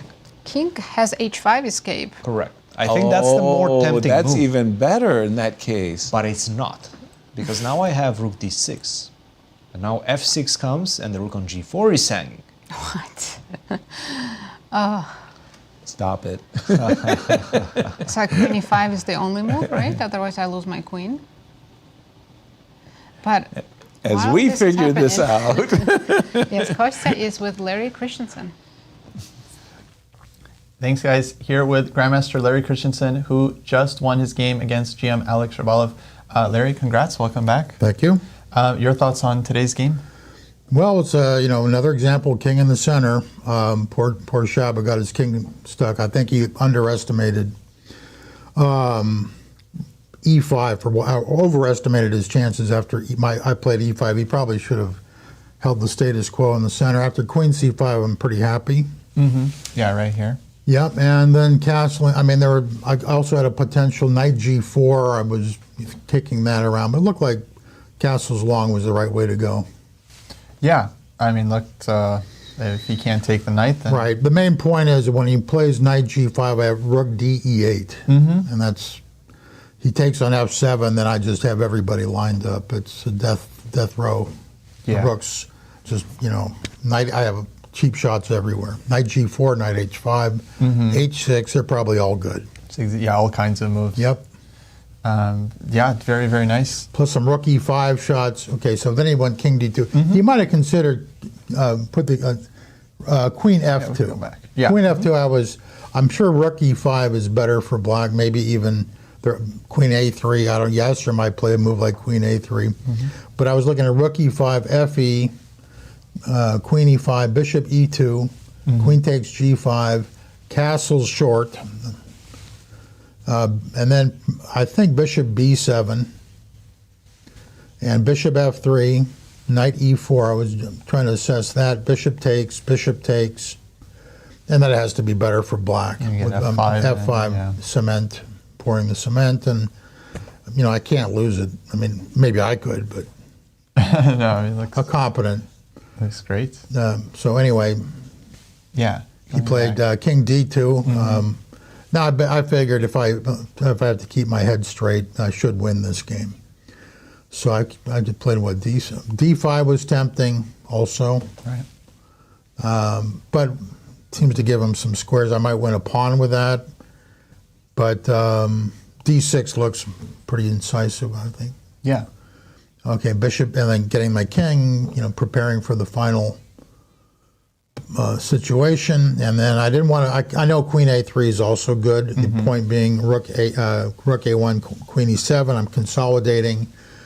But I don't want to give, maybe I'm over, Shaba's a very dangerous player. I don't think he can pull any tricks on the a file, but you never know. I didn't want to give him anything. Right. So queen c6, I knew that had to be pretty reasonable. Knight c5. What did I put? Yeah, knight c5, and then these are captain obvious moves. Then I got intrigued by let's try to mate him. Okay, so a million mating nets here, poor guy. It's like I knew, and that's forced D6. There's nothing else to even think about. I have an A5. I have a potential queen 6. I was on C4. There was some potential, with a pawn on A5, and he moves his queen somewhere. I slam down queen C4 and bishop A6 mate.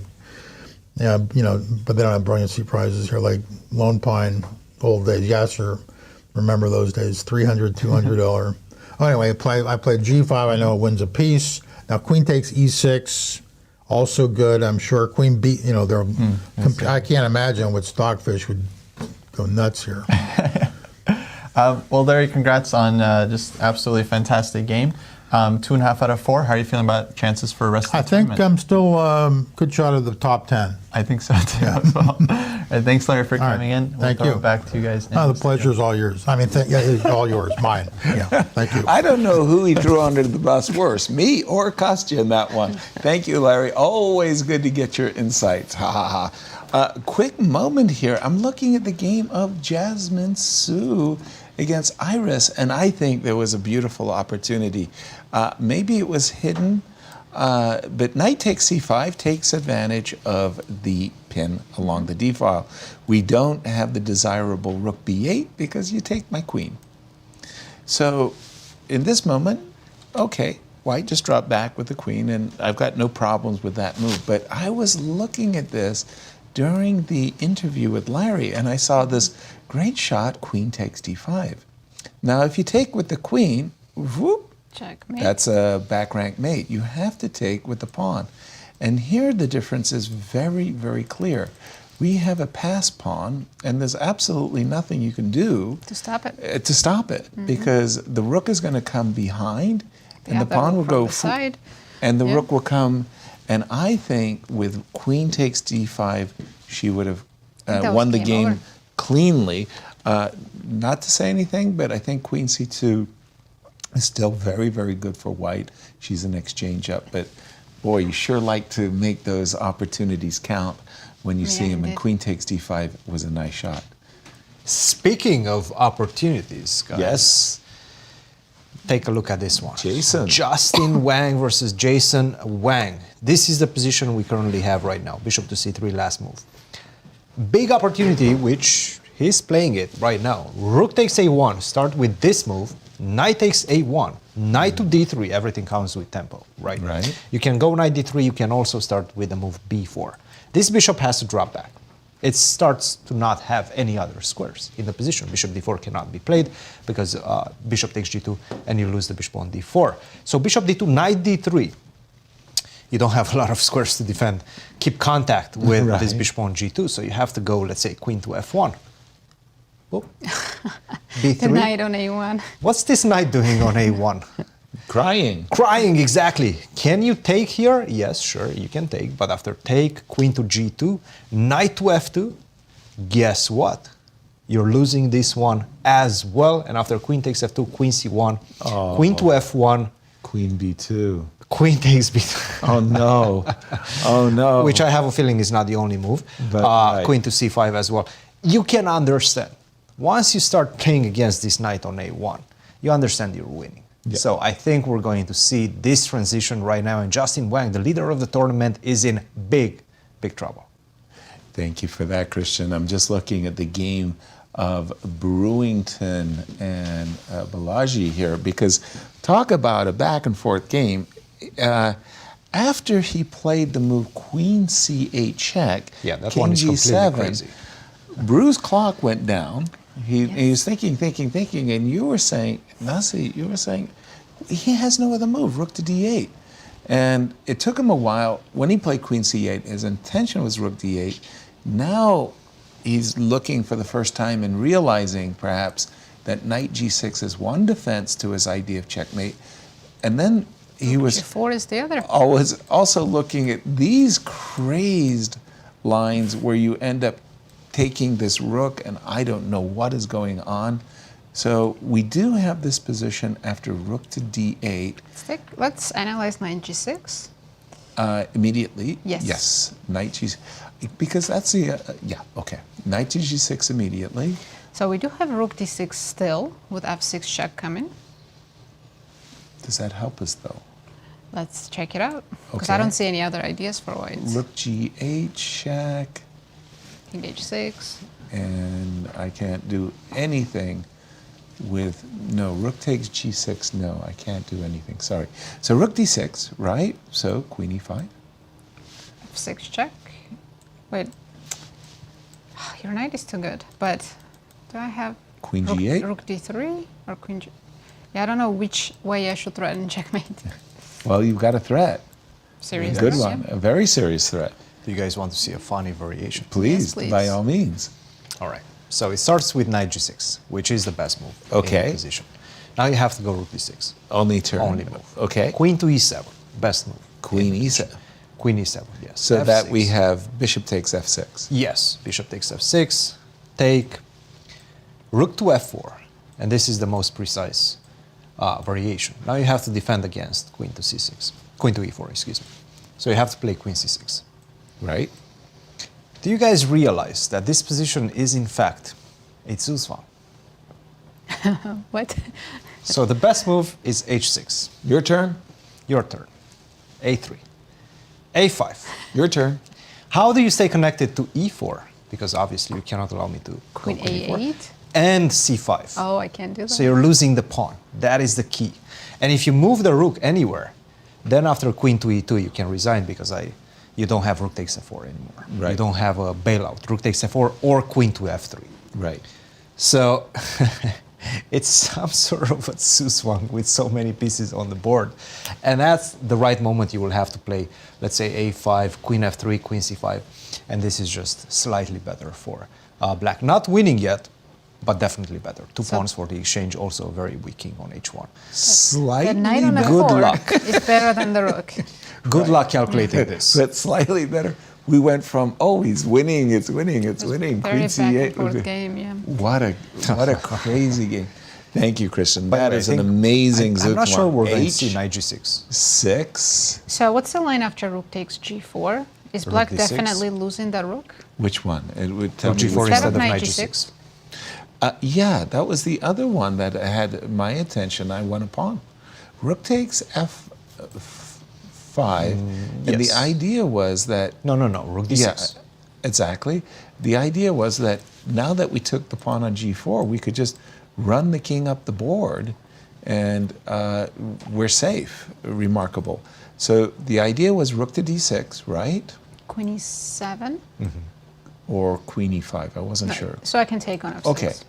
F6, Take with bishop, take a rook. queen Take G4. G4. So 2 pieces for 2 rooks, but also 2 pawns. Well, who's better? Who's better? You Wait know a what? minute, I've got rook D7 on tap. You know what the best move is So right F6 now? is hanging. F6 is hanging. H5. Sure, why not? How do you Oh, keep... queen E4 is coming. Queen E4 is a problem. You don't have E4 is a any squares with the huge queen to problem. defend. Unless you go to B4, but then I go queen A2. So is white losing here? No, it's equal, of course. Of course, it's triple zeros. Triple zeros, of course. What? Queen G3. Only move? Only move. Queen G3. Queen E4. First of all, that Check. walks into bishop E5. Okay, this is ridiculous. This is and by the way, knight G6 on the board. What are the clock times between these two? I mean, just to make it that much more Well, fierce. Brew has less time. He has 8 minutes on the clock. Balaji 8. still has 28. Great move, 8. by the way, by Balaji. This is going to pose serious problems for Brewington. By the way, one of the when I was playing Bug House, once you play Bug House with the junior players, you really get an insight into their personalities and their speed of play. Brew is one of the fastest hand-eye speed players I've ever seen. And trust me when I say I've played against demons. I mean, Lavana's amazing hand-eye coordination. Vichy in his day had great, but Brew was something special. So he's used to playing with little time on his I clock. think all these young players are used to playing bullet and... I think that's Yeah. what it is. They've grown up with the 1-0 online bullet play. So big moment here 1-0. after knight G6. I've seen them play 1 second time control with +1. So they start with 1 second on the clock. And then build up the Build up time. time, yeah. And then there's hyper bullet tournaments where it's 30 seconds, like a minute's too slow. And they make, 50 moves in 20 seconds. It's crazy. So now his only move is rook d6. Right. And then f6 and crazy Zugzwang position. And he's hoping for the best with rook d6. Okay, we're gonna let Brew contemplate his decision. Where would you like to take us? But let's go to Woodward's game. Andy? Yes, Andy. He's playing Nicholas, and he's down to 4 minutes. Now that was Still with a queen h6 moment, right? And I was saying, after queen h6, okay, Andy didn't play g5. He defended the pawn on g6 with his queen. He slid his queen over to e8. Knight went to g4, check to the king, and queen f7. So Andy's cagily trying to get his queen over to the defense on the king side. And sorry, repeat what you just said about the clocks. His position is still uncomfortable, and he has 4 minutes left. Versus? Against 20. 20, yeah. And let's not forget, so Andy's doing very well in the tournament. He has 2 out of 3. Right. But Nicholas has 0 out of 3, and this is his chance. They've only made 21 moves, and that's the... and we started with 2 hours. Per That player. is very, but that opening that they were playing was a very confusing opening, and I can understand why both players were spending so much time on the clock, because they were really creating over the board And that was from early moments as that Andy's queen decision. a5. That's what Andy wanted out of this game, because Right. he's playing a low-rated player and he needs to win to catch up with the leaders right now. So he knew that, he took the risks, and right now he's slightly worse. And a lot of pressure, I have to say, coming from White. And Tell me clock, what because- White should be doing, by the way, because I still don't have a clear idea of why Well, I'm never going to Andy trade is the worried. queens. So when you go queen g7, I'll go back queen h3. Okay. I love it when my opponents are retreating. No, seriously. Just I slow mean, improvements. What if I try to stay active? What if I go rook f3? rook to f3, rook up and over, love it. Rook f3, queen g7, yay. Okay, you got your queen g7. I hope you're happy. No, ecstatic, seriously. I was a little bit concerned that I could get checkmated, so Queen h3? queen, are you ready Rook's to going to sacrifice a g3. pawn? Is he going to go h5? Which pawn am I sacrificing? d5? Maybe d5.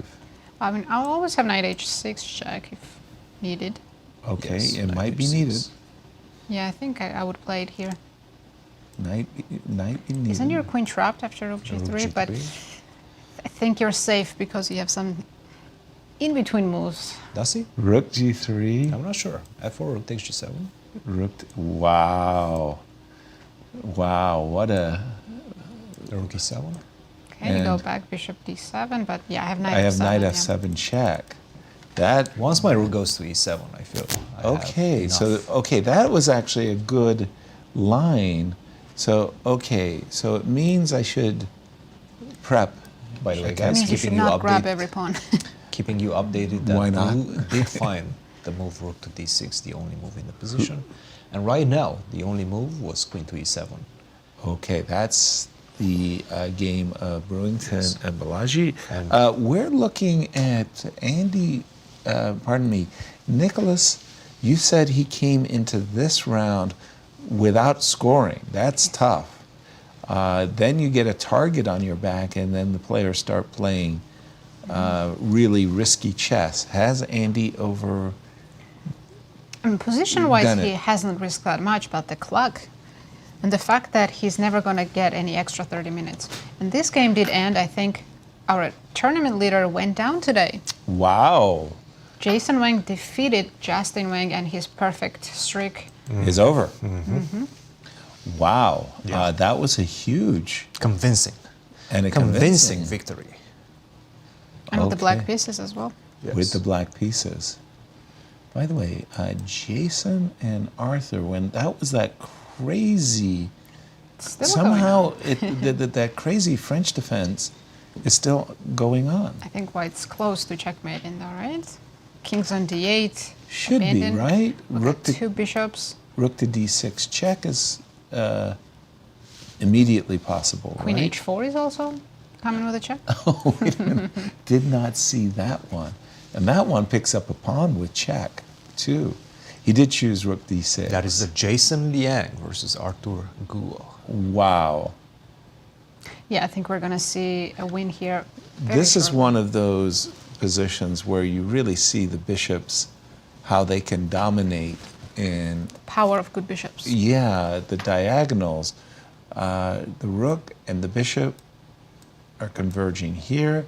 This bishop controls the c7, b8 diagonal, which means your king can't find solace on that side of the board. Oof. No, this is over. This is over on the spot. And by the way, queen is ready to march in as well. Queen b6 That will check. be first win for Jason Liang. He has a half point so far. Is there a way to continue this game, or is it just... I think there's just mate coming. Okay, devil's advocate, mate me. Go ahead. Check. Once again, that is the Jason I Liang wanted Queen versus h4 again. Arthur Oh, Guo. did you? Oh, Just, that is so cruel. To switch the Yeah, camera and then rook from, d8. from the That Brewington game is to the other most simple. All right, this game looks over. Jason is winning against Arthur. Where would you like to guide us? Should we go back to Brewington and Balaji and watch it unfold? Because it's Sure. getting completely I just crazy. quickly stopped on But my I don't way think it's the right with moment, just Zoe. because, Zoe, I just wanted to say this. Zoe's winning. Zoe is winning with a bishop to a6. She can. Actually, maybe it's not that simple. Zoe's not that simple. 'Cause Bishop a6, I have c6. How do you catch my pawn? With the king. My king is in the square. But you do have knight e4 check and c4. Oh, that's very nice. Ooh, maybe Do not that's, want to take that rook.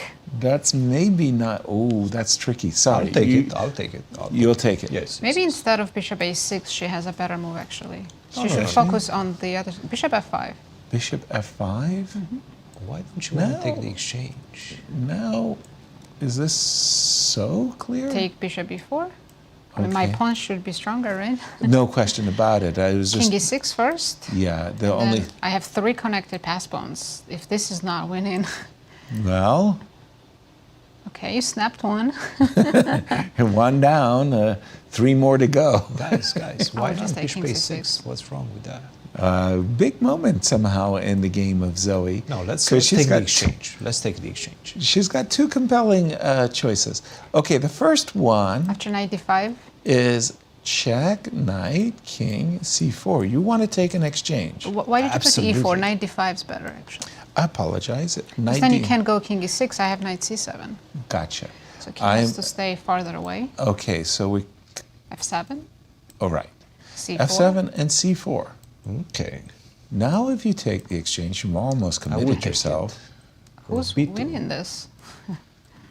I mean, isn't this a 3-result game? I don't believe it. I think White's the one playing for a win. Ooh. I believe. Prove me wrong, We're Christian. gonna throw poor Christian under the I bus. do not believe these lies. King e6. King e6. c6. Let's see what we got here. King e6, C6, c6. I don't know, Coach. You might be on your own on this one. Let's not despair. Despair. That was what. Rook b2. b6. I think it's time you give up your rook and take the pawns, but I still have f3 pawns, so should be winning. No. King takes d5. King takes d5. Okay, C7. what planet is? Rook b3. You're gonna try I'm to not play going on against C2. the queen? Mm-hmm. I got a queen in my hand. This is happening. They're following our line. I've reached across the board and I've taken the queen that you've captured and ready to Yeah. By the way, to promote. Bishop a6, knight d5 is on the board. Is on the board. I Things don't might know. Turned around Zoe. for Rose, because She's going to play c4 next move. Yeah. This is suddenly sharp. These pawns that were doubled and non-invasive have suddenly turned into terror. Look at these pawns. Like king f7, Black's not really winning c4. anymore. Unless I had calculated something to a complete win, it's one of those moments where you play e4 crazy, and right, something, and you go. Maybe you should play rook h3. Try to take f3 pawn. When I go king e2, then you have to. I don't know. I feel like it's much easier to play this now with white. Exactly. I would have been more on the bishop f5 scale of things here. Bishop f5, check. But okay, this is what it is, and we're going to leave Rose and Zoe to make heads or tails of this. Where would you like to guide us, Nasi? Let's say go back to Andy. Nicholas against Andy. I think he just made an inaccurate move, and not only he's down on the clock, but his position is getting really bad after after rook d8. This is Nicholas and Andy. Whoa, what just happened? So, bishop to b5. Yeah, I think his idea is to trade the bishops and put the knight on b5. And but I could, you could take this knight? Maybe he should have. Because he went rook to d8. Now bishop d7, and you don't have the in-between, bishop c3. There's a big threat. Okay, so Gonna bring the knight finally. Finally home. Knight b5. Okay, pause for a moment. My knight's going to e6. Takes, knight's going to e6. Boy, is that, oof. I think I'll just resign when I see knight on e6. That is a octopus, 8-armed octopus on the e6 square. That's a very, very, very, very powerful It's actually knight. a good demonstration because both knight on e6 and bishop on e5 look like beautiful pieces. Right. One of them is doing an amazing job. The knight went back to e2. Oh no. Well, maybe he can still go to e6 that way? No. He's thinking about knight to f4 to e6. It still feels very threatening for black. I'm not going to lie. Maybe he's still making it to e6. Just a second. So I move my bishop. My bishop on d4 is also hanging. Do you want to take it? I guess you do, and then rook d1, just pick up the pawn on d5. Exactly. But then you pick up the pawn on d5 after taking on f5, so it's not that clear cut. Really? Just a second. So, no, I think it is clear cut, Christian. I think I take, and I go queen back with a tempo. Okay, yes. Nice. So now any g takes, I got knight h6 So I guess I have to go queen g7 now. And now I've got this queen takes when I want it, yeah? Right. Queen takes d4. Okay. Huge update, guys. Brewington game against Balaji. I'm tired of this back and forth. That one is going back. That's Balaji crazy. blundered. No. Maybe Christian can show us what happened. He played queen e5, guys. What? Queen e5 in this position, not queen to e7. Not queen to e7. Which was getting ready to sacrifice the bishop after f6, but queen to e5. Now, why is this just simply losing on the spot? On the spot. f6. Check. And if you go king g6, how many moves are you away from checkmating me? 1, 2. Maybe 2. Yeah. I'm 1 move away from checkmating you. That was what. Yeah, that was what we looked at. Queen to g8. Right. And that's it. You take on g4, that's a checkmate in 2 moves. I think that's it. He missed queen g8. And look, Brewington's Has like, he really? what am I missing here? There's mate. Let's see. Mate, Is he he's going to go looking for f6? By the way, 3 minutes for Brew. Oh no. He played it. f6 on the board. Oh my goodness. And Look at him. Look at Balaji. You see, Balaji's just shaking his head. He just because missed king. I bet you Oh my goodness. he was planning queen e7. He did. And he was saying, I've got to play queen e7 to stop f6. And then he started was looking calculating. at the position and he's saying, queen e5 is actually better. He spent too much time on this move. He spent about 15 minutes on this move. absolutely unnecessary queen to e7 would have given him great chances to get the full point. Now he's To win the it's over. game. Queen takes f6 is the only move. Whether you do it now or after queen to g8, queen takes f6 is the only way to stop me. Queen takes f6, rook takes f6, bishop. What's the material count, by the way? Two pieces for the queen. Yeah, but that's c-pawn. I also have c-pawn. That c-pawn is Oh, this doesn't actually win because I have an intermezzo. Yes. Right. Rook to e1 check. So, but I go c6. No need. Yeah. C6 and another queen's coming. Oh my goodness. Another. That's the perfect description of this game, by the way. Yeah. You just summed it up. Another queen is coming. He looks so relieved. Oh my He's goodness! like, oof, I've got this now. What a wild game. And resignation. Handshake. That's it. Wow. Oh, and Brew also just shook his head. Absolutely disgusted with his queen to e5, decides to resign after f6. Oh my goodness. And that was just, I wouldn't have resigned, by the way. Sorry to say, when my opponent's got 4 minutes on the clock, I look for any kind of chances. But there was not much. Yes, of course. He should have continued with queen takes f6, but at the same time. Yeah, we understand. There's not much. I'm busted. Of course. Of course. We have another result. Melik drew his game against Root. No way. That was another game that was absolutely wild and crazy. That was a gambit. Should we jump back to Nicholas' game against Andy? Because there is time trouble. Andy's down to his last minute. By the way, Andy captured the bishop on b5. When we left it, we'd seen the move knight e2, and we were pounding the table for bishop takes d7 and knight to b5. And if the knight landed on e6, that would have been curtains, knight e2, bishop takes, pawn takes, bishop takes, caught up with the players. What's going on? Well, I just heard from Dariusz that queen h3 is winning here for white. Queen h3, that's a hidden move. The idea I can understand. And so if king h8? Yes. Still knight h6, I'm guessing. Well, there is some. We should go to Jason Liang, Arthur Guo, because I think we're going to see a handshake in just a moment. Ooh. Well, this is a big, for Andy, oh my gosh. We'll come back to this because I think the other game's finishing up. There's Which one? Checkmates. Jason Liang against Arthur Guo. I feel like there's a checkmate on the board. Yes. Jason. We're going to see look at those bishops. A handshake in just a second. That's checkmate in 2 moves. Oh no. That was a beautiful game against the French. Yeah, I mean... Once that bishop got on that diagonal. Okay, that was There's no way this is a draw. This was a win. It's just that the kings, like Larry and Shabalov, have put the kings in the middle of the board, and the DGT registered it as a draw. This one is over. Arthur has lost. So we missed the handshake. And we missed the handshake. We were too focused on ourselves. Where would you like to take us?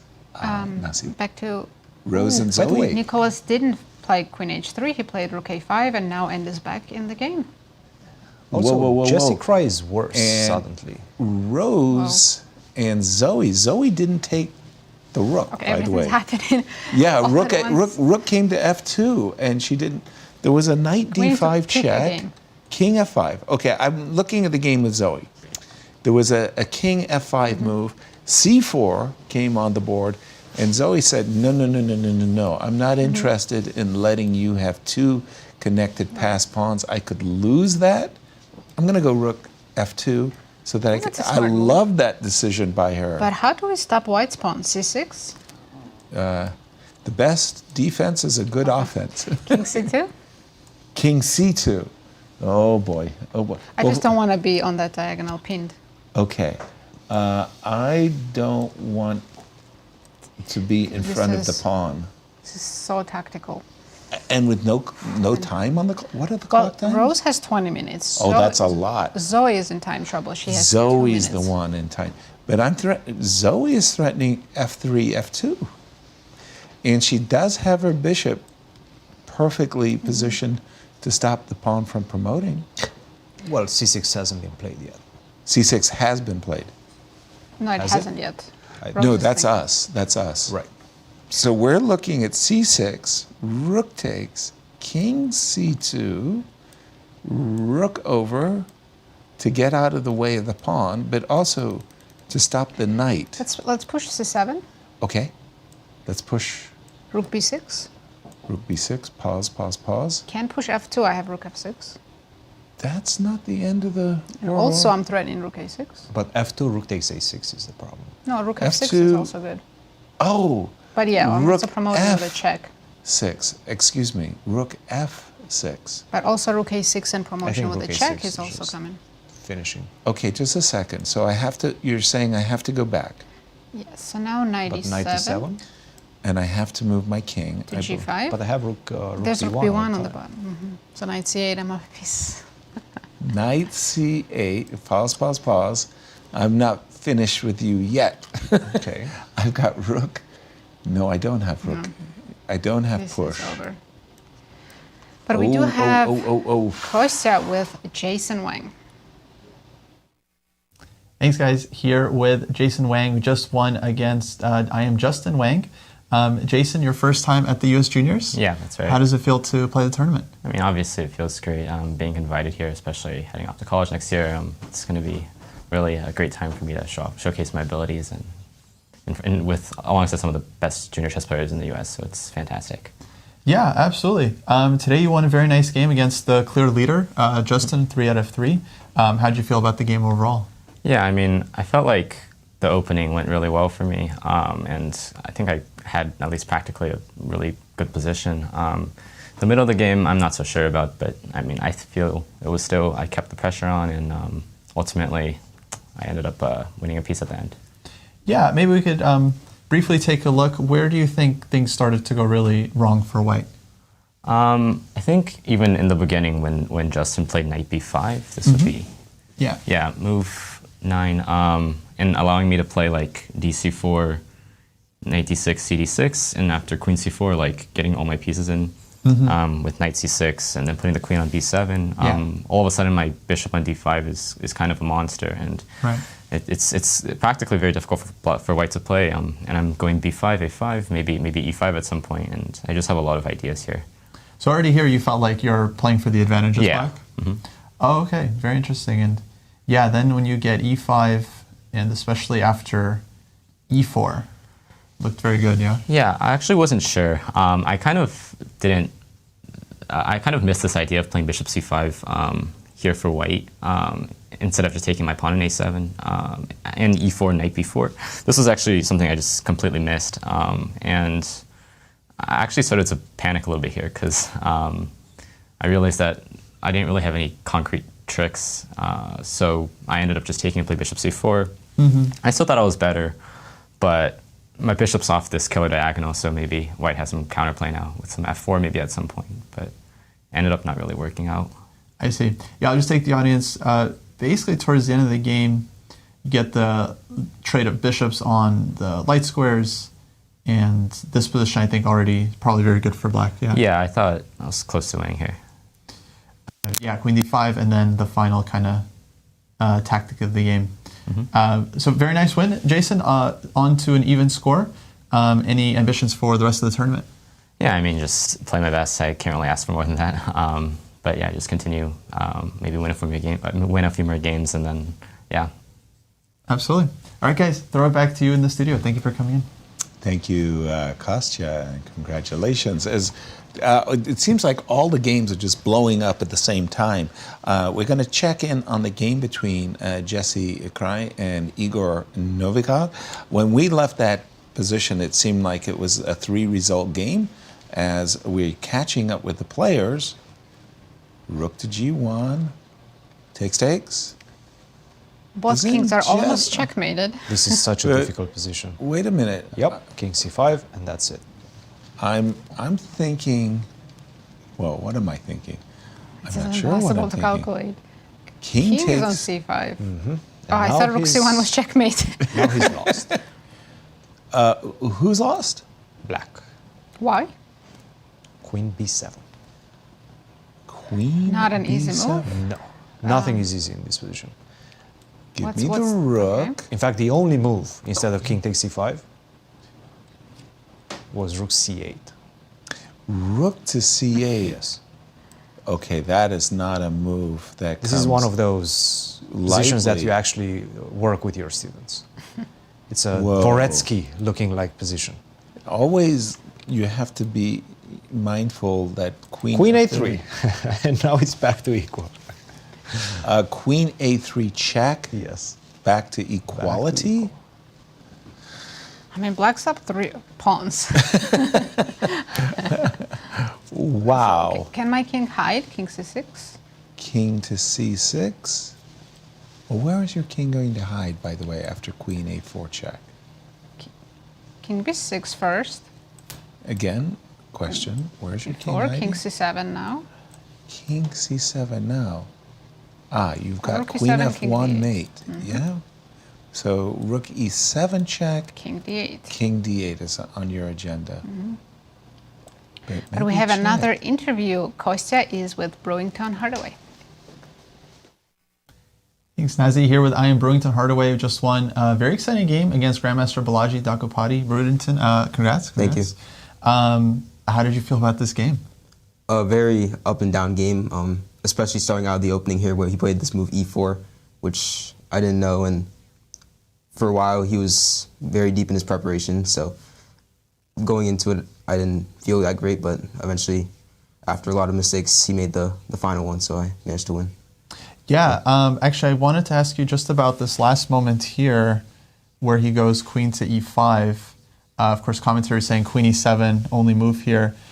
What happened? Do you think he missed like this, just queen g8, or? Yeah. I mean, at first I was gonna go rook, back here. I was gonna go rook g6, and then I just realized like, oh, there's just f6, and then queen g8. And it's actually funny because my king's on h1, all my pawns are advanced, but he actually has no checks.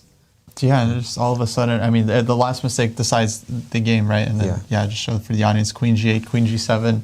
Okay, black has to give the queen, but it's completely hopeless.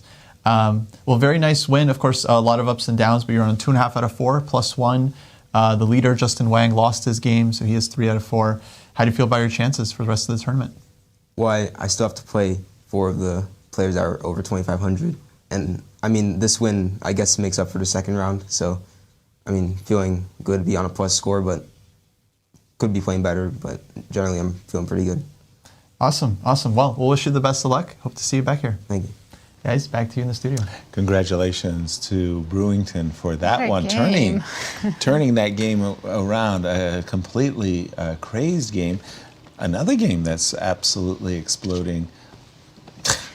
I mean, Well, Yasmin Asani against Megan Paragwa. What is going on? Well, I just saw this move, queen takes h3 check, eyeballing f3, there's a pin, you've got to play bishop h2, which has just happened, and by the way, they're blitzing, so that tells me trouble. I think Megan has found a 3-move repetition. Say what? Yeah. King g1, queen g4. Queen g4. This seems to be a Queen repetition, g4. yes. So, And if you go king f1, queen h3, I think, forces And if you go king f2, that's allowing bishop h4, and now black's playing for a win. Wait a minute. Yeah, we don't want to allow that. So we have to play back to h1 or f1, and in either case, there's a perpet. Yes. Okay, should we go back to... Is Megan the youngest? Yes, she's 11 years old. Wow. Should we go back to Yes. Woodward right now? Which one? Woodward. Ladan versus Woodward. Yes. Because this one is just... I mean, we're going to see a handshake there. Back to Nicholas and Andy. Andy down to 13 seconds. That's not a lot. He just went back with his queen. When we left it, there had been a trade on f4. Queen takes f4, knight h6, forking, royal fork on white's agenda.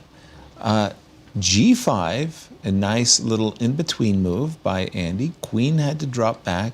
Queen goes back, and... Well, I think the position has simplified, which helps Andy a lot with his time trouble. Right. And also, Nicholas is also down to 3 minutes. So he's... And wow, this game between Jesse Kraai and Novikov ended in a draw. Another completely crazy game. What a mess of a game. Also completely defied understanding. We need a lot of time to really make heads or tails of that one. But going back to this particular position, Andy, again, for the junior competition, it's just been opened up because our tournament leader, who was 3-0, went down, and Andy was on the outside looking in. And if he could turn this game around, at one time we really thought that Nicholas was in the driver's seat. What do we think about this current position? I think position is still preferable for white, but advantage has decreased significantly. Why is it preferable for white? I'm seeing opportunity here from a black's perspective. Queen e2. I don't give you that pawn. How could black be better? Yeah. I want to put the knight. So I want to play h5. K93. And I want to be able to put the knight back on this. Oh, by the way, that was the draw as we expected. So let's just say queen e2, yes? h5, knight e3. Let's say I go king here, just for the moment. I want to release my queen. I want to put my king on h6 so I can go queen takes b5 on a good day. But my queen's protecting that pawn. Yes, well, you're going to play knight c4. Trust me. I gotta help you blunder. Yes, sir. There's a very wise saying. What's that? Nobody believes queen a5. Wait. Whoa. Queen a5. I'm telling you. I'm telling you.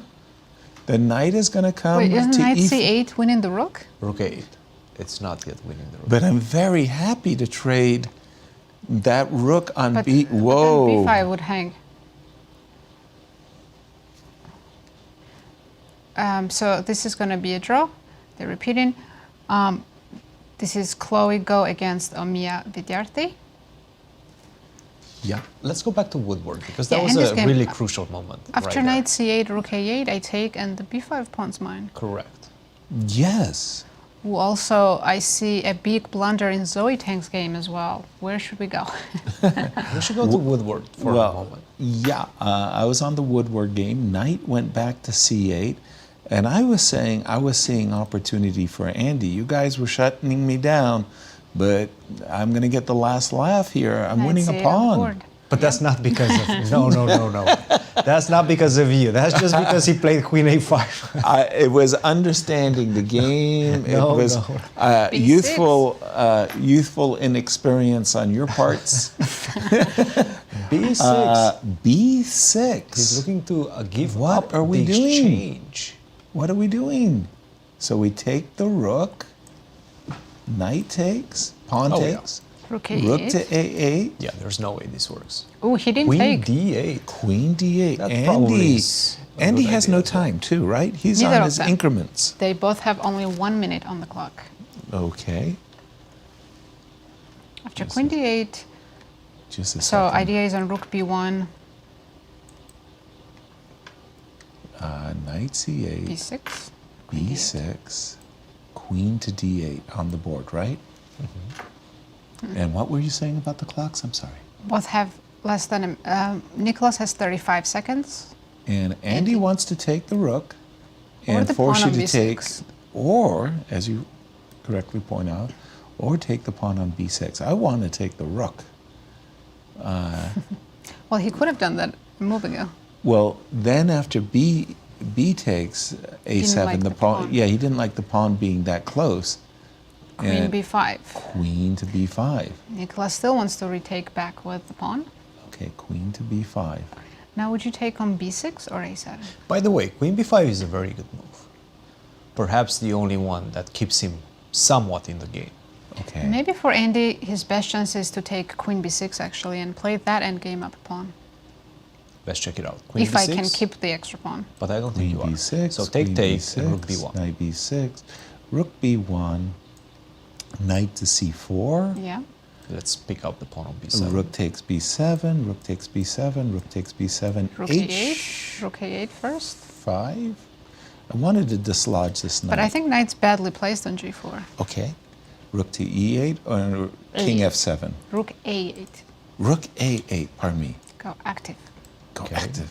But now I can go h4, maybe. Get some But play on that still, side. still better for black. This Should knight is be. very, very 12 good. seven 12 seconds for and Andy. queen Six. takes Takes b6. B6. He decided to take, not to I do take think the he rook missed an opportunity by not taking that exchange earlier. a moment ago. Yes. Yeah. So we do have queen takes b6, knight takes b6 on the board. We're going to see rook to b1, I suspect. Maybe knight e3 also. But let's go with rook b1, just because it's so concrete. Knight e3, rook b1, pardon me, knight c4, rook takes, and I like your move rook a8. Maybe also I don't have to rush at all because I am positionally just better.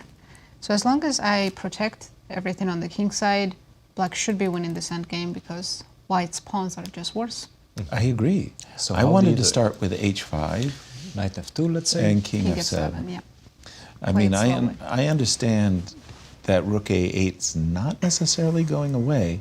And this is what I was saying about bringing my knight to e5 or e3. I'm a hero. I mean, it'll be a Thor in the middle of the board. Yeah, this one is not looking good. Not looking good. What a comeback for Andy. It's a really And bad boy, endgame. Equal pawns, but it's so bad. Right. And boy, what a turn, what a comeback, and what a time when the leader stumbled. Yes, and this game is going to go on for a while, but let's turn our attention to, well, actually we have an interview first. Jason Liang is with Kostya. Thanks, Nazi. Here with I am Jason Liang, who just won his game against Grandmaster Arthur Go. Jason, welcome to the studio. Congrats on your win. Thank you. Your thoughts on this game? I was surprised on move 1 actually, because I don't think I've ever seen Arthur play the French. First time. Yeah, this definitely came as a shock. But I think it was a good thing that this happened because in the previous rounds I was trying to prepare a lot on the openings. Like I'd spend hours on preparation, but for this game, I just wanted to come into the board with all my energy. So I didn't try to prepare too hard last night. And yeah, I think played a good game overall. Definitely, yeah. Where do you think it went wrong for the opponent? Yeah, once he allowed my bishop to get to d6, I felt very optimistic. So this one, bishop c5, bishop d6. Yeah, already here, I mean, black's up a pawn, but the king is permanently weak. My play is very easy. Yeah, I'm not sure how much better here I am, but I definitely felt like I had good advantage. Yeah, the dark squares and open B file absolutely looks very nice. I know you've had a rough start, but 1.5 out of 4. Any thoughts on how you're going to adjust for the second half? I'll probably just stick to what I did last night, just focus on more like during the game, like trying to play my best chess and not focus too much on preparation or like what's happening outside of the game. Yeah, I don't really have any other strategies other than that. No, it makes perfect sense. Well, we've got a lot of games in time pressure, so we'll let you go and wish you the best of luck in the last few rounds. Thank you. Thank you, Jason. Guys, back to you in the studio. Our congratulations, Jason. One of the most beautiful games, most beautiful victories of the tournament. Very well done, young man. I've got the game of Rose and Zoe on my board. I've just seen this move, King E6, and the screen went bloop. Like, that was not a good move. And apparently Rose is in pole position. She is winning if she finds this line with King B2. Okay, so all the idea is 7. If we could eliminate that bishop, we'd be good, except the rook defends the bishop. So you want to start with the move King B2, push the rook away, then go after the bishop, Then right? go Rook B6. So what can I do? I've got to go Rook A4 to keep. Let's go Rook A4. Yeah. But then King how are you B2 is gonna, on the board. How are you gonna beat me? Rook B6. Check. King D7. Right. And here is a key moment. She needs to find move C5 with the threat of C6. C5. That's how I'm promoting. C5. Yeah. That's not easy. Not easy. Oh. But maybe she will find it. I'm looking at Rook A6, A6 and Rook B8, and I don't know. Knight knight e7, c5, and the whole It's not point the only way to win. is that but, you've got yeah. c6 check. Rook King d8 here checkmate. is checkmate. No, but I think knight b6 is much easier. By the played way, rook b6 she check. did play Rook king b6. b2. If she found c5, amazing. But knight b6 felt so much easier. She could have won material, yes, by playing knight b6 instead of rook b6. This is very You win a rook. straight. You win a full rook, right? Yeah. King Isn't the d6 and knight takes Just a4. maybe she was worried about the f-pawn, you know, f3, f2's running. Good point. Maybe how far does it run though? It's the problem is it doesn't run that far. F2. Let's see. Key moment right now. Check. Will she find c5? Okay, let's see. Oops, excuse She me. played something. Only winning move is c5. She played something. c5! Yes, on the board. Wow. Wow. She found it. Rose, how much time did she have to find? 6 minutes. Okay, but it's Zoe's the one. Yeah, she's with under no a time. minute. Okay, got it. Great calculation from Rose. c5. Oh my! You know, when you're under the stress of that clock, a move like c5. She had a really tough loss yesterday against Alice Lee. It was equal the whole game. Yes. And at the very, very end, she blundered. Right, right, and much to the great relief of one Alice Lee, by the way. c5, and that is such a nice This is move, by game the way. over. c6 check, driving the king away from the c8 square so we can take the bishop, promote the pawn, and win the game.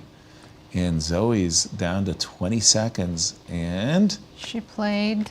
that bishop to c8? No. Don't see the move Bishop yet. c8, rook d6 would just Would- be over. She played rook c4. Rook to c4. By the way, Rose needs to be a little bit careful here. If she takes immediately rook a6, I take rook c5, and you lose all your pawns. So True she that. needs to give rook d6 check first. Okay. Rook to d6. By the way, it makes perfect sense to throw in this check. King And d8. I have only one move. Now you take on a6, And I have only one move.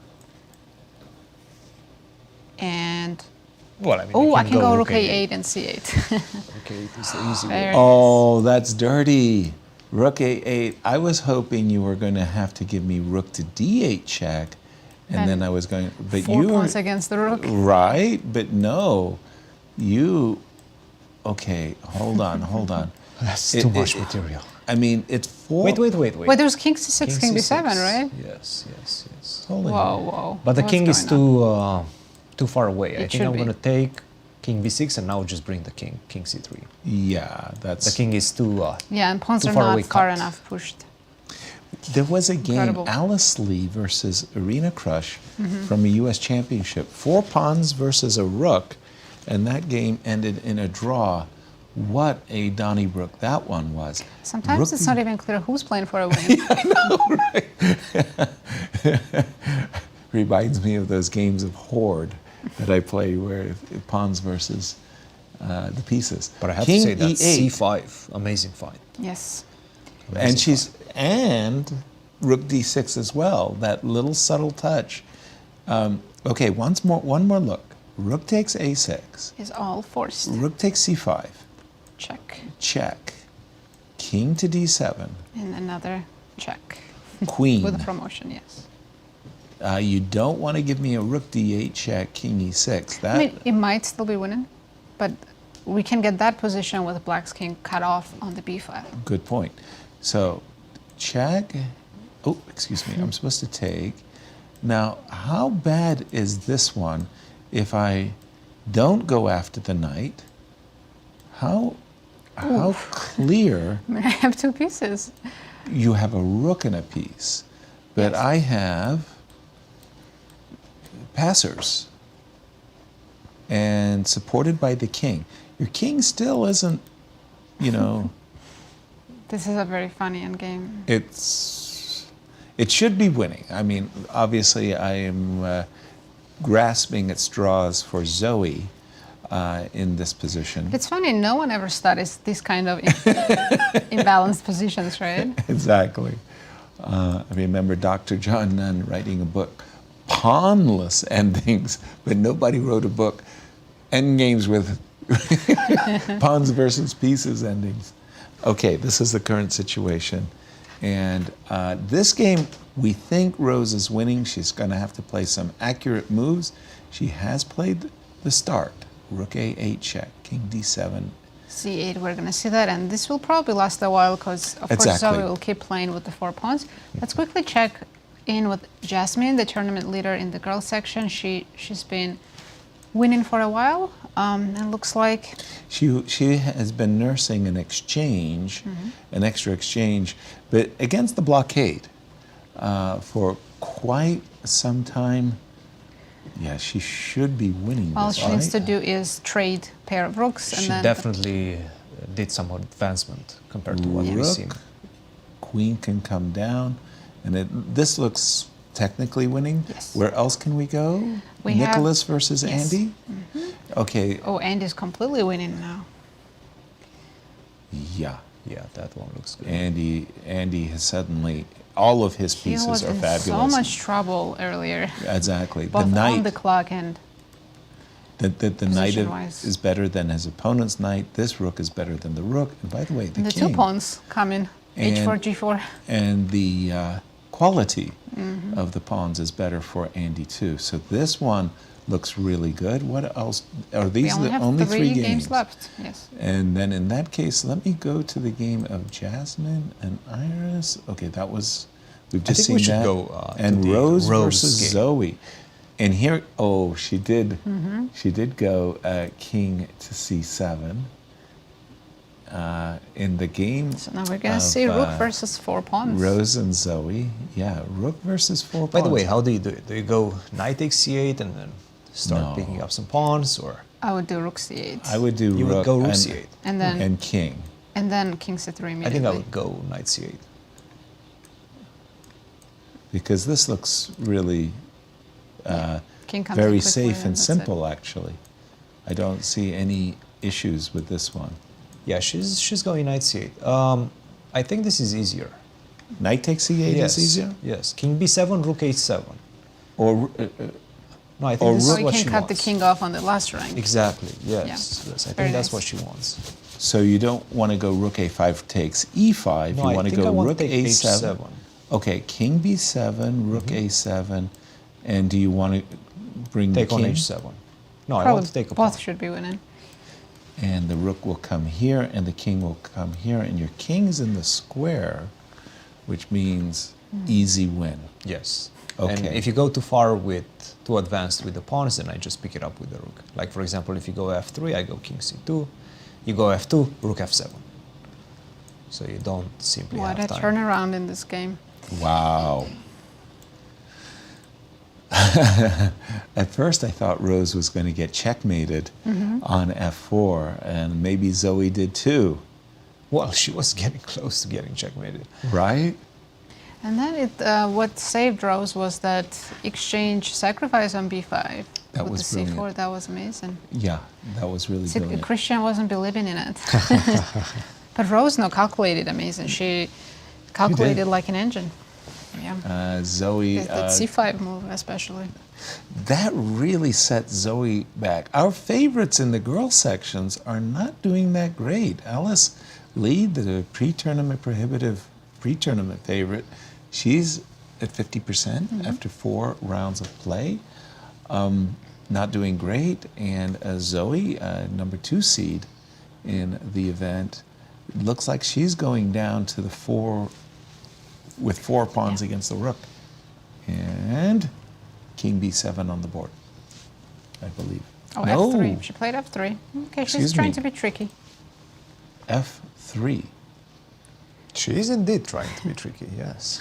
But you had pointed out a moment ago that the rook could slide behind Can definitely the F still do that. pawn. I think she just likes the activity of her king. So king D6 probably is what she wants to do. King to D6 and rook to, F8, E4? pardon me? E4? E4. Just Looks like a good move, by the way. knight is so bad. I mean, but wait a minute, the knight will... Yeah, I don't like that extra knight. No, I being think I want you to take my knight. Just go king C3. King C3. I'm a materialist. I would have played Knight to g8. King c3, king takes. And rook Rook f4. f4 should be winning, yes. Well, in for a penny, in for a pound. I'll take that. King d3. Yeah. Yeah, Party this is pooper. Wait a Yeah. minute. How is H5, that? king d3. H5 and g4. Is Yeah, that, that is such an winning. easy win? Trivial. Once you don't know if it's connect the easy. pawns like that? I'm not convinced. Well, I wanted to hold on for the knight. Yeah. I wanted to play knight e7. I think it'd be easiest for Rose to just have played king c3 here. Knight e7 is on the board. Oh, from the start, not Yes. even to move the knight, Yeah. but you're thinking king to c3 and bring the rook back. Right. Gotcha. Okay. King to d6, rook to f8. Let's go. So actually, this is one thing that I really don't want to see. What's that? Connect 3, h5, g4, f3. No. I don't want to see that. No, I don't want to see that either. As far Like I would as- rather just find a way to get the f3 pawn, give you the knight, no problem. That's an easy win. Right. So here, If I split your pawns somehow. the key Do you moment. think knight g6 should be winning too, right? Technically, it's winning. To be honest, everything should be. Yeah, Everything everything should be winning. I would think knight g8 is the simplest. I would be playing knight to g8 Oh yeah, because now rook can come down as well. and rook f8, and the king is in the square, How right? much time does Rose have? 3 minutes for Rose and 1 minute for Zoe. Okay, okay. Still not over. It's amazing how much content these games have. Every time I feel like I'm calling it and saying, okay, that's it, handshake is coming, wait a minute, there's g4 and h5. It's like, Resources are always available. incredible. Okay, your choice would be king c3 or rook f8? Let's go rook f8. I think I would Let's take try it knight, again. knight g6 and go king c3. I'd play knight g8, you'd go knight g6. Christian would play rook f8. Knight takes g6, And okay. they're all winning. And they're we all can try winning. knight takes g6. Right? Also, I do think Andy's finishing up his game. As He's well. up a lot of pawns now. Okay, that's good for Andy. Excuse me. Perhaps we can go to that one. Yeah, this they will play out until the very, very end. Okay, so we're going to switch to Andy Woodward's game as he is putting the finishing touches. Poor Nicholas. He had his opportunities. There's no question about that in today's matchup. He's coming into today's matchup having lost his first 3 games, essentially. Yes. And he's going to lose a 4th as soon as Andy plays king takes d5 and or I know g3. losing 3 is called castling Castling long. long. What's 4? Castling short twice. 5 is the I don't know. Olympic circles. Pardon me? G3, very nice. 5 is the Olympic circles. Oh, yes. If you lose 5. Olympic circles. The Olympic circles. G3 on the board. By the way, that is a strange move to my mind. G3. I thought on that was the grandmaster move. Instead I of thought taking king the takes pawn. d5 was, I mean, come on. I mean, the pawn grubbers club would play king takes d5 and No, king defend takes d5 is e7. coming. King takes d5 is coming. No, I like this move a Yeah, lot, I like actually. G3 more. Because now you have to go king f1. If you don't go king f1, then you're busted. And after king f1, I take on d5, and then I put the other pawn on g4. Yeah. So I'm not even losing that g5 pawn. Okay. It's a very technical, With this young man. How much By the time way, Nicholas did just he play? made a move with 1 second on his clock. Really? Wow. Rook f4. Rook f4. Okay. It's going to take It's good F5. enough. What's wrong There's with rook takes d5? King takes d5. He just I doesn't mean, want they're to take that trolling pawn. me. What was the idea of rook f4? To take rook f5 and then... Just realize you're not serious. Why would you play rook f5? 4, 3, 1, countdown. and he just made it Twice. so nonchalant with 1 second on his clock. King e1. And we're Yeah, going to that say was rook very f5. close to not making it. Rook takes Yeah. f5. Andy putting the finishing touches on this one. Rook takes e7. e7 check. King takes d5. You're going to see your move now, finally. I'm not sure. I think he's going to go. No. He did it. He could have gone king d4. I thought yeah. king d4 was coming, yeah. Yeah, right. I actually thought king d4 was coming. might have been a good move too. Yeah. The worst part about it. Because now rook e3 at least. Well, rook e3, rook e5. Ah, that's the thing. Yes. Yeah. Yes. That So one I spotted. And Yeah, the there we go. reservation. A handshake. Our congratulations to Andy, by the way, who came in today's round. He was on the outside looking in, but Took a big risk with his opening choice. Oh, yes. yeah, but he jumps it, I think, into a tie. He joins. Christopher, you. Yeah. And 3 let's points, just- tie at the top. and let's go to the game between 2 games left. Sue and Iris. And again, she's She winning made and huge has progress. Yes. been winning for quite some time. We expect f4, f5, followed by d6, and that will be it. There is a trick, knight a6, but sometimes you can fall into the tricks. Knight a6, rook a5. So I'm looking at f5 with the idea of playing for d6 and run the pawn up the board. It's a very Unstoppable. unpleasant way you're trying to win this game. You're not being a nice guy. Yasser. Not being a nice guy. She pushed d6. d6 right away. d6 right away. That's good enough. Yeah. Not as good as f5, but good enough. So Knight after e6. knight e6, She wants to play maybe rook d5. Rook d5. rook to d5. Wow. Welcome to take the pawn on f4. Good point. Yeah, d7, Welcome d8 to is take the coming. pawn on f4 and then d7. Gotcha. You have that to makes go perfect rook sense to d7. me. You have to And go rook d7. For Jasmine, this is a dream come true. What a start for her. She will have 3.5 out of 4. Her great rival, Alice Lee, will be languishing at 2. Yeah. Point and a half lead. When's that free day? Let me enjoy Coming the free soon. day. Coming soon. Rook d5 on the board. Rook d7, quickly played, by the way. But now I think f5. Do you play f5 or f takes g? f5. That knight Just on to e6. not let black's king breathe either. Exactly. She goes for it. It Think we're gonna boxes see. in the black king. And you have to go king knight f8 right now. What's wrong? I mean, everything's losing. If knight f4, The knight on f4 just feels like he's going to get Rook trapped. to d2, oh yeah. followed by g3, and the knight would get trapped. Rook to Because I'm keeping my eye on the other end game between Rosa and Zoe, and Zoe did get connected 3 pawns against the rook. I mean, I'm sure it's lost, but Okay. you gotta show some technique. Okay, maybe we can go to that one. Just because this one feels too easy. It does. It does. Suddenly, this There's is, not much fight left. Let's check the other game, yes. Yeah, I agree. We're going to switch over to Zoe's game, and that's a little bit tricky for me to bring out, but I think I can do it. I have to So show how my... do we win one of those pawns? I think it's one of those zugzwangs where I go king f2, you play e4, I move my rook, and I say to you, declare yourself. Let's see. King Nice f2 technique. is played. You go king to g6, I'll go The other after way. d5. Yes. Yes. And if you go this way, I go this way.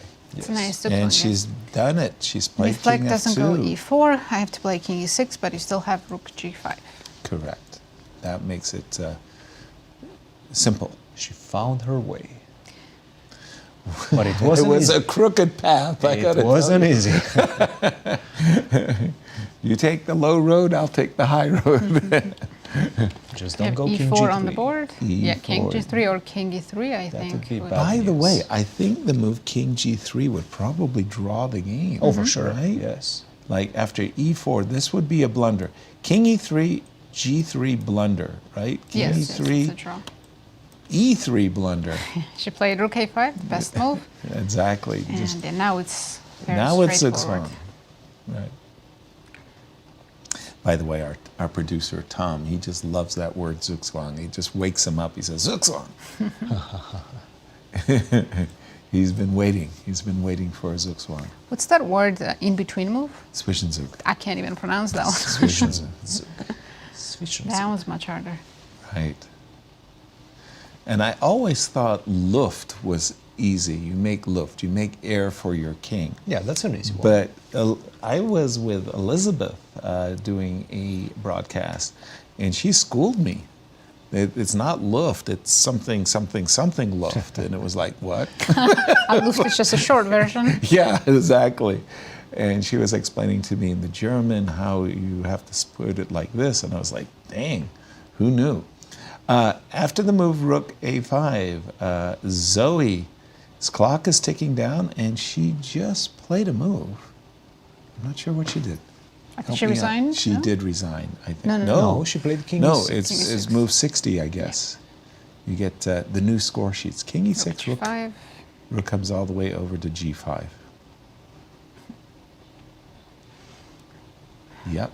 And essentially, white is just picking off one pawn, and then before long, white will be picking off this pawn with king e3. Yep. So all the pawns will get harvested.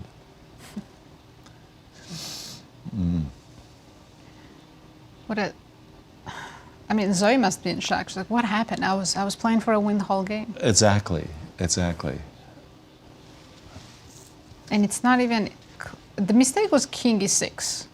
Because up until then, she was never, ever worse. Wow. That was move like 46 or something. One bad mistake, and it ruins an entire... All day's work. Yeah, exactly. That's why chess is so brutal. Cruel game. King to f5, rook to h4. Rook h4, yes. And then as soon as you play king to e5, king to e3, and I think that's where you start to see the handshakes. Rook oops. g8. Rook to g8. Well, My bad. King It's f4, there is rook f8 check. It's good enough. Rook to g8 check. And then king comes rook to f8 e3. check. Yes. King f4. King f4, rook f8 check. King e5 was played, and now after king e3. Not much else to be. Not much to be done. King d5 on the move. How do you take the pawn? I don't. Rook f5 check. Rook I f5 was check. asking which check are you going to give me? Oh, sorry. Yeah. Rook f5, king e6, king e4, and that's the easiest way. Oh, I thought you were testing me with rook takes f3. And a handshake. As wow. Big win for Rose. It certainly was. Wow. Congratulations to Rose, who bounces back after Truly. a very disappointing moment yesterday against Alice Lee. She played a tremendous defending game, just faltering those last few moments, but right now she's back in it. And we only have one game left. By the way, Jasmine putting the finishing touches on a well-deserved victory. Now I have a feeling Iris is trying to get some stalemate positions. She That's certainly her only is. hope. Yeah. That's probably her only chance. The problem is her king has lots of squares to go to. There's no stalemates. Rook will go to d6. The king will march its way happily to the c6 square, and then we're going to play rook c8. Yep. It's the ABCs of chess. King d4, king c5, king c6, and rook c8. And she's going for it. Yep. That's an interesting path that she took. So she goes king to d4 to c5 to c6. So it takes 3 moves. I was playing rook to d6, king d5 to c6, also taking 3 moves. But I was looking at the pawn on f6. You're always I looking did at look, you know, you hardwire your mind to keep all the pawns under lock and key. But I'm sorry to say for Iris, there's no tricks. Normally, you'd like to have a trick or two. Yeah, she got outplayed today in that Caro-Kann line. Once white got that c5 and then d5 with all the tempi were coming. It's not like she made any big blunders. It just positionally got outplayed. I really liked when Jasmine played knight f1 and got the knight to e3. That was very good. That was very, very nice.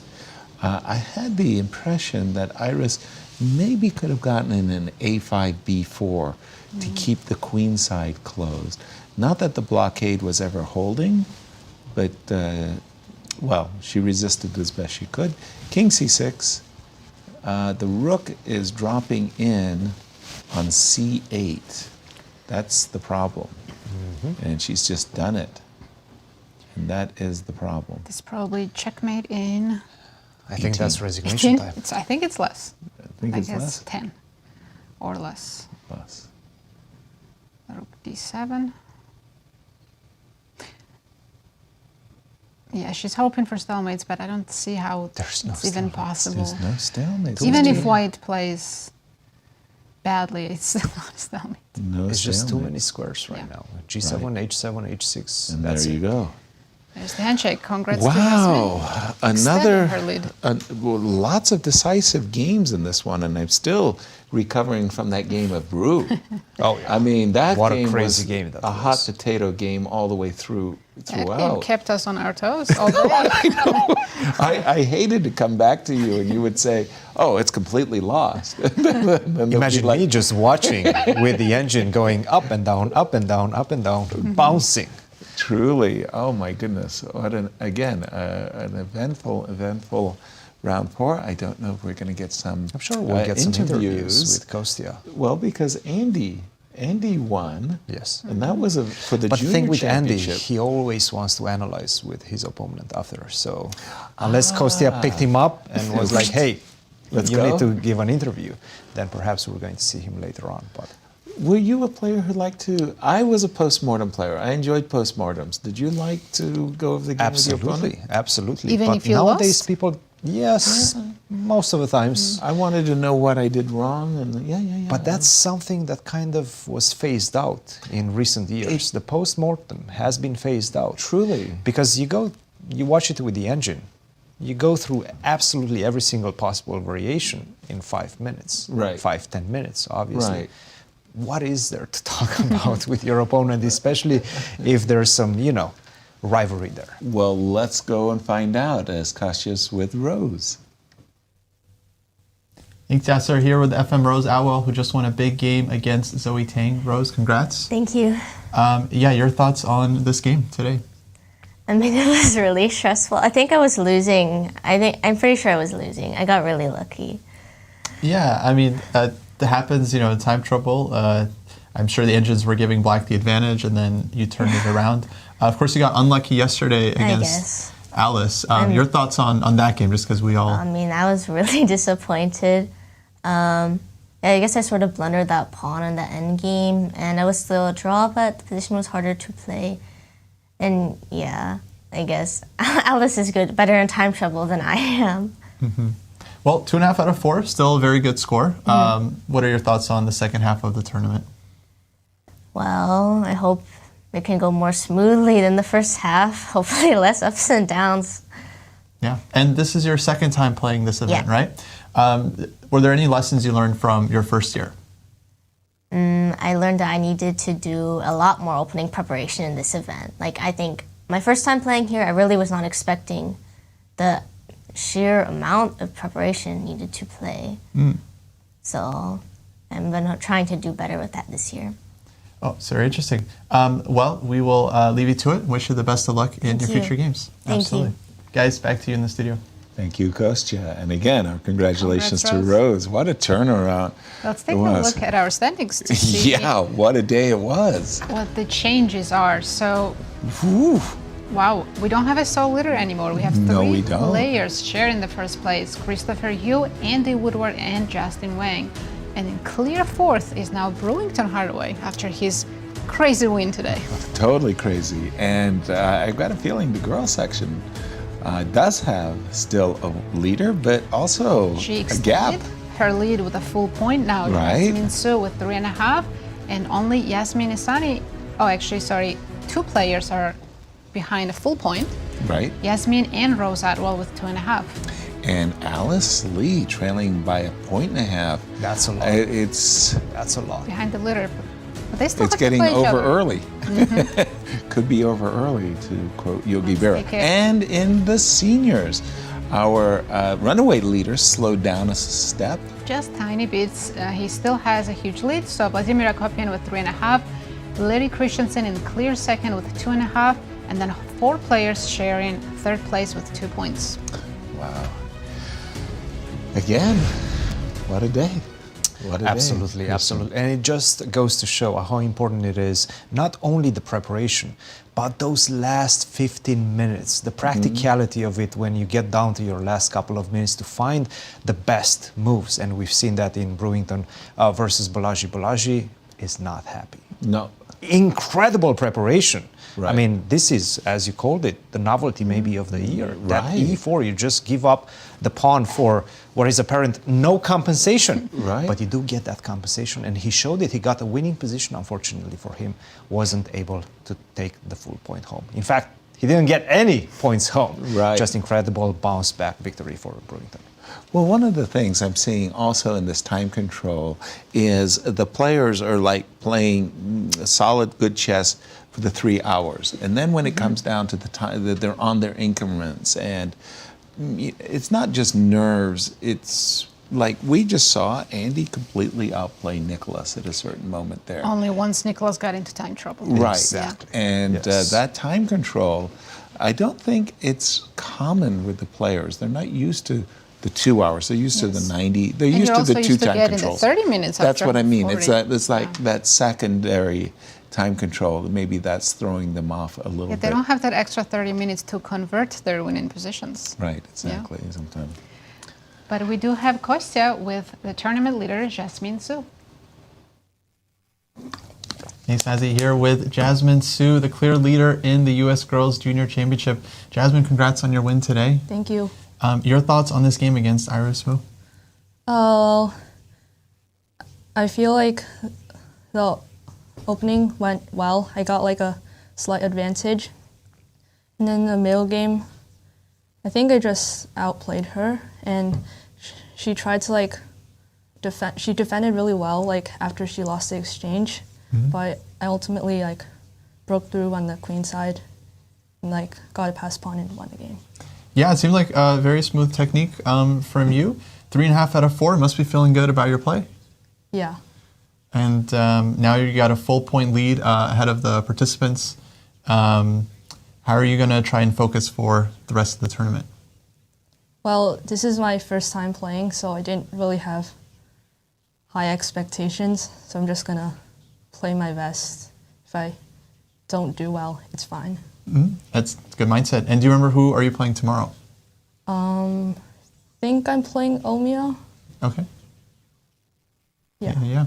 Well, we'll wish you the best of luck to it. I know you had a long day today, and I hope to see you back here. Thank you. Absolutely. Guys, back to you in the studio. Kostya, tell Jasmine she's rocking the hat. Love the look. Yeah, and it's her first time in the tournament, and she's Nice. leading the tournament. Impressive, impressive. Whew, is that Another it? very What is exciting that? day. That is an amazing day. Nasi, wonderful. I mean, Christian, Great day. Great day of I'm chess. enjoying the commentary so much. We hope you are too. Thank you so much for joining us. Tell your friends where you're hanging out. We'll see you tomorrow. See you tomorrow for round 5.